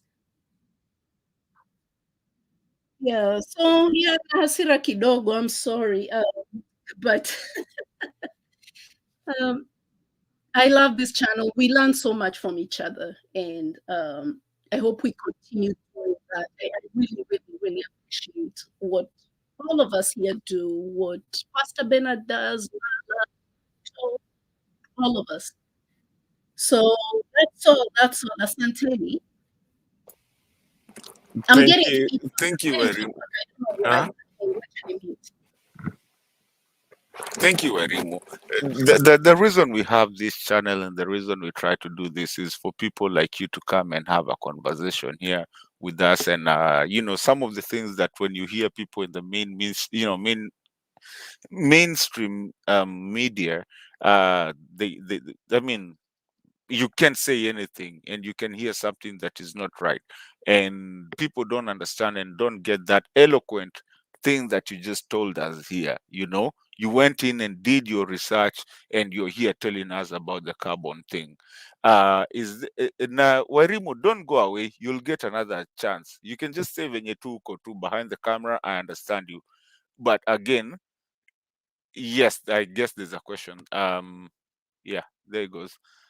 Sema, Njiru, I think you have a question for Wairimu. Yeah, I have a question for both Wairimu and Bona Engineer Karaoke, because on the gurus of this carbon credit, and I want to throw a challenge to them. I wanted them, they first of all, nimeona Bwana Engineer Karaoke amerusha some conclusion here based on the amount of tons of CO2 you can remove per tree. This is my question to them.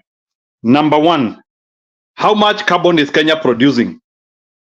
How much carbon is Kenya producing? And how many trees does Kenya need to do that? Although I know it is not a worthy discussion which we need to discuss here, but it's just a question for them, because there is a problem here in this carbon credit. We cannot lump countries. I don't understand why a country which is not polluting much, like Kenya, because I don't think we have industries and so many other things which pollute.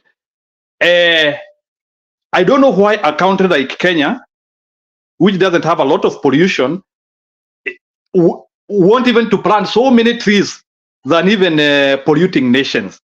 In the name of they can plant trees and they will be paid.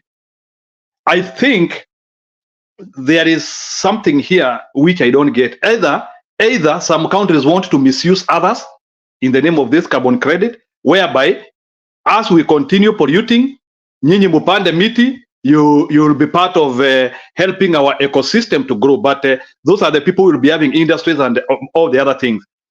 This is what should happen. If we have to plant trees, we have also to start now using those resources which are producing that CO2, because there must be some carbon balance.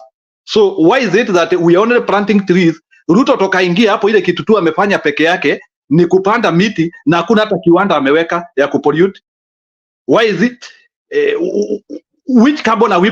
I want somebody to tell me which carbon are we removing from Kenyan airspace. If I talk of that, give me values. Tell me in Kenya, this is the amount of carbon we are removing. But from where I see it, it's hogwash. There is nothing here. Okay. Warimo, can you come back and answer that question? Bado umetoa device yako. I don't know what you did. I wish you can answer that question. And as we're speaking, I also want to know when you talk about carbon credit, and I need, there you go. Thank you. Now I can bring you back in. Can you answer that question? Because I also have something from a scientific part when you talk about carbon monoxide and everything, because also I know public participation is waiting. She hasn't said anything, but because umetupiwa swali, I hope you heard everything. I don't know why your device keeps on inatuacha, sijui kwa nini, but I hope you heard the question. Maybe unaweza jibu hiyo.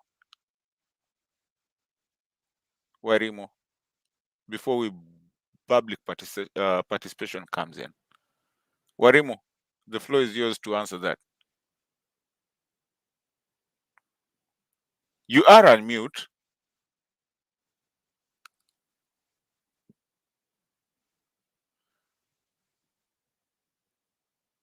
Warimo, unatusikia? Ama mimi ndo sisikiki? Can someone tell me kama ni mimi ama Do you ni... hear me? There you go. Yeah, Oh, you're fine okay. now. Yeah, Yeah. you're good. So You're good. to answer Njiro's question, Njiro, all of us pollute. In one way or another, we all pollute. And in Kenya, I know we don't have those major industries where we are polluting so much, but everything we do, even the little mining that we do for cement, we have coal in those areas near Lamu and Pasto Kambani, the mining of that pollutes. We do a lot of herding. You know, animals also pollute, but I know it's not at the same rate as everybody else, but air is never contained in one place. There can be a factory polluting in China, but that air will move over to another area and pollute. We also pollute water, we pollute our rivers. So everyone in the world has to participate in protecting and preserving the environment. And planting these trees are considered carbon sinks. They suck up the carbon dioxide from the environment. So if we clean air in our area, that means, you know, let's say those winds have brought that dirty air from maybe India. If we have a forest in Africa, it'll suck it up because you cannot contain air everywhere. And then also drought and all that too. And learning this from primary school, you know, preserving, trying to stop soil erosion, all that. You have to plant trees. So everybody has to participate.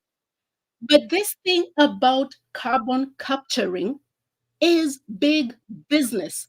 And I'm not sure why I'm just now catching up. This thing, Obama started talking about it in 2008. And when you go back and look, yeah, there are companies that, and I don't think I know as much as Karaoke knows. Maybe Karaoke can explain better, but the little that I've read in the last few weeks, it's very fascinating. Actually, we all need to get involved. Even if we are not planting trees, there's a way we can invest in carbon credits. Warimo, can I just, with all due respect with everybody, and haki tunafanyia nani public participation madhambi, but I wanted us to be clear so that we understand, and I wish hata Karaoke angekuja hivi. You know, when we talk about carbon is not a good thing in the air. We're talking about carbon dioxide. This carbon credits, what people talk about and what Ruto is trying to talk about is how much can you take the carbon dioxide, because it's hard to get any carbon monoxide. It's hard to get it because that's through fire. Carbon dioxide is not even a good thing in the society that has been there, which is what we, as Africans, as Kenyans, I mean, as humans, breathe out. We take in oxygen, we make the carbon because of our oxidation in our, our carbon, because our vitu zetu, what is in your breath, I mean in your system, then when you throw it out, ukienda ku breathe out, now you're breathing carbon dioxide, not monoxide. Monoxide is between fire. So basically, I think while you're talking about this, you need to understand, explain to people that when you're talking about carbon credits, is how much can you suck to explain that? what carbon credits is. Yeah. Yes, sir.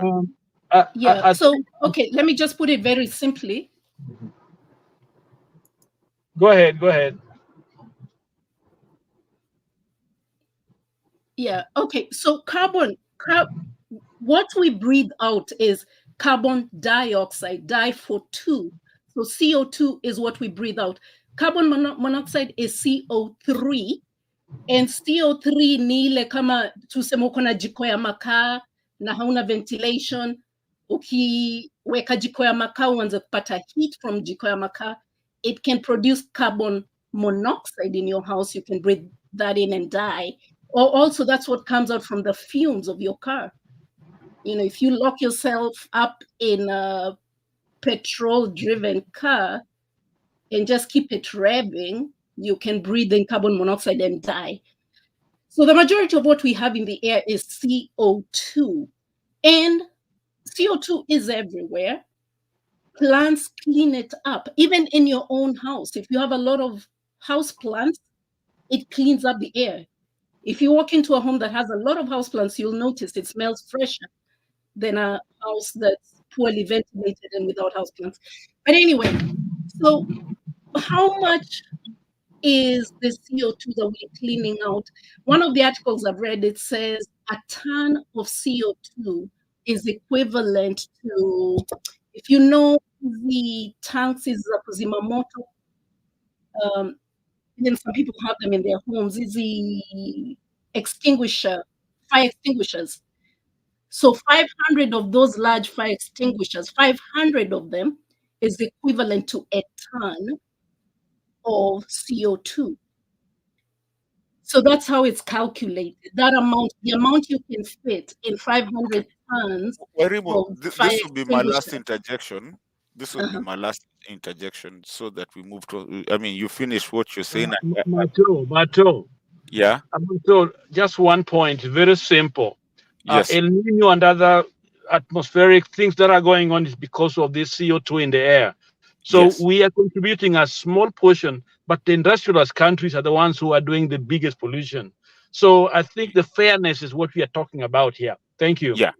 You're right. You're right. 100%. And that's also what has. Let me just add to what Lala said there, because we also need public participation. Nini. Yeah, but I agree with you, Let me just. Yeah, let me throw something to you, my dear Werimo. You see, Africa especially is one of those places that is going back to Pastor Lala. Yeah, Mato, let me just make one point so we don't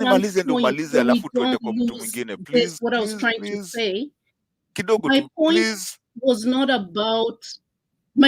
was not about who's polluting and who's not polluting.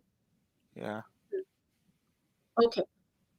Yeah, I just wanted to say that Africa is one of the places that has not had these big cities, vitu mingi. We have a lot of open areas na vitu kama hizo.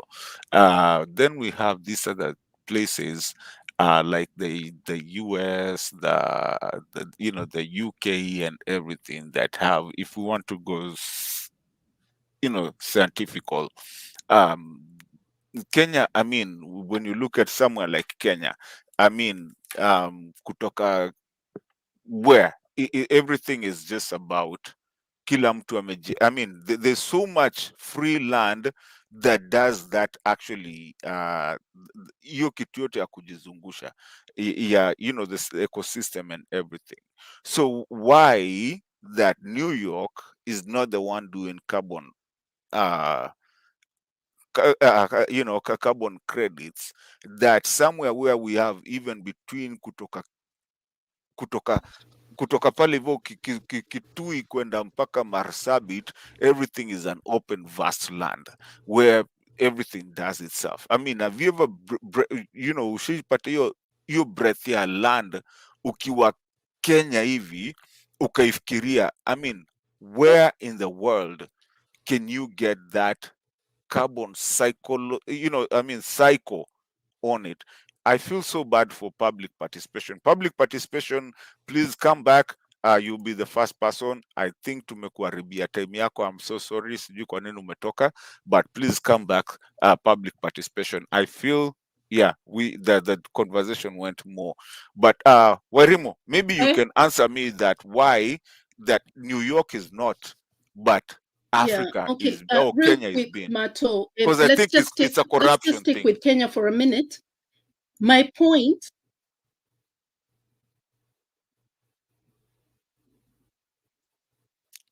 Yes, ma'am, go. Yeah. Mimi No, my nimenyamaza. yeah, no, and what you're saying, Mato, is not true. My point ilikuwa tuzuie Zakayo from capturing our country. Kwa sababu hii pesa anataka kuinvest in carbon credits using Kenya. He's not using that for Kenya. That money will end up with him. That's why they are adopting forests in their names and their family's name, like his wife. And what you said about New York, that is not true. Okay, I live in California, and here, and I know in other states also, we have catalytic converters in cars. And those are supposed to help the car emit cleaner air. We don't have those in most cars in Kenya. That's why Tembea Nairobi, by the time you get home, your clothes will be smelling of moshi from all the cars, especially ukitembea along a busy street. Ukifika nyumbani unasikia unanuka moshi. But that's not true here because of catalytic converters, and also EPA has rules on the emissions, and even oil refineries, there are rules about how many, what's the term? How much you can emit to the air. And I'm not saying we produce a lot of carbon in Kenya. We don't. But let's focus. Macho ukata watu and you make it so hard. You una ngoja. All I'm trying to say, we need to focus on what Zakayo is doing, and let's not let him make all the carbon credits with all those trees we're planting in Kenya equal his personal fortune. It's a lot of money there. We need to pay attention. We also need to pay attention to the Katiba, all these things they're doing. We need to, make it our concern. Because all these other things, you guys, check this out. All these other things he's doing, we can keep chasing our tails. But if we don't do anything that nails him down, we'll see this go all the way to 2027, and then they'll rig their way in. Wairimo, can I ask you, please? Sure. There is something I'm not understanding. Maybe I see even Karaoke has come here, and I don't want to over-discuss this issue of a carbon credit, but there is something which you people, is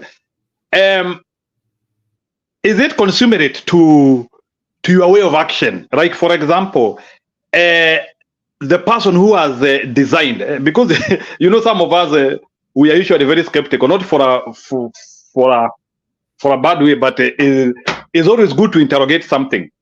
When we talk of this carbon credit and the amount of money you are saying that this thing is going to build, is it consummate if this thing allowed you to, if you just did your way of action? I know you have said everybody is polluting, but remember, there are countries which are just polluting and they are not even concerned with removing those pollution. To the extent even they don't care whether people die or not.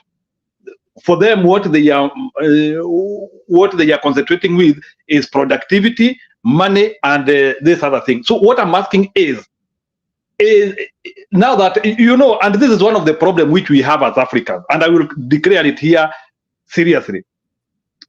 Africans, we have one problem. We tend to behave as if we understand things better than even the people who are bringing those things to us. Why do we want to prejudge that the person who designed this carbon credit is doing them for the goodness or for the good intention of Africans? Why do we as Africans presume that, like anything which is brought to us and it is foreign, we have just to absorb it without interrogating it, without asking how is this thing going to affect our way of? 1 minute. I'm just trying to interrogate. This carbon credit thing in Africa is a concept of bringing mass unemployment. That's another discussion. You can talk about it. We can continue saying here that we are polluting, but it is ladies and mass unemployment in details. Ladies and gentlemen, order. I am going to let this carbon credit. I can see pia nani amekuja hapa hivi. Wairimu, I have no missing ubasi ati mi ukata watu. I apologize kama umefeel hivyo. But what I'm going to do, I'm going to let you guys at least continue that carbon, because I think, yeah, we still have enough time. We have at least 20 minutes before we start closing up. So I'm going to let you guys talk about that carbon thing, and then maybe we'll open another thing. Another show. I'll play a video mkimalizana na hiyo kitu alert, because I can see doctor amekuja pia. I can see you, doctor. I can see you, daktari. Can I wanted to say something real quick. Okay. Niko kazini, Malize kitu ya carbon ndio tuendelee na maisha. No, just a quick point, kwa sababu naona nikaa tumepotea. Sure, go ahead. Lakini you guys, to finish this carbon thing, we have to finish in okay, about 10 minutes. Can I make one quick thing? Now, the point is, assume that Kenya has oil, and then Zakayo takes it, and he sells it for his own good. That is what carbon credit is about. We are the market. We are the producer of these credits. These other countries are producing the carbon. They come to Africa to buy the credit to offset their carbon. So that is what Ruto is doing. Anachukua credit zetu, anaziuza kuzitumia yeye mwenyewe. That is what he's doing. That is what we are missing. It's not that we are being forced to do these things. No. He is doing it so that he can sell these credits to these other countries. Kama tuseme kama kampuni hii ambayo anafanyia kazi, wako na mandege mingi, wana produce carbon mingi in the air. They need to buy credit to offset the carbon that they have released in the air. And they come to Africa and places like that to buy these credits. That is what is going on. Asante sana.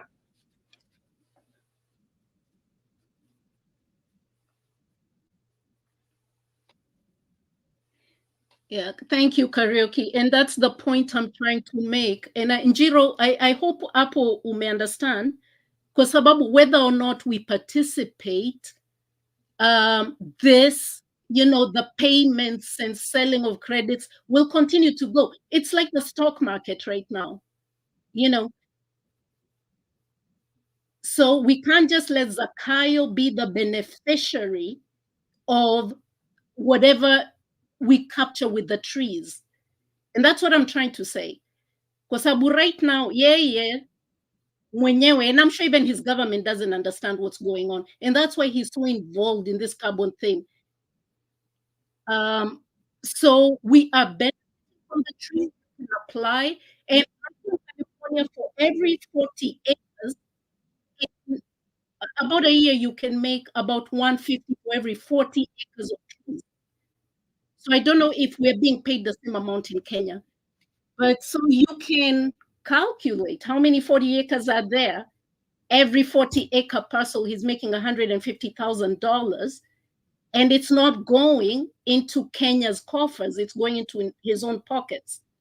So anyway, tuache your topic hapo, but that's just a light bulb I wanted everybody to have lit. Karaoke lit up a light bulb in my mind. He doesn't know me. I don't know him, just from listening to him here and looking at some of the comments he puts in. And I went in and started reading more about carbon credits, and it lit a light bulb.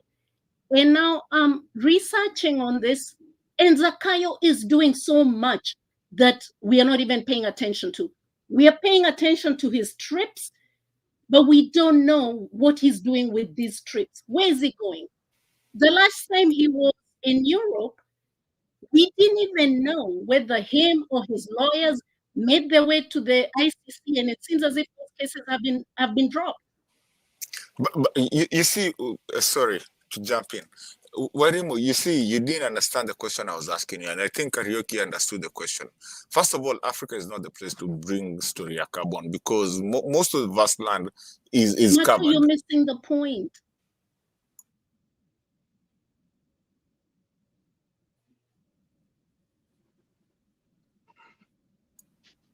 I'm listening. You're missing the point kwa sababu air hawezi trap air anywhere. Our countries are not a room where the air is kept trapped. You know, and we can see the devastation of climate change, you know. So nadhani mimi point hapo, lakini vile najaribu kuambia Zakayo ata benefit from these trees for a long time. And some of these trees are not just on his land. He will be benefiting from the credits that come out of there. The credits, it's real money.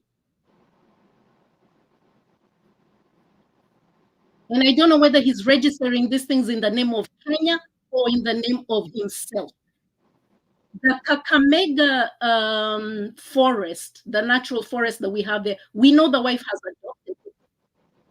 So when they apply for carbon credits for that forest, who gets that money? Werimo, you brought a statement, you brought a topic that is really, I think we need to have a full show about it. But at this point, I think we've spoken enough, and maybe we can go back to it. I don't want you to go anywhere. It's just that I'm feeling bad about public participation. She's been coming in and ingia and atoka. I think she's having an issue and she's not contributed. Karaoke, you can come back. Yeah, can we just at least just be nice to her to public participation and contribute whatever she was contributing? After she contributes, I'll play that video. I mean, that clip, the song. I'll be here and I'll be listening. Watch a public in here. Sorry guys. Yeah, it's fine. It's just being fair, you know, to QSC water. So public, the floor is all yours. And I'm sorry. No need for apologies, Mato. I greet you all. Patriots, azimio yote inawezekana. Mato, I've been trying to come into the show. I usually am here at 10 o'clock, and then you know, most times we don't start at 10 on the dot, so I end up dozing. I wake up in the morning and I'm like, so even now I just woke up. So I think what I want to contribute. Sorry about that. Okay, so today's topic was what? Maybe you can brief me. What was the topic? Mato, what was the topic?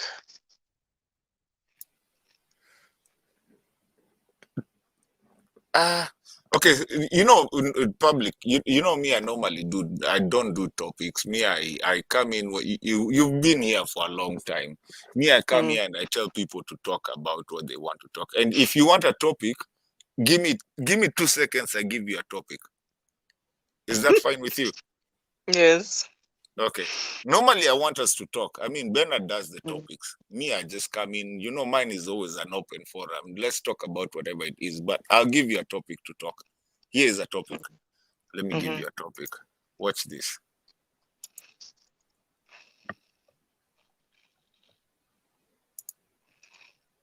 Watch this, and then you give me a topic.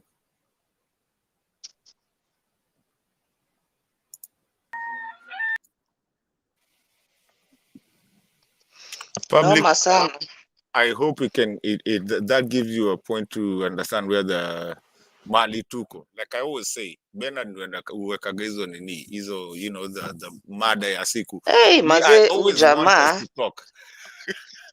Ujamaa, like there's so many. Ushaikuwa in a situation whereby uko na mtoto na mtoto ni problematic, yani in all areas. Sasa unashindwa hata utadili na nini. Sasa that's Zakayo for Kenyans. Hakuna kitu yenye ina work, Mato. Nothing is working. Everything is just falling apart, you know.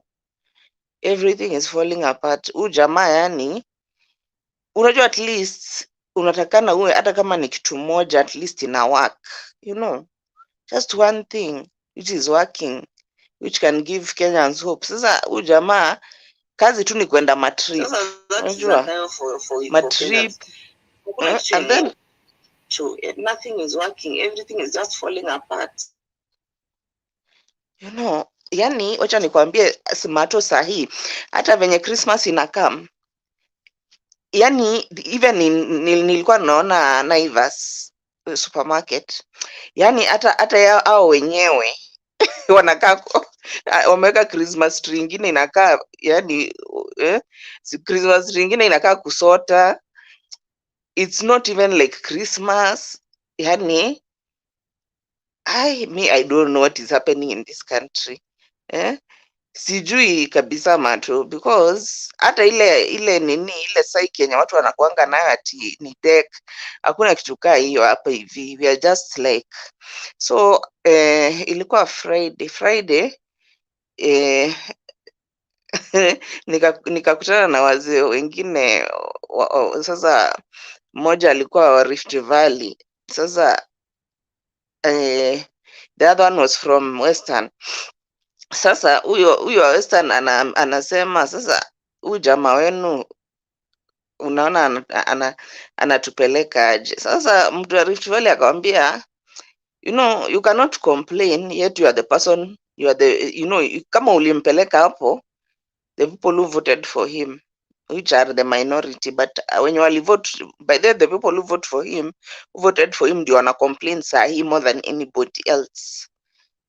Hata watu wa Rift Valley sasa wanasema tu, unajua sasa kama ulijidunga mwiba unanyamazaga tu nayo, because sasa msiba wa kujitakia hauna pole. But you see, it's so easy to blame Zakayo and also not look at the which is in our eye, the log which is in our eye. And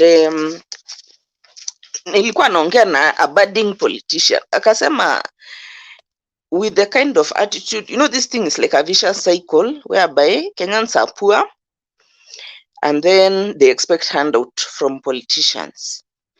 So basically they sell their, ni kama venye Isa aliuzia brother yake Jacob birthright kwa sababu ya alikuwa na njaa sana, akapewa hata ikokuwa nyama, alipewa nini ndengu, alipewa nini iboli ya ndengu, akapeana birthright yake because akauza birthright.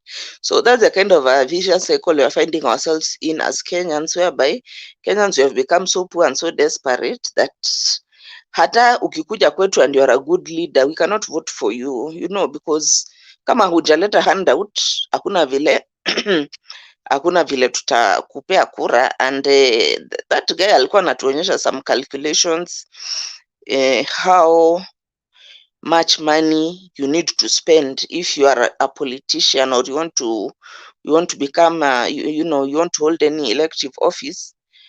Unatakana for example uko unaenda matanga, na on average unaweza enda matanga kama 4 in a weekend, and in all those matanga unatakana there's a minimum amount you are supposed to give. Sasa you end up spending a lot of money, and to recuperate your cost, because pia wewe you are not there to just dish out your money, to recuperate the cost you end up doing some things which are very unscrupulous. And akatuambia Kenyans, hata shida yenye tuko nayo itaendelea kukua mbaya to the extent that hata sukari itaendelea kupanda, inaweza fika hata 500 in the long run. Because why all these things are happening is because of cartel kind of and wash kind of people who are in the government, of which mtu genuine kama wewe Mato huwezi pata kura. Mtu genuine huwezi pata kura, they are so rare. The voters want money, they want you to give kuwapea pesa handout all the time.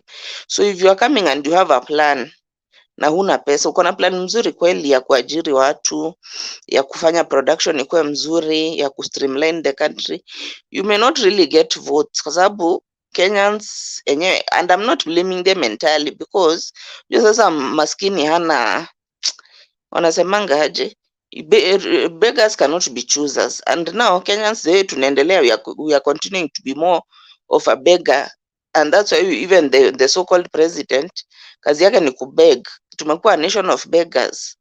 Sasa beggar you can even go to a beggar umwambie can I slap you alafu nikupatie 1000 na atakubali. So it's unfortunate but tuko in a bad cycle and a vicious cycle and you know there's no end in sight. And then sasa ule mtu mwenye ako hapo in and of himself, I mean it's not like Kenyans hawakujua huyu jamaa venye ako as per that song yenye umeweka hapo. It is in the public domain, zile vitu zote amefanya, si ati kuna kitu yenye ilikuwa imefichika. We have known this guy since time ya Moyo na Y2K. We know the kind of mess which was there and the kind of atrocities which were happening.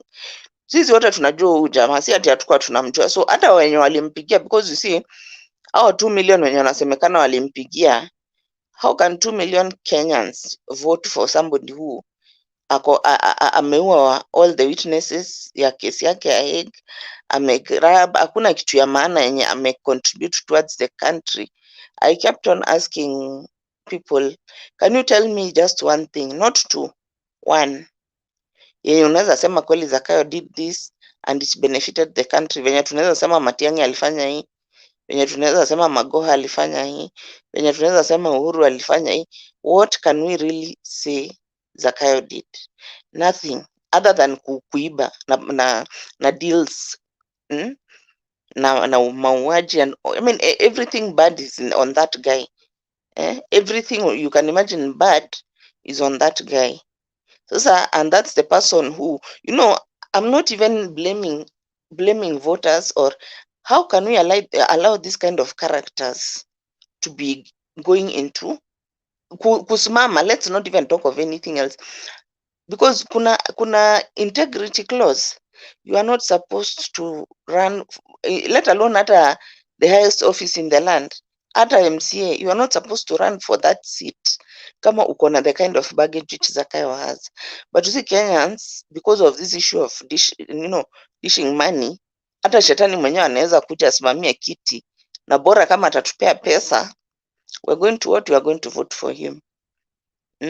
So Kenyans, we are really, even as we have contributed to this, because tungekuwa na uvumilivu tuseme we are going to vote for people like Baba, mwenye he will not give you a handout, but at least unajua akiingia ata streamline one or two things. He will put some serious people in the dockets to be able to salvage the situation. But wewe unaangalia yule mtu mwenye anaweza kukupea hiyo pesa leo so that ukule hiyo siku upate chakula. So tumeona hapo kwa hiyo wimbo pia somebody is called Sonko ameweka cocaine hapo. Yani kweli, you know guys, what's happening to our country? Yani somebody who was a supposed leader, a governor of Nairobi, the capital city, yani anajifilm kama ameweka cocaine kwa meza. Nakwambia. Alafu as for Zakayo public ebu radio didi nimeweka hapo ni Kenya alifika. Kenyan with love. I got to Nairobi on Friday night.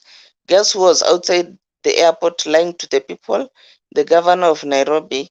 I did shout at him, telling him UDA are useless and dumps down. Wacha nikwambie Mato, right now, by the way, right now watu wenye hawataki kuona UDA, it is the people who are supporting it. Nilisikia story ingine of from another guy akaniambia during election time alikuwa ameenda Gatundu, that is the constituency ya the former president, na huko ile euphoria ya Zakayo ilikuwa huko, hawakukuwa hata wanataka kusikia hiyo jina ya Uhuru. The euphoria was too much in Gatundu.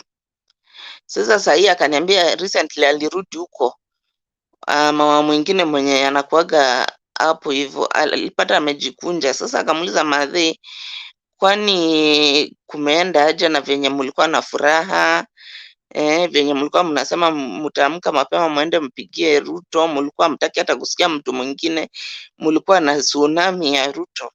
Sasa what is happening, umejikunja? Akamwambia unajua hatukuwa tumeambiwa, hatukuwa tunajua ati huyu jamaa ako hivi. But you see Kenyans, surely, how can you say ujui ako hivyo? How can you say that this guy hakuna kitu yake imefichwa? Everything we know A to Z of this guy, everything. Na bado mnamsupport ati because anawapea some handouts, because I know handout is what played a key role in this thing. Hata sio propaganda, handout, because huyo jamaa alikuwa anachukua watu na buses anaenda kuadishia pesa. Sasa because of that small money he was giving you, you are there supporting him. Sasa ndio hii the economy has collapsed. Things are very bad in Mato. Hata sasa hii ukiuliza wazazi wengi, they are not seeing how they are going to take their children to high school, or to, I don't know nowadays inaitwa what. So parents, unajua, you can imagine the kind of a Christmas you can be having kama unajua January mtoto wako aendi shule, ujuweze afford. And as I'm telling you, hata ile festive mood sahi, because of how unaffordable things are, it's not there. And I know many people will probably not even be traveling to Shago and elsewhere, because najua hiyo fare inaenda kupanda exponentially in view of the fuel prices which are very high right now. Na tuseme tu mtu ni jambazi, and no, once a jambazi has taken over your house, huwezi anza kumwambia ati unajua sasa kwa hii nyumba tunafanyanga hivi, hii nyumba sasa you have to do, you know, you have to respect the people who are in this house. Jambazi akiingia kwa nyumba yako anaingianga na gun, anawaambia laleni chini. So that was what that actually is what has happened to Kenya. Jambazi ameingia kwa nyumba, sasa amesema nyinyi wote laleni chini ama ni washoot. Sasa anatoa chakula kwa fridge akikula, anavunja masahani. That's the kind of a chaotic scenario which Kenyans are finding themselves in. And now this tag now amerudi ile style ya Moi ya kwenda kuomba pesa ya IMF. Unajua this guy is a student of Moi. Sasa all what used to happen during Moi time ndio ana perfect sahi. Moi alikuwa anaombanga hizo ma IMF na World Bank, anaomba pesa and then he eats all that money. By the way, hakuna pesa ilikuwa inaenda kwa development. Hiyo pesa anakula, and then after that mnaachwa mkilipa, and akienda kuomba tena anaambiwa sasa you have to do this, sell the parastatals, do retrenchment, do this, do the, and anafanya because he wants the money. So that is exactly the line we are in. Unaona sasa privatization imeanza on a very high note, and of which the most shocking thing with Zakayo is that he is not ready to pretend anymore. Unajua hata Moi mwenyewe, he was good at the beginning.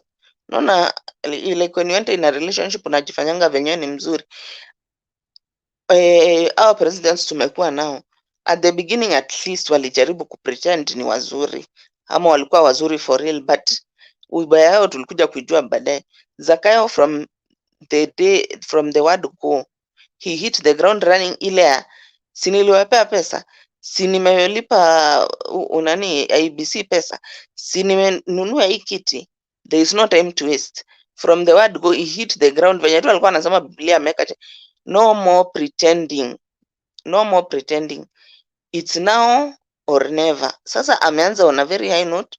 This is only year 1.5 na unaona vyenye nchi inaenda.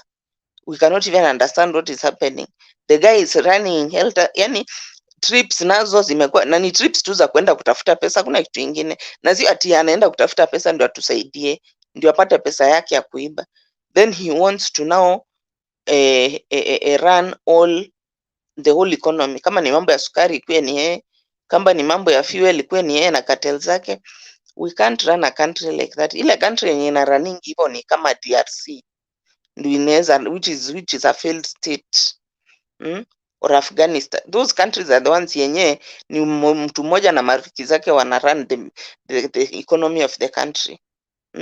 So Kenyans, I don't know how we are going to get, now this monkey has entered in the house. I don't know how we are going to be able to run after it, tuitoe. It is very difficult. Na hata Sauti Sol wakiimba hapo ati hatutakupea 5 tena. Jamaa si ati amengoja nyinyi mpe 5 tena. Kwani are you the ones who gave me 5 yenye ako sahi? He has infiltrated. Na at times I look at Baba ninaona, I think Baba ameona enyewe huyu jamaa yani haoni vyenye huyu jamaa anaweza deal au you can deal with him. So that's why he's taking a laid back approach, because hakuna haja ambie watu ende kwa street, watu wauliwe, and yet he knows the kind of a person that he is dealing with is not somebody mwenye sasa akishaingia kwa kiti unaweza mngatua that easily, especially through the ballot. Him is more like, unajua Museveni alisema he did not enter the seat, the presidential seat through the ballot, aliingia na gun. So if you want to remove him, it's only gun which can remove him. So that is where we are, and we have to accept the situation. Kenyans, I'm very sorry, but this is the harsh reality on the ground. And now we are facing music. We are facing the music. No, mtego wa panya ilishika wenye walikuwemo na wasipokuwemo. So we are all together now in the sinking ship, whether you're in UDA or in Azimio. We are now, we just have to brace ourselves, because sasa hii kama ni mwaka ya kwanza, can you tell me, explain to me where we'll be in 2027? Kenyans, we are in a sinking ship. Can we just admit that? And things are about to get worse. Sasa kwanza anajaribu kujihold back because of baba.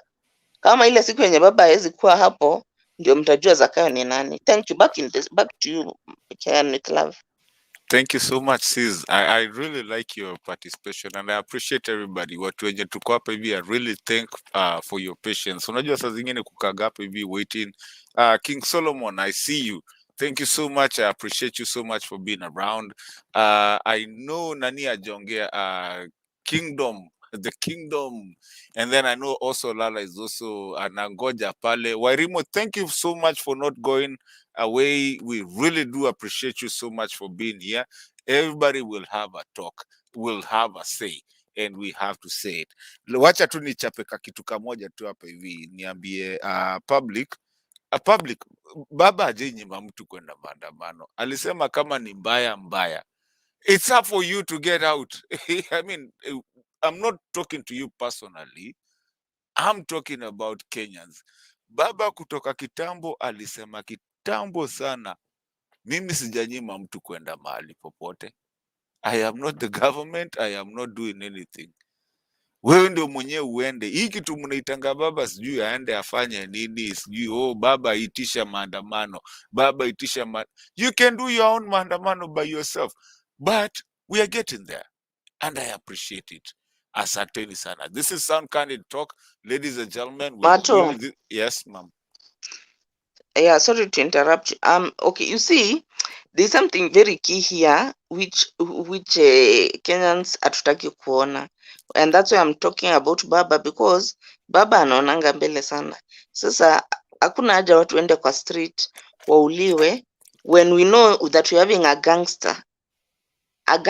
Unajua venye ninakwambia, mtu mwizi akiingia kwa nyumba yako huwezi mtoa, it's hard unless you also have a gun ndio mtoe.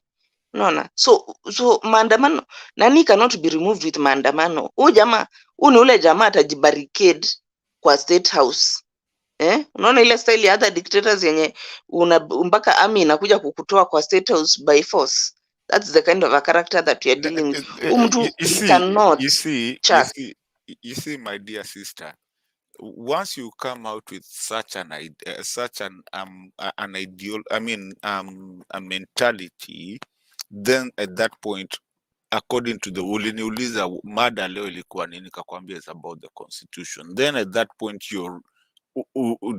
I'm sorry to say this, and ladies and gentlemen, I apologize for this. Unakunia constitution because the constitution inakwambia wewe ndio mwenye kusema. So ukisema hatuwezi enda kutoa mtu, then actually tufute chapter 1 of the constitution. Let's just put it away. Tuseme that never works. You see, that's why it's come down to the constitution, and that was the topic of the day about, is our constitution actually working? Do we work with it? Ukishikwa na kara wewe akienda kukushtaki, because anyways, let's talk, we know atufikagi kwa police station, anakuambianga nipatie 500 600, you give, umeachana, wewe umeenda. But what if you actually follow that constitution, mwambie nipeleke kwa hiyo jela yenye unataka kunipeleka, and by the way, I want you to come on that court date hiyo siku ya koti nataka ukuje hapo uniambie ulinishtakia nini. Because most of the police that we have never even sat in front of a court to talk about, I mean, to answer why they, I mean, Casey, why did you arrest this person? What was his wrongdoing? So most of the police, what they tell you, nitakufunga. And then you know what? Then you call your sister, your brother, hata kama utafika kwa jela. Especially pale Naivasha ni pabaya hapo hivyo. One day I was driving down hapo Naivasha and nikaambiwa we hapo hebu endesha vizuri hapa watakushika wakuingiza kwa jela. But most of the people wanaendanga pale, then your brother, you will call your brother umwambie nimeshikwa. Guess what they will come? They will come and give money. This money is a bond money. Na mmemalizana mtu ameenda nyumbani, you will never go to court, hamtajaonana unless it's a big case kama land case and whatever. Hizo zingine za traffic hizo mmeachana, ukishalipa hapo mmeenda. If you didn't have the money at that point, your sister will come and pay, your brother will come and pay, and you're gone. Is that constitutional? No, it's not. It's going against the constitution. Anyways, I guys, because we've played that thing that we've been playing. Macho, I think Okay, me there's a couple the of people position. that want to talk. Yeah, let me just make something. Yeah, my position about Zakayo is that this is a thug that we are dealing with. These are terrorists, and we cannot negotiate with terrorists. And I'm No, here he's to a mafia. radicalize. He's a I'm here to mafia. radicalize people to deal with him kimafia style, not mambo na constitution. Huyu jamaa to constitution anaitumia kama tissue paper. We need radical, radical, and to deal with a terrorist, even you have to become a terrorist and you deal with him beyond and up. Hata US wanashikanga au terrorist. Do they follow their own constitution? Wapeleka Guantanamo waende wawachapie huko. So we are going to use extrajudicial.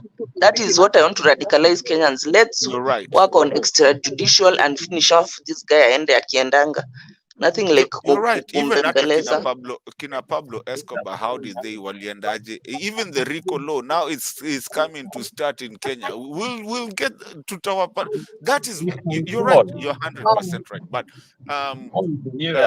without further ado, let me I know tangu Kingdom akuje ajaongea ali contravene. Okay, so this is how I want us to do.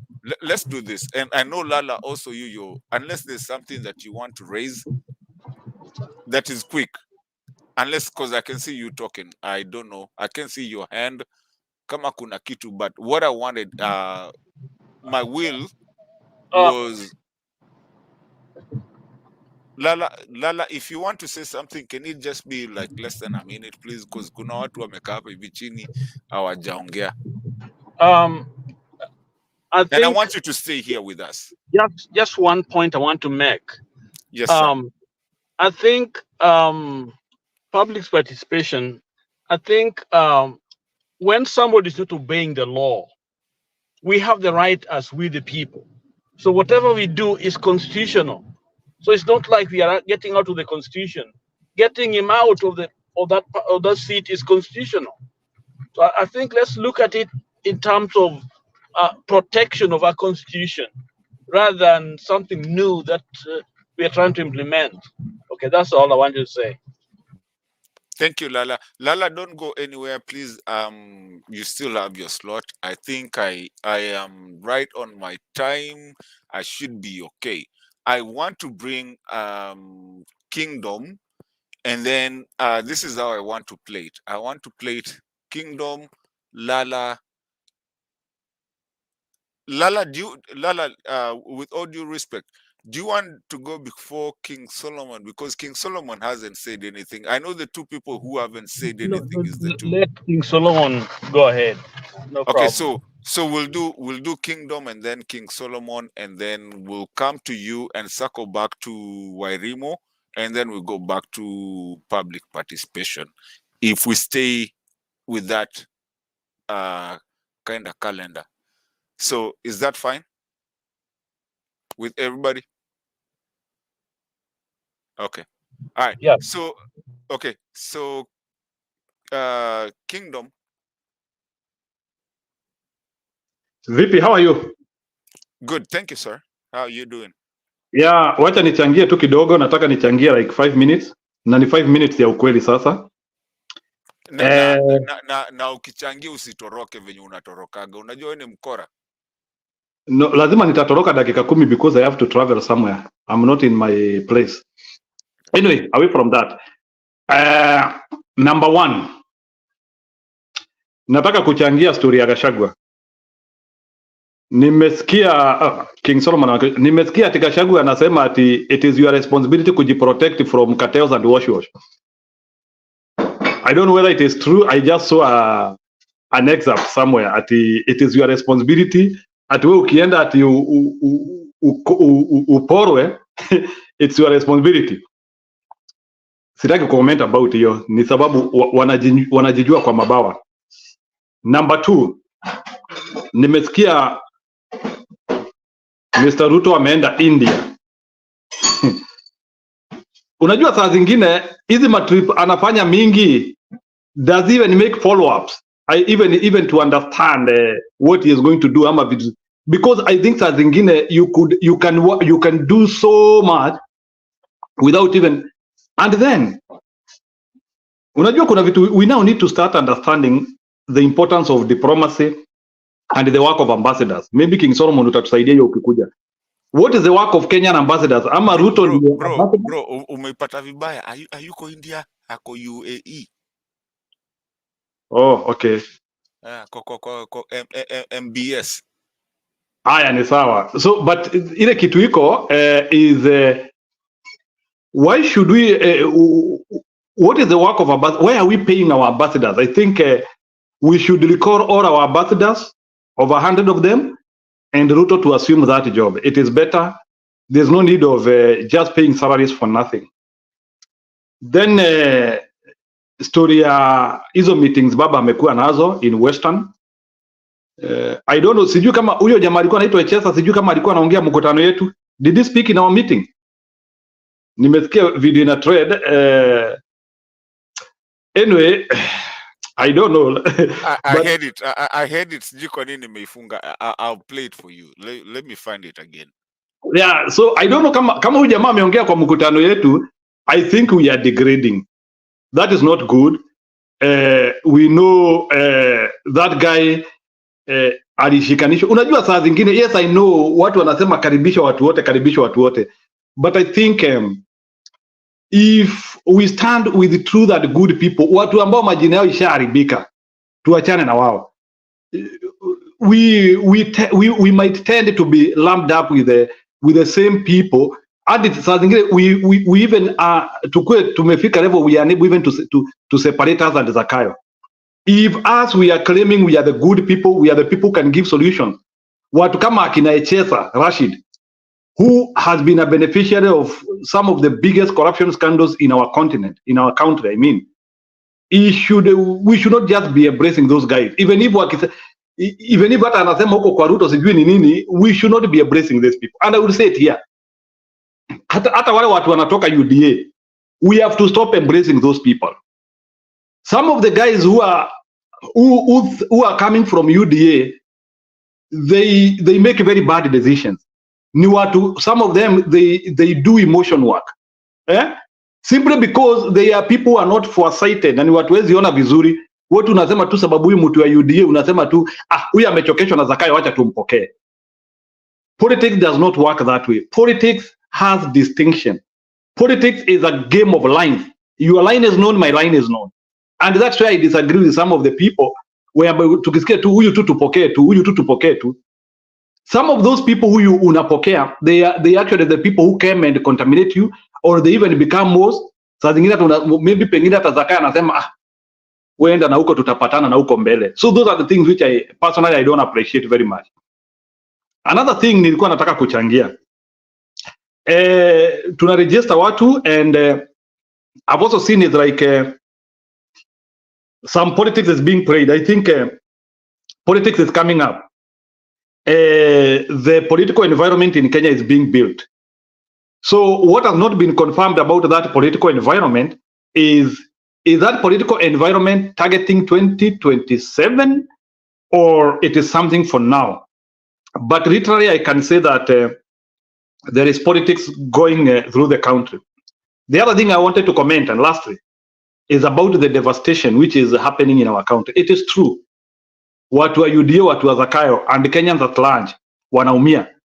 But how are Kenyans going to get out of this problem? And this is one of the things which I ask myself. And I think we are not strategizing properly. I do not know why it is only in sub-Saharan Africa. Because I know in North Africa, they don't behave like us. North Africa, wako na maono zaidi kutuliko. North Africa, if they are tired with somebody, they will do something. It's only in sub-Saharan Africa, whereby Paul Biya will become your president for 35 years. He is doing nothing. Museveni will become your president for 40 years. He is doing nothing and he is still there. Those are only the characteristics of the sub-Saharan Africa. And unless us as sub-Saharan Africa, we are able to understand that productivity, dignity are intertwined in activities which has been bestowed to you, nothing will change. So what we need to do, Bwana Kenyan with Rab Sai, is very simple. How comes in sub-Saharan Africa we cannot, people cannot ask for accountability? Somebody is messing up day and night, and you even hear people even threatening hata wakisema ati huyo mtu tu apata hata second time. Well, even in his first time, he has gotten nothing. Since when are people of sub-Saharan Africa going to show their cross, and they show these leaders that wao ndio wenye power? Even Moi one time said that wananchi ndio wenye power. How comes in sub-Saharan Africa citizens have no power? Citizens cannot be able to exercise their power. You have to be taken into poverty by somebody without doing anything.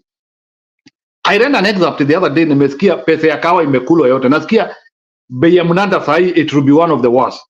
Right now in Kenya, everything is going wrong. Sio kitu moja, everything. There is nothing which is working. And whatever is happening is corrosive. It is not something which can be waited. Bwana Kenyan with love, as I finish. Hii mambo tu iwezi ngojewa. This guy is destroying our country as we know it. And I don't know why a recall cannot be done, or something cannot be done. So I don't know why our politics doesn't have hygiene. Like if somebody is not doing the right thing, you are just stuck with him. That is one thing which we have to, if there is something which has to be discovered in Kenya, is that how can you get rid of a destroyer? We are not getting it right. You get a bad leader, you are with him for 24 years. You get a bad leader in the name of Ruto, you are with him 5, maybe plus another 5 years. We need an equation. We need a policy which can protect Kenyan people. Kenyans are vulnerable. Africans are vulnerable. We are vulnerable to ineffective leadership. That is, if Baba is listening to us, those are the things which he should be working on. How can we protect Kenyans from uncivilized leaders, from dictators, because Europeans got that right. That is why the era of people like Hitler has gone away. They learned from that. But in Africa, we seem as if we are people who we keep on getting to the same problem. Munatoka kwa shida ingine, munakuja kwa shida. And we always talk of a democracy which does not yield anything. So Kenyan with love, there is something which now Kenyans have to start understanding here. Our system is not pedigree system, and that is one of the thing where I do not acknowledge the way we have adopted the Western democracy, because the problem of the democracy which we are practicing does not allow us to bleed pedigrees to become the system upbringers. We need to interrogate that. Our system does not allow pedigrees. Chinese system with its own faults. Look at it. Chinese system. In China, it's only a pedigree who will rule that country. And that is why those people have been able to get out of poverty within 70 years. something which even Western countries themselves could not do. So I'm saying we have also to start interrogating the Western way of life and the Eastern way of life.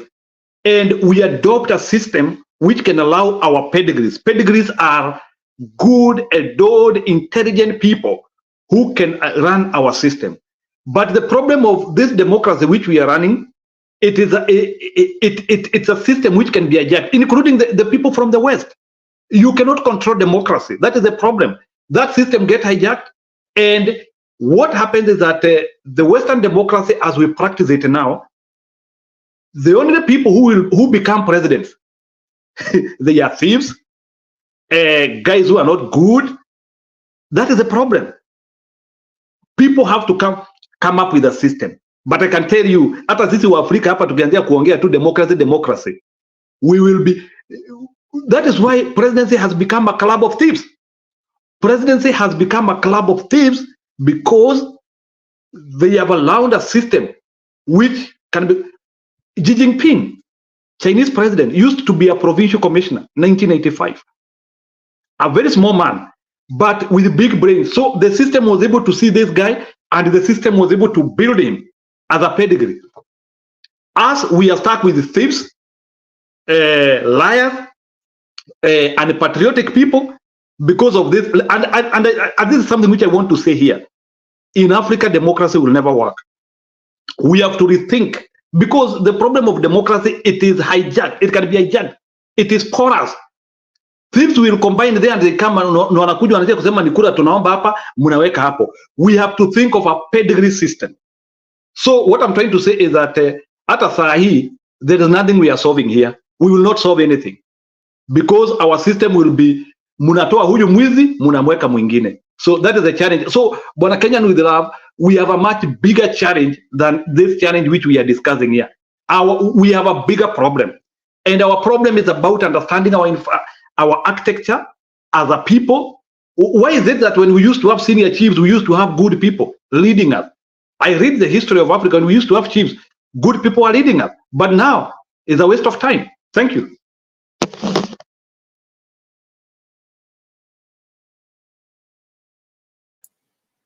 Njiru, thank you so much. Hapa nimechapwa. La. Wairimu, pole, you will have to forgive me. Wow. There's a video here, ni video mbaya, but we need to play it. I don't want to play it right now because I know King Solomon ajaongea. Wairimu bado huko, please stay with me. Usinikimbie. Let me see, King Solomon, let me just play this one video, then you talk, and then we circle back to Wairimu. Na public pia wewe usinitoke, na pia wewe hata nani Kingdom. Kuna video ingine hapa nimetumiwa na mami. Hey, wow. Hiyo nitacheza hapo mwisho. Let me just play this one because I had set this one up. And then King Solomon, you're coming in, and then immediately we jump into Wairimu comes back. And I'm so sorry, King Solomon, don't feel bad. It's just we're too many. Let's just play this one real quick.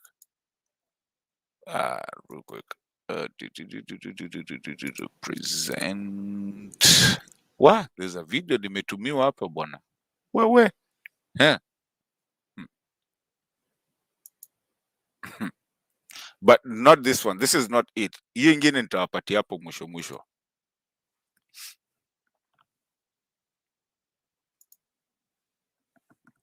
Kanga, mtu ya Horera wewe. Dakika moja. Haya. Vijana we. Asanteni sana. Mimi naitwa Nuru Okanga kutoka Kakamega County, Matungu constituency, Horera ward, aspirant wa 2027. Baba, nataka nikushukuru kwa sababu hapa niko nyumbani. Na ingekuwa makosa kama singepewa nafasi, kwa sababu mimi ndio kiongozi wa vijana katika Horera ward. Mimi niko na jambo moja tu. Nataka niambie Rashid Pesa aende aambie Ruto amesema mzuri, lazima serikali ikuwe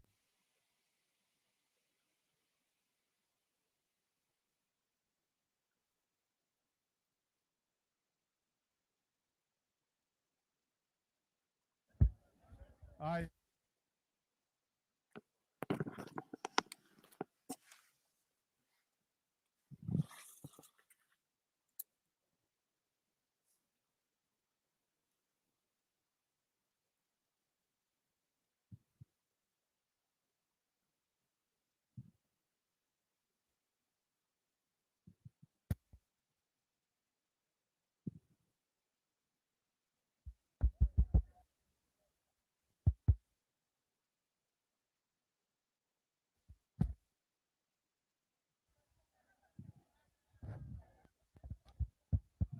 Haya.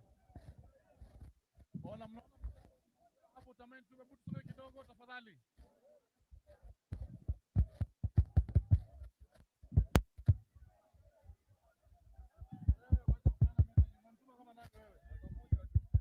Haya. Haya, abana befaba wanga. Muluo. Tafadhalini. Mnaona tuko na viongozi wa kitaifa, na kwa heshima ya dada yetu ambaye amelala hapa, tafadhalini. Muuranga bana befu. Tafadhali nyinyi msimame hapo na mtulie hapo, mwache viongozi waongee. Tumekubaliana? Hapo jamani, tumekubaliana? Wewe Nuru Kanga 1 minute. Hapana, tuma mimi kwa rais wewe bana wewe. Ongea na hii dakika moja. Haya. Mimi nilikuwa nasema hivi. Mheshimiwa Rashid Echesa amesema lazima serikali ikuwe na opposition. Na mimi nakubaliana na yeye. Mimi niko upinzani na ninasaidiana na baba. Nataka nimtume, hata kama amesema siwezi ongea kwa serikali, nimwambie aende aambie Rais William Samoei Ruto asiwe ananishikashika, kwa sababu natekeleza wajibu wa sheria. Asante sana. Tutulie. Jana, kila mtu ana haki ya kusema yake.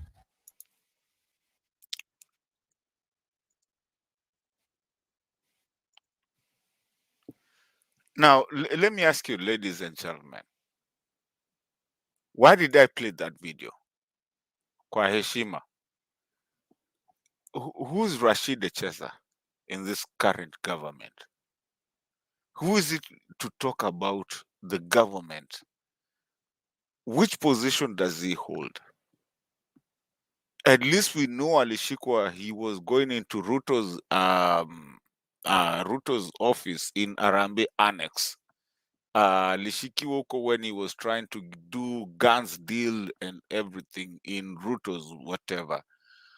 So now who's Rashid Echesa? Please, if anyone can answer me that, who Rashid Echesa is in this government, that he can come and start talking to people.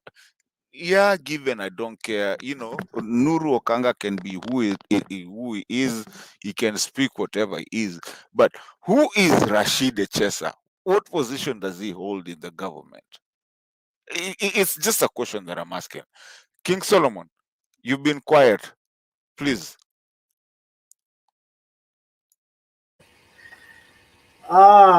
Jambo. Martin, how are you? I'm doing great. God is good. Not Ruto's God, but my God. God is good all the time, my guy. Asante sana, fellow. What do you call them? Contributors, public participation, Wairimo, Kingdom, and those in the comment section. Now, Salimu Wote. Great to be here again. I hope you're not asking me who Rashid Echesa is. I think we know. We know he's the only dropout who got to cabinet. Oh my God, I wish I was the one. Anyway. That guy was lucky. He became a CS. Oh my God. Anyway. Kuna watu wanakwanga na nyota mzuri. Anyway. Now, me today, I just want to just throw in a bit of hard politics. Remember where we were early in the year. Contested elections, Mandamano checked in, then a truce was done and talks began, which culminated the other just a few days ago. And there's something that I don't know if people are not seeing, or maybe a lot of things are happening. We are kind of losing our eyes on the ball. We are so much concentrated on where Ruto is going, where he's sleeping. For me, I don't care. If he wants to go all over the world, let him do so. At least wherever he lands, the name Kenya is tajoed. I want him to go even to Iceland, everywhere, wherever he can. But anyway, let's go to what these talks achieved. These big talks at Bomas. Whatever has emerged is that whatever proposals have been agreed on, they have to go to the referendum, like creating some of these posts and effecting them. And I believe that's where the magic bullet could be for we as Inyo people. Remember what happened during the Rainbow Coalition, to the point where by 2005 we went to the plebiscite for a referendum, and that was the only way that you can embarrass a sitting head of state in this country. There's no other way you can embarrass a sitting. Hata umtukane hapo kwa media kila siku, it's a waste of time. But we need a referendum in Kenya like tomorrow, if not today. Ndio, whatever the government of the day will be supporting, sisi wote tuseme no. And that's how ODM came to be back in 2005. Now we need to go to a referendum. Waseme wanataka kuweka hii kiti na hii kiti na hii kiti, tuseme ndio twende. Wakiweka hiyo referendum, to vote the other way around. That's how you send a government like this one home. Very easy. Na mimi naona watu waongee juu hii maneno, hata media ni kama sijui walipatiwa kakitu wanyamaze. That was the outcome of the talks. Whatever the talks brought out, it means the parliament has to ratify a referendum. We need a constitutional change. Wewe King Solomon, unajua nilikuwa naenda kuchukua baji nikarudi haraka. Kwa nini naambia watu ukweli? Yeah, we need a constitutional change like yesterday, if not today and tomorrow. Tunataka tuende kwa hiyo kura ndo tuwachape na mafi kwa uso. What are you telling me? That is the only way you can chap this government out of power. We can't go to the streets. We don't want to die. We have a tomorrow to live for. We have kids to raise. Wait, do you know we have UDA people listening to us? Yeah, in fact, those UDA people are the ones who will lead the news. Those are the ones. Those Mount Kenya fellows and Kales. They know what I'm talking about. Hakuna kazi ingine hapa. We can't wait for 5 years. Even though this guy has said he's not even caring for re-election, we won't give him 5 years. In fact, 1.5, 2 years are enough for him. You know. What I'm saying is, we need a referendum by mid-2024. Tuende kwa debe. Hata kama tutatumia pesa ile imebaki yote, hatujali, tutakula tu maji tukienda. Hatujali, ndo tuende pale to make a statement. You know, that statement is enough to send a government home. Solomon, I'll block you from this channel because of talking truth. I will personally block you from this channel because we don't want to talk this truth, bwana. Utafanya kina Nechesa watu wa criminals. Alex is saying that Nechesa we don't need to. No, let me tell you. Stop telling people the truth, bwana. Where? Mimi nakwambia ukweli ndio kila kitu. I mean, why waste time? Maandamano tulijaribu, watu wakakufa. Hiyo ujinga tufanyi tena. Lakini tunakumbuka even how ODM came to be. 205, orange versus banana. Now we want another orange versus banana next year. Very fast, very soon. It should happen like yesterday, if not today and tomorrow. That's my point for now. Martin, piga hizo video zingine, lakini let me tell you, wacheni kufuata Ruto ameenda wapi, Dubai, sijui ameenda India, wacha aende Iceland, whatever. Sisi tunataka referendum iletwe kesho. Wewe wacha siasa bwana, unapiga siasa mbaya.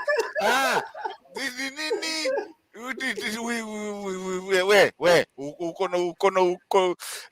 You're too intelligent, too informed. You're too informed, too intelligent. Watu watasikia hii kitu yenye tunasema hapa. Ni nini? Wacha siasa. Let me play one video to get anyway. No. Nani? Wairimu. Wairimu, hebu kuja hapa. Umesikia maneno inaendelea. Wairimu, unmute. kabla nilete video yenye nilikuwa nataka pia uongee lakini sikuwa ready. Sema. Yeah, Ashley Solomon amezungumza vizuri sana.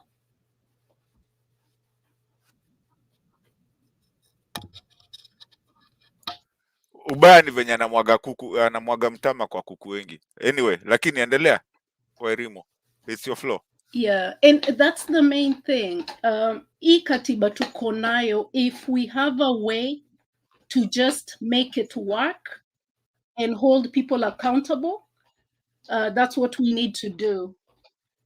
And if we can all form a movement behind Omtata,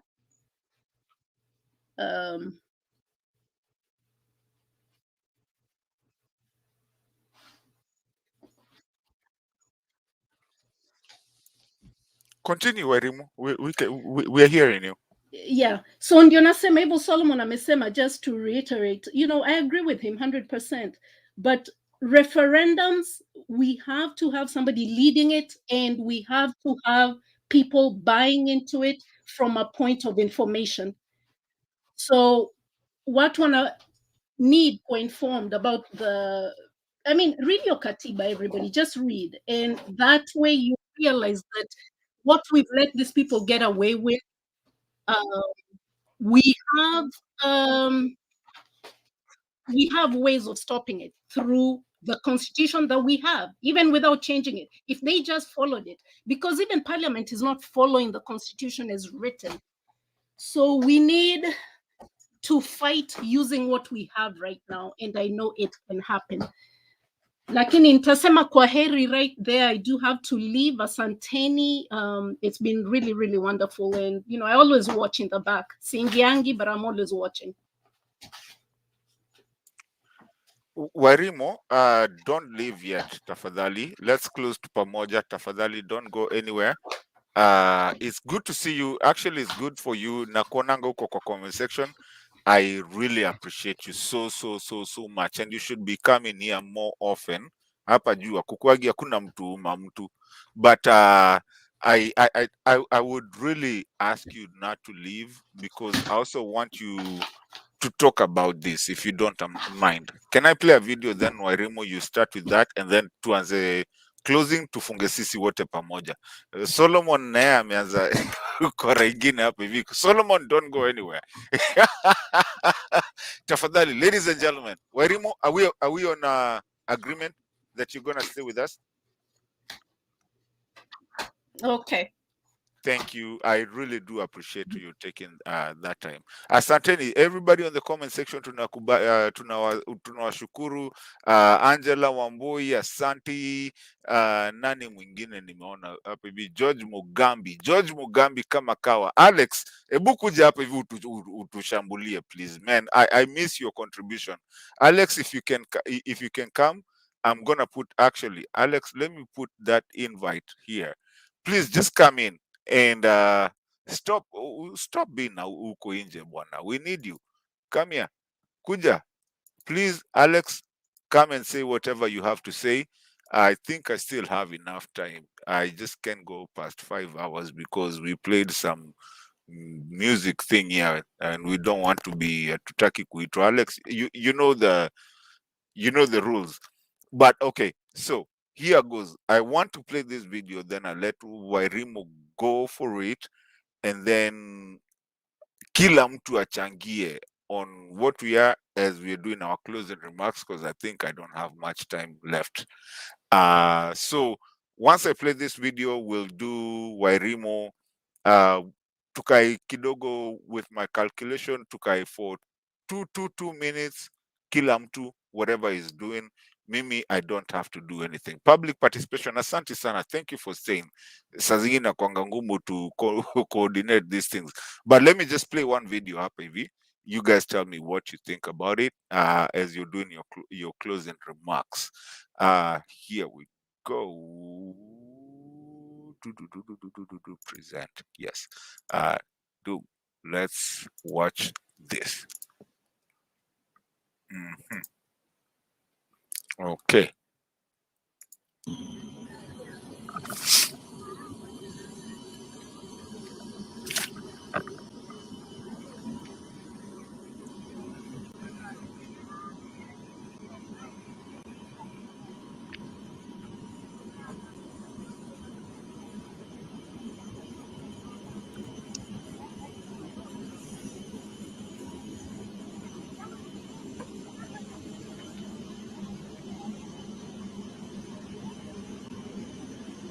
Bob, we are going to start the engine soon, and we will be on our way to the Holy Land of Israel. So, my name is Mr. Guest.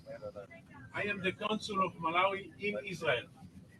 And I will be the one that's taking care of you in case you need any help, in case you find any difficulty, any kind.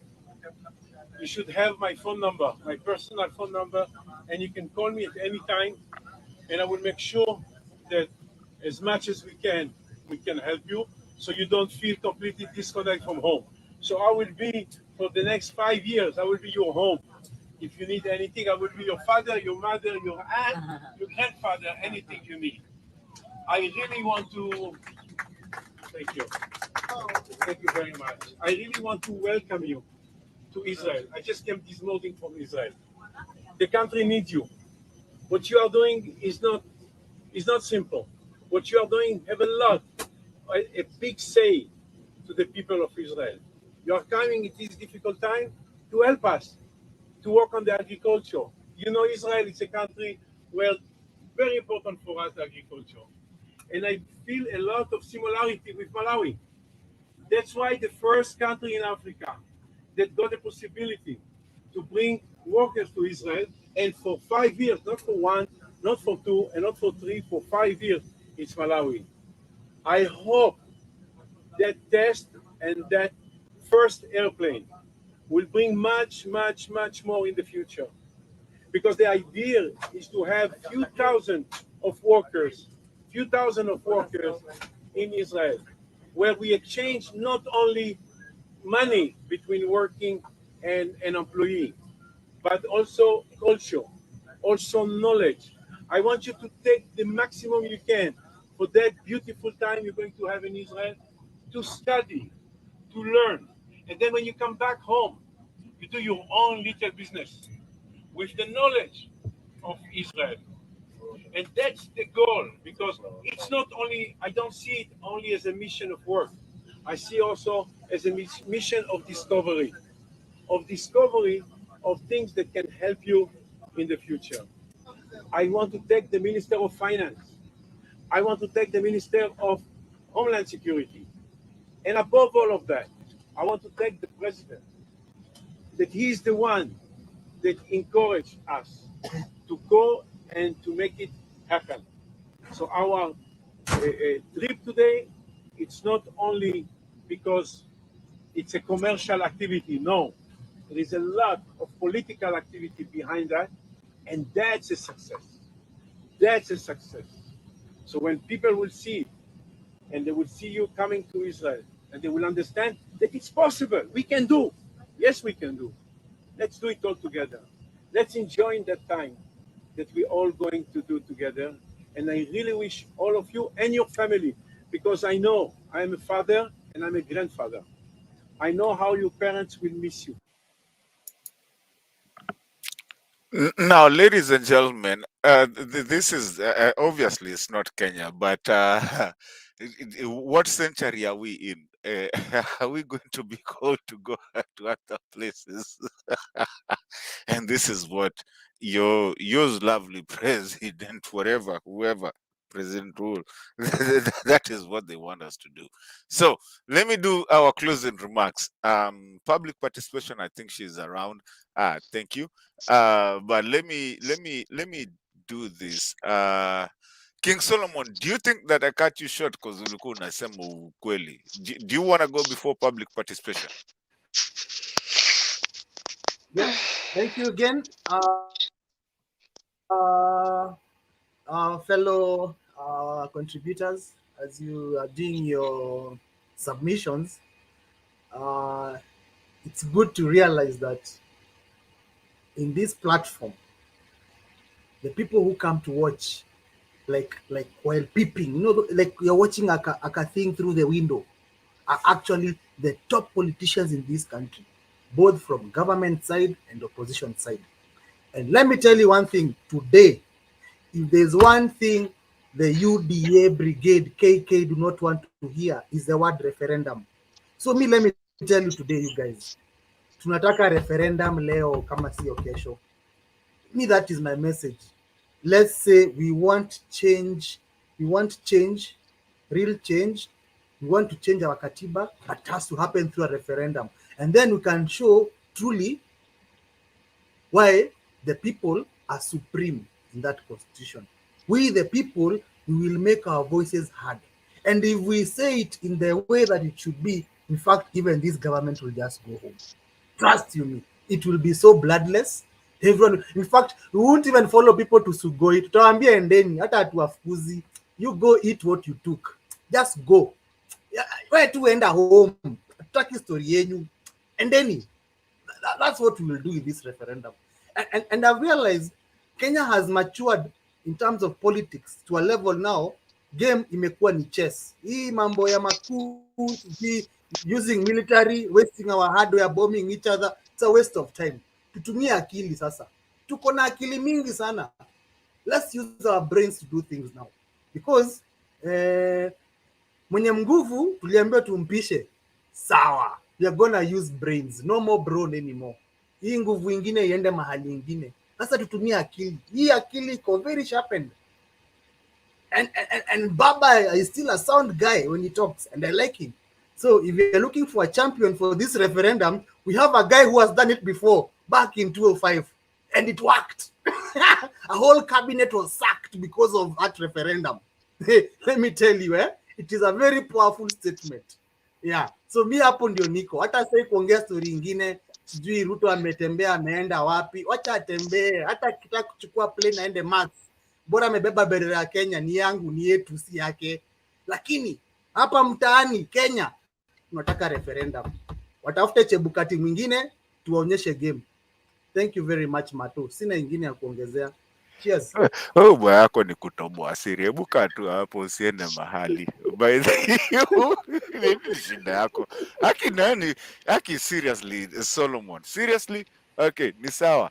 Hapo umenichapa 10-0. Usiende mahali hata nikiweka zile za kufunga, usiende mahali. We need to have a backroom conversation. Sisi wote. So don't go anywhere. Do not do anyway. Was that your closing remark, yeah? Yeah. It was. Yeah. Okay. Let's do nani alikuja mbele ya mwingine? Okay. Let's do the ladies and then nani si tribes to kingdom uko na sisi bado. Uendi mahali, si ndio? Yeah. Thank you. You will be with us in the back room. Na bado anyway, you still have to do your closing remark. I want to do Wairimu because you normally I want to give you first hand. Lakini Wairimu, if you don't mind, hata tukisema tumefunga show, do not go anywhere. We normally continue on the back room, so utakuwa tu. So please stay there. Lakini do your closing remark as we start closing because it's you, public participation, closing remark, and then we do the kingdom, and then huko nyuma tufunge show, alafu hapo nyuma tutaongea. So Wairimu, it's your closing remark for Kenyans. Okay, yeah, my closing remark. We are living in a very important age right now, information age. Ruto is trying to do 100 times more than what Moi did.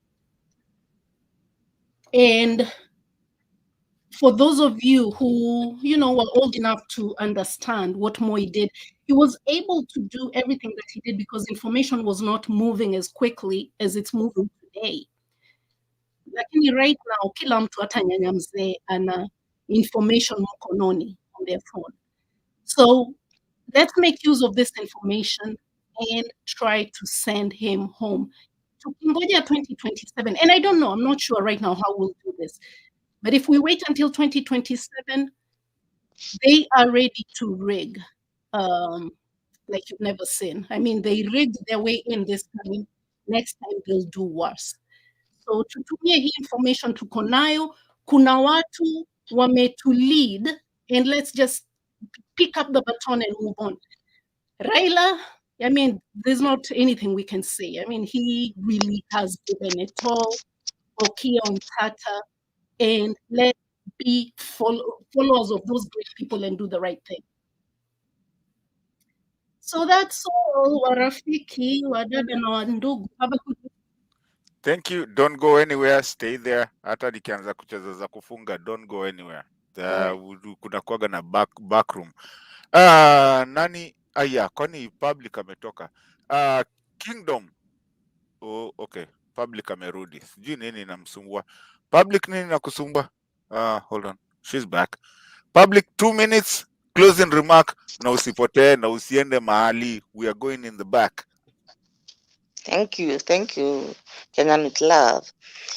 Yeah, so I think me, the way I'm seeing these people, I don't think constitutional means is what will work.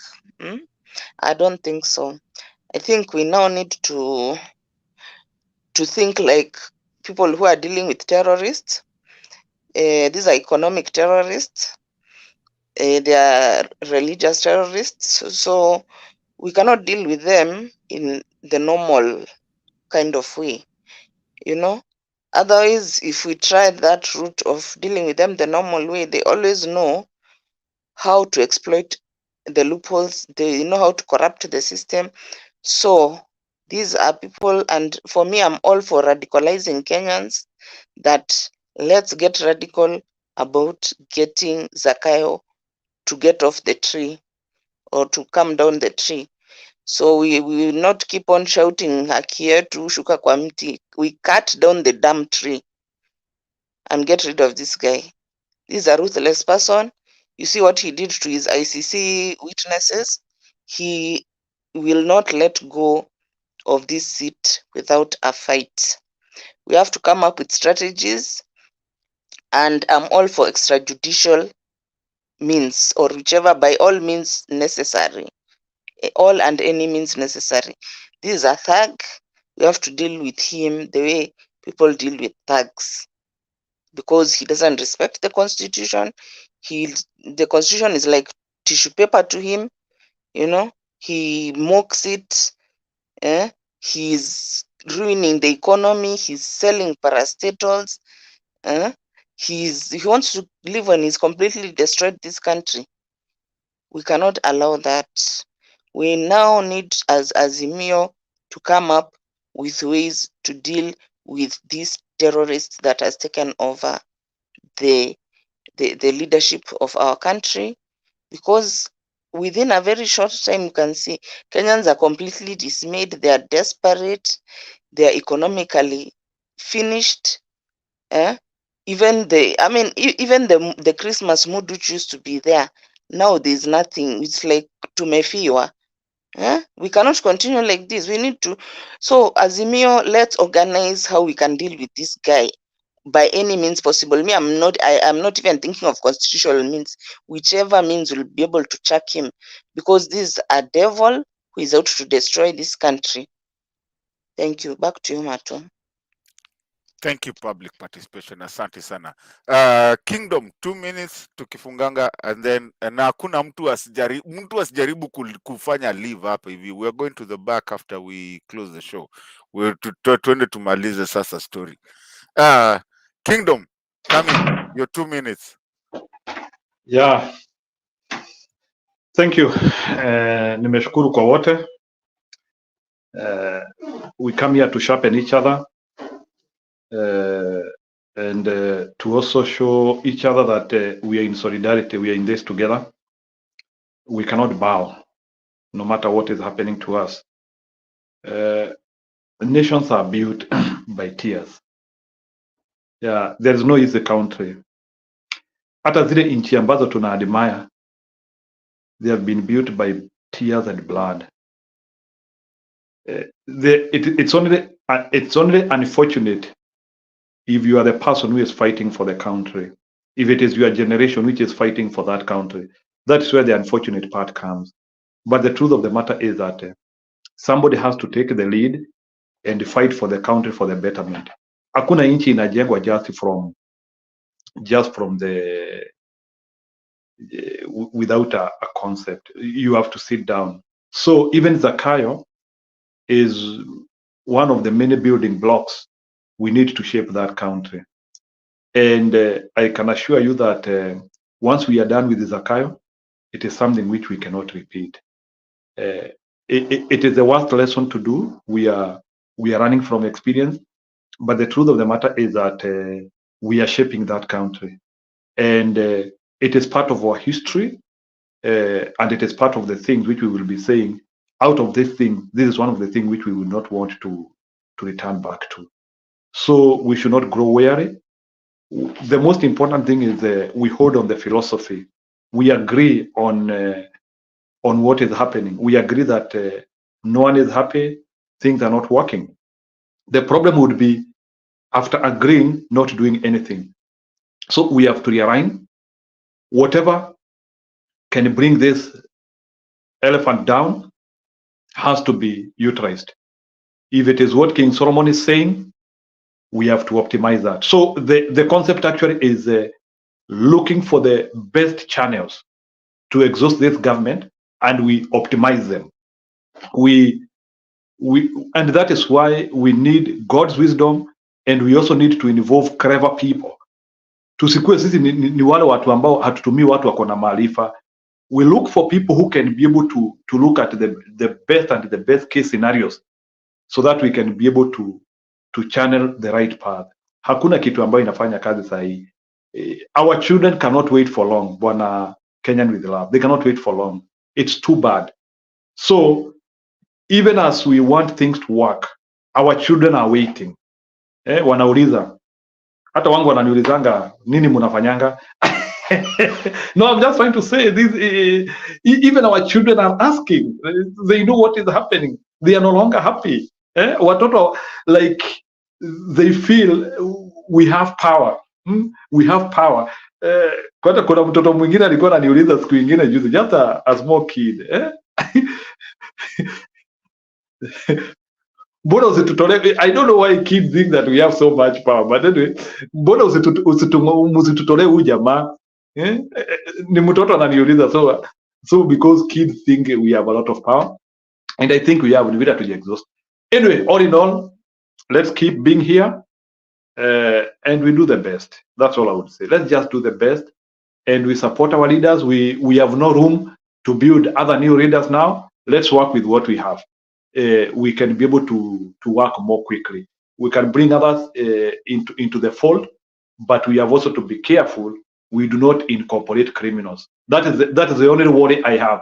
Even if we want to be in big groups, let's say sanity is our ideology. Thank you. Thank you so much Mr. Niliwaambia nyinyi mtu asijaribu kutoka hapa hivi. Hii jina unajua nimekuwa nikiogopa hiyo jina mbele. But Kingdom, thank you Warimo, thank you so much King Solomon, thank you so much. Public participation, like I said, msijaribu kutoka. The people that have been here with us, this is Sound Carry Talk. This is why we have this conversation, because this is one of the platforms that actually you can actually go. You don't have to go to those mainstream medias to go there and talk, because you have to pay for something.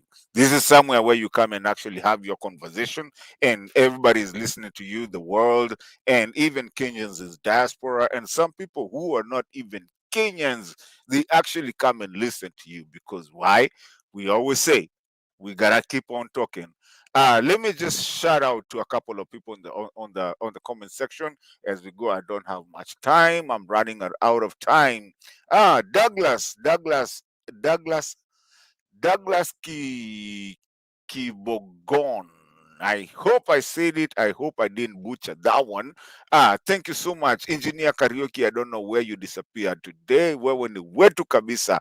Hana Yunke, thank you kabisa. Wewe ni wetu pia. Jaro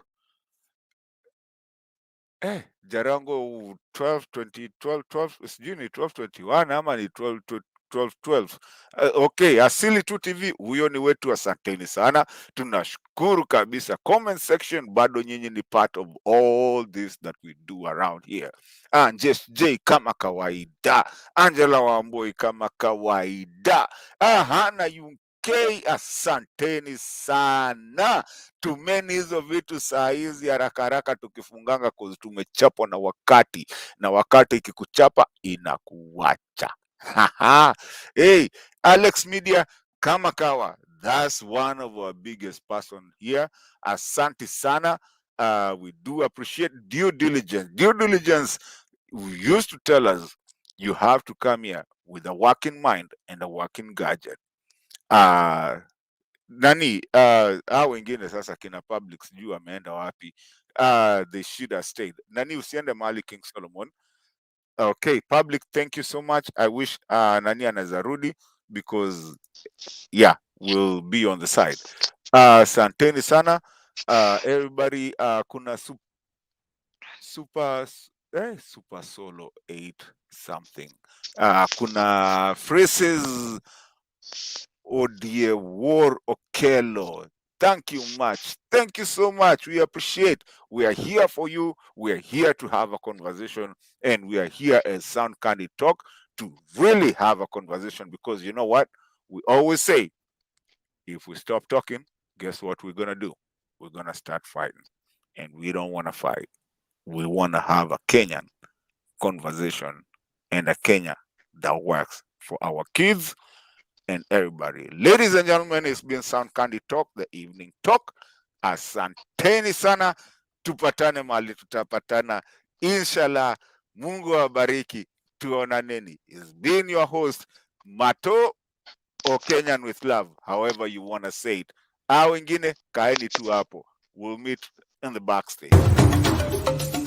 Tunaingia vijijini, mijini na hata jijini kukuletea taarifa mchana kutwa. Usiku tunaketi kitako, tunadadavua tukichanganua taarifa na makala muhimu yanayokuhusu wewe na familia yako. Ungana na Bernard Ngozi kwenye Open Forum Political Show kuanzia saa 4 usiku hadi dakika zake kila siku ya wiki kwenye Sound Candy Talk. Tukutane Sound Candy Talk.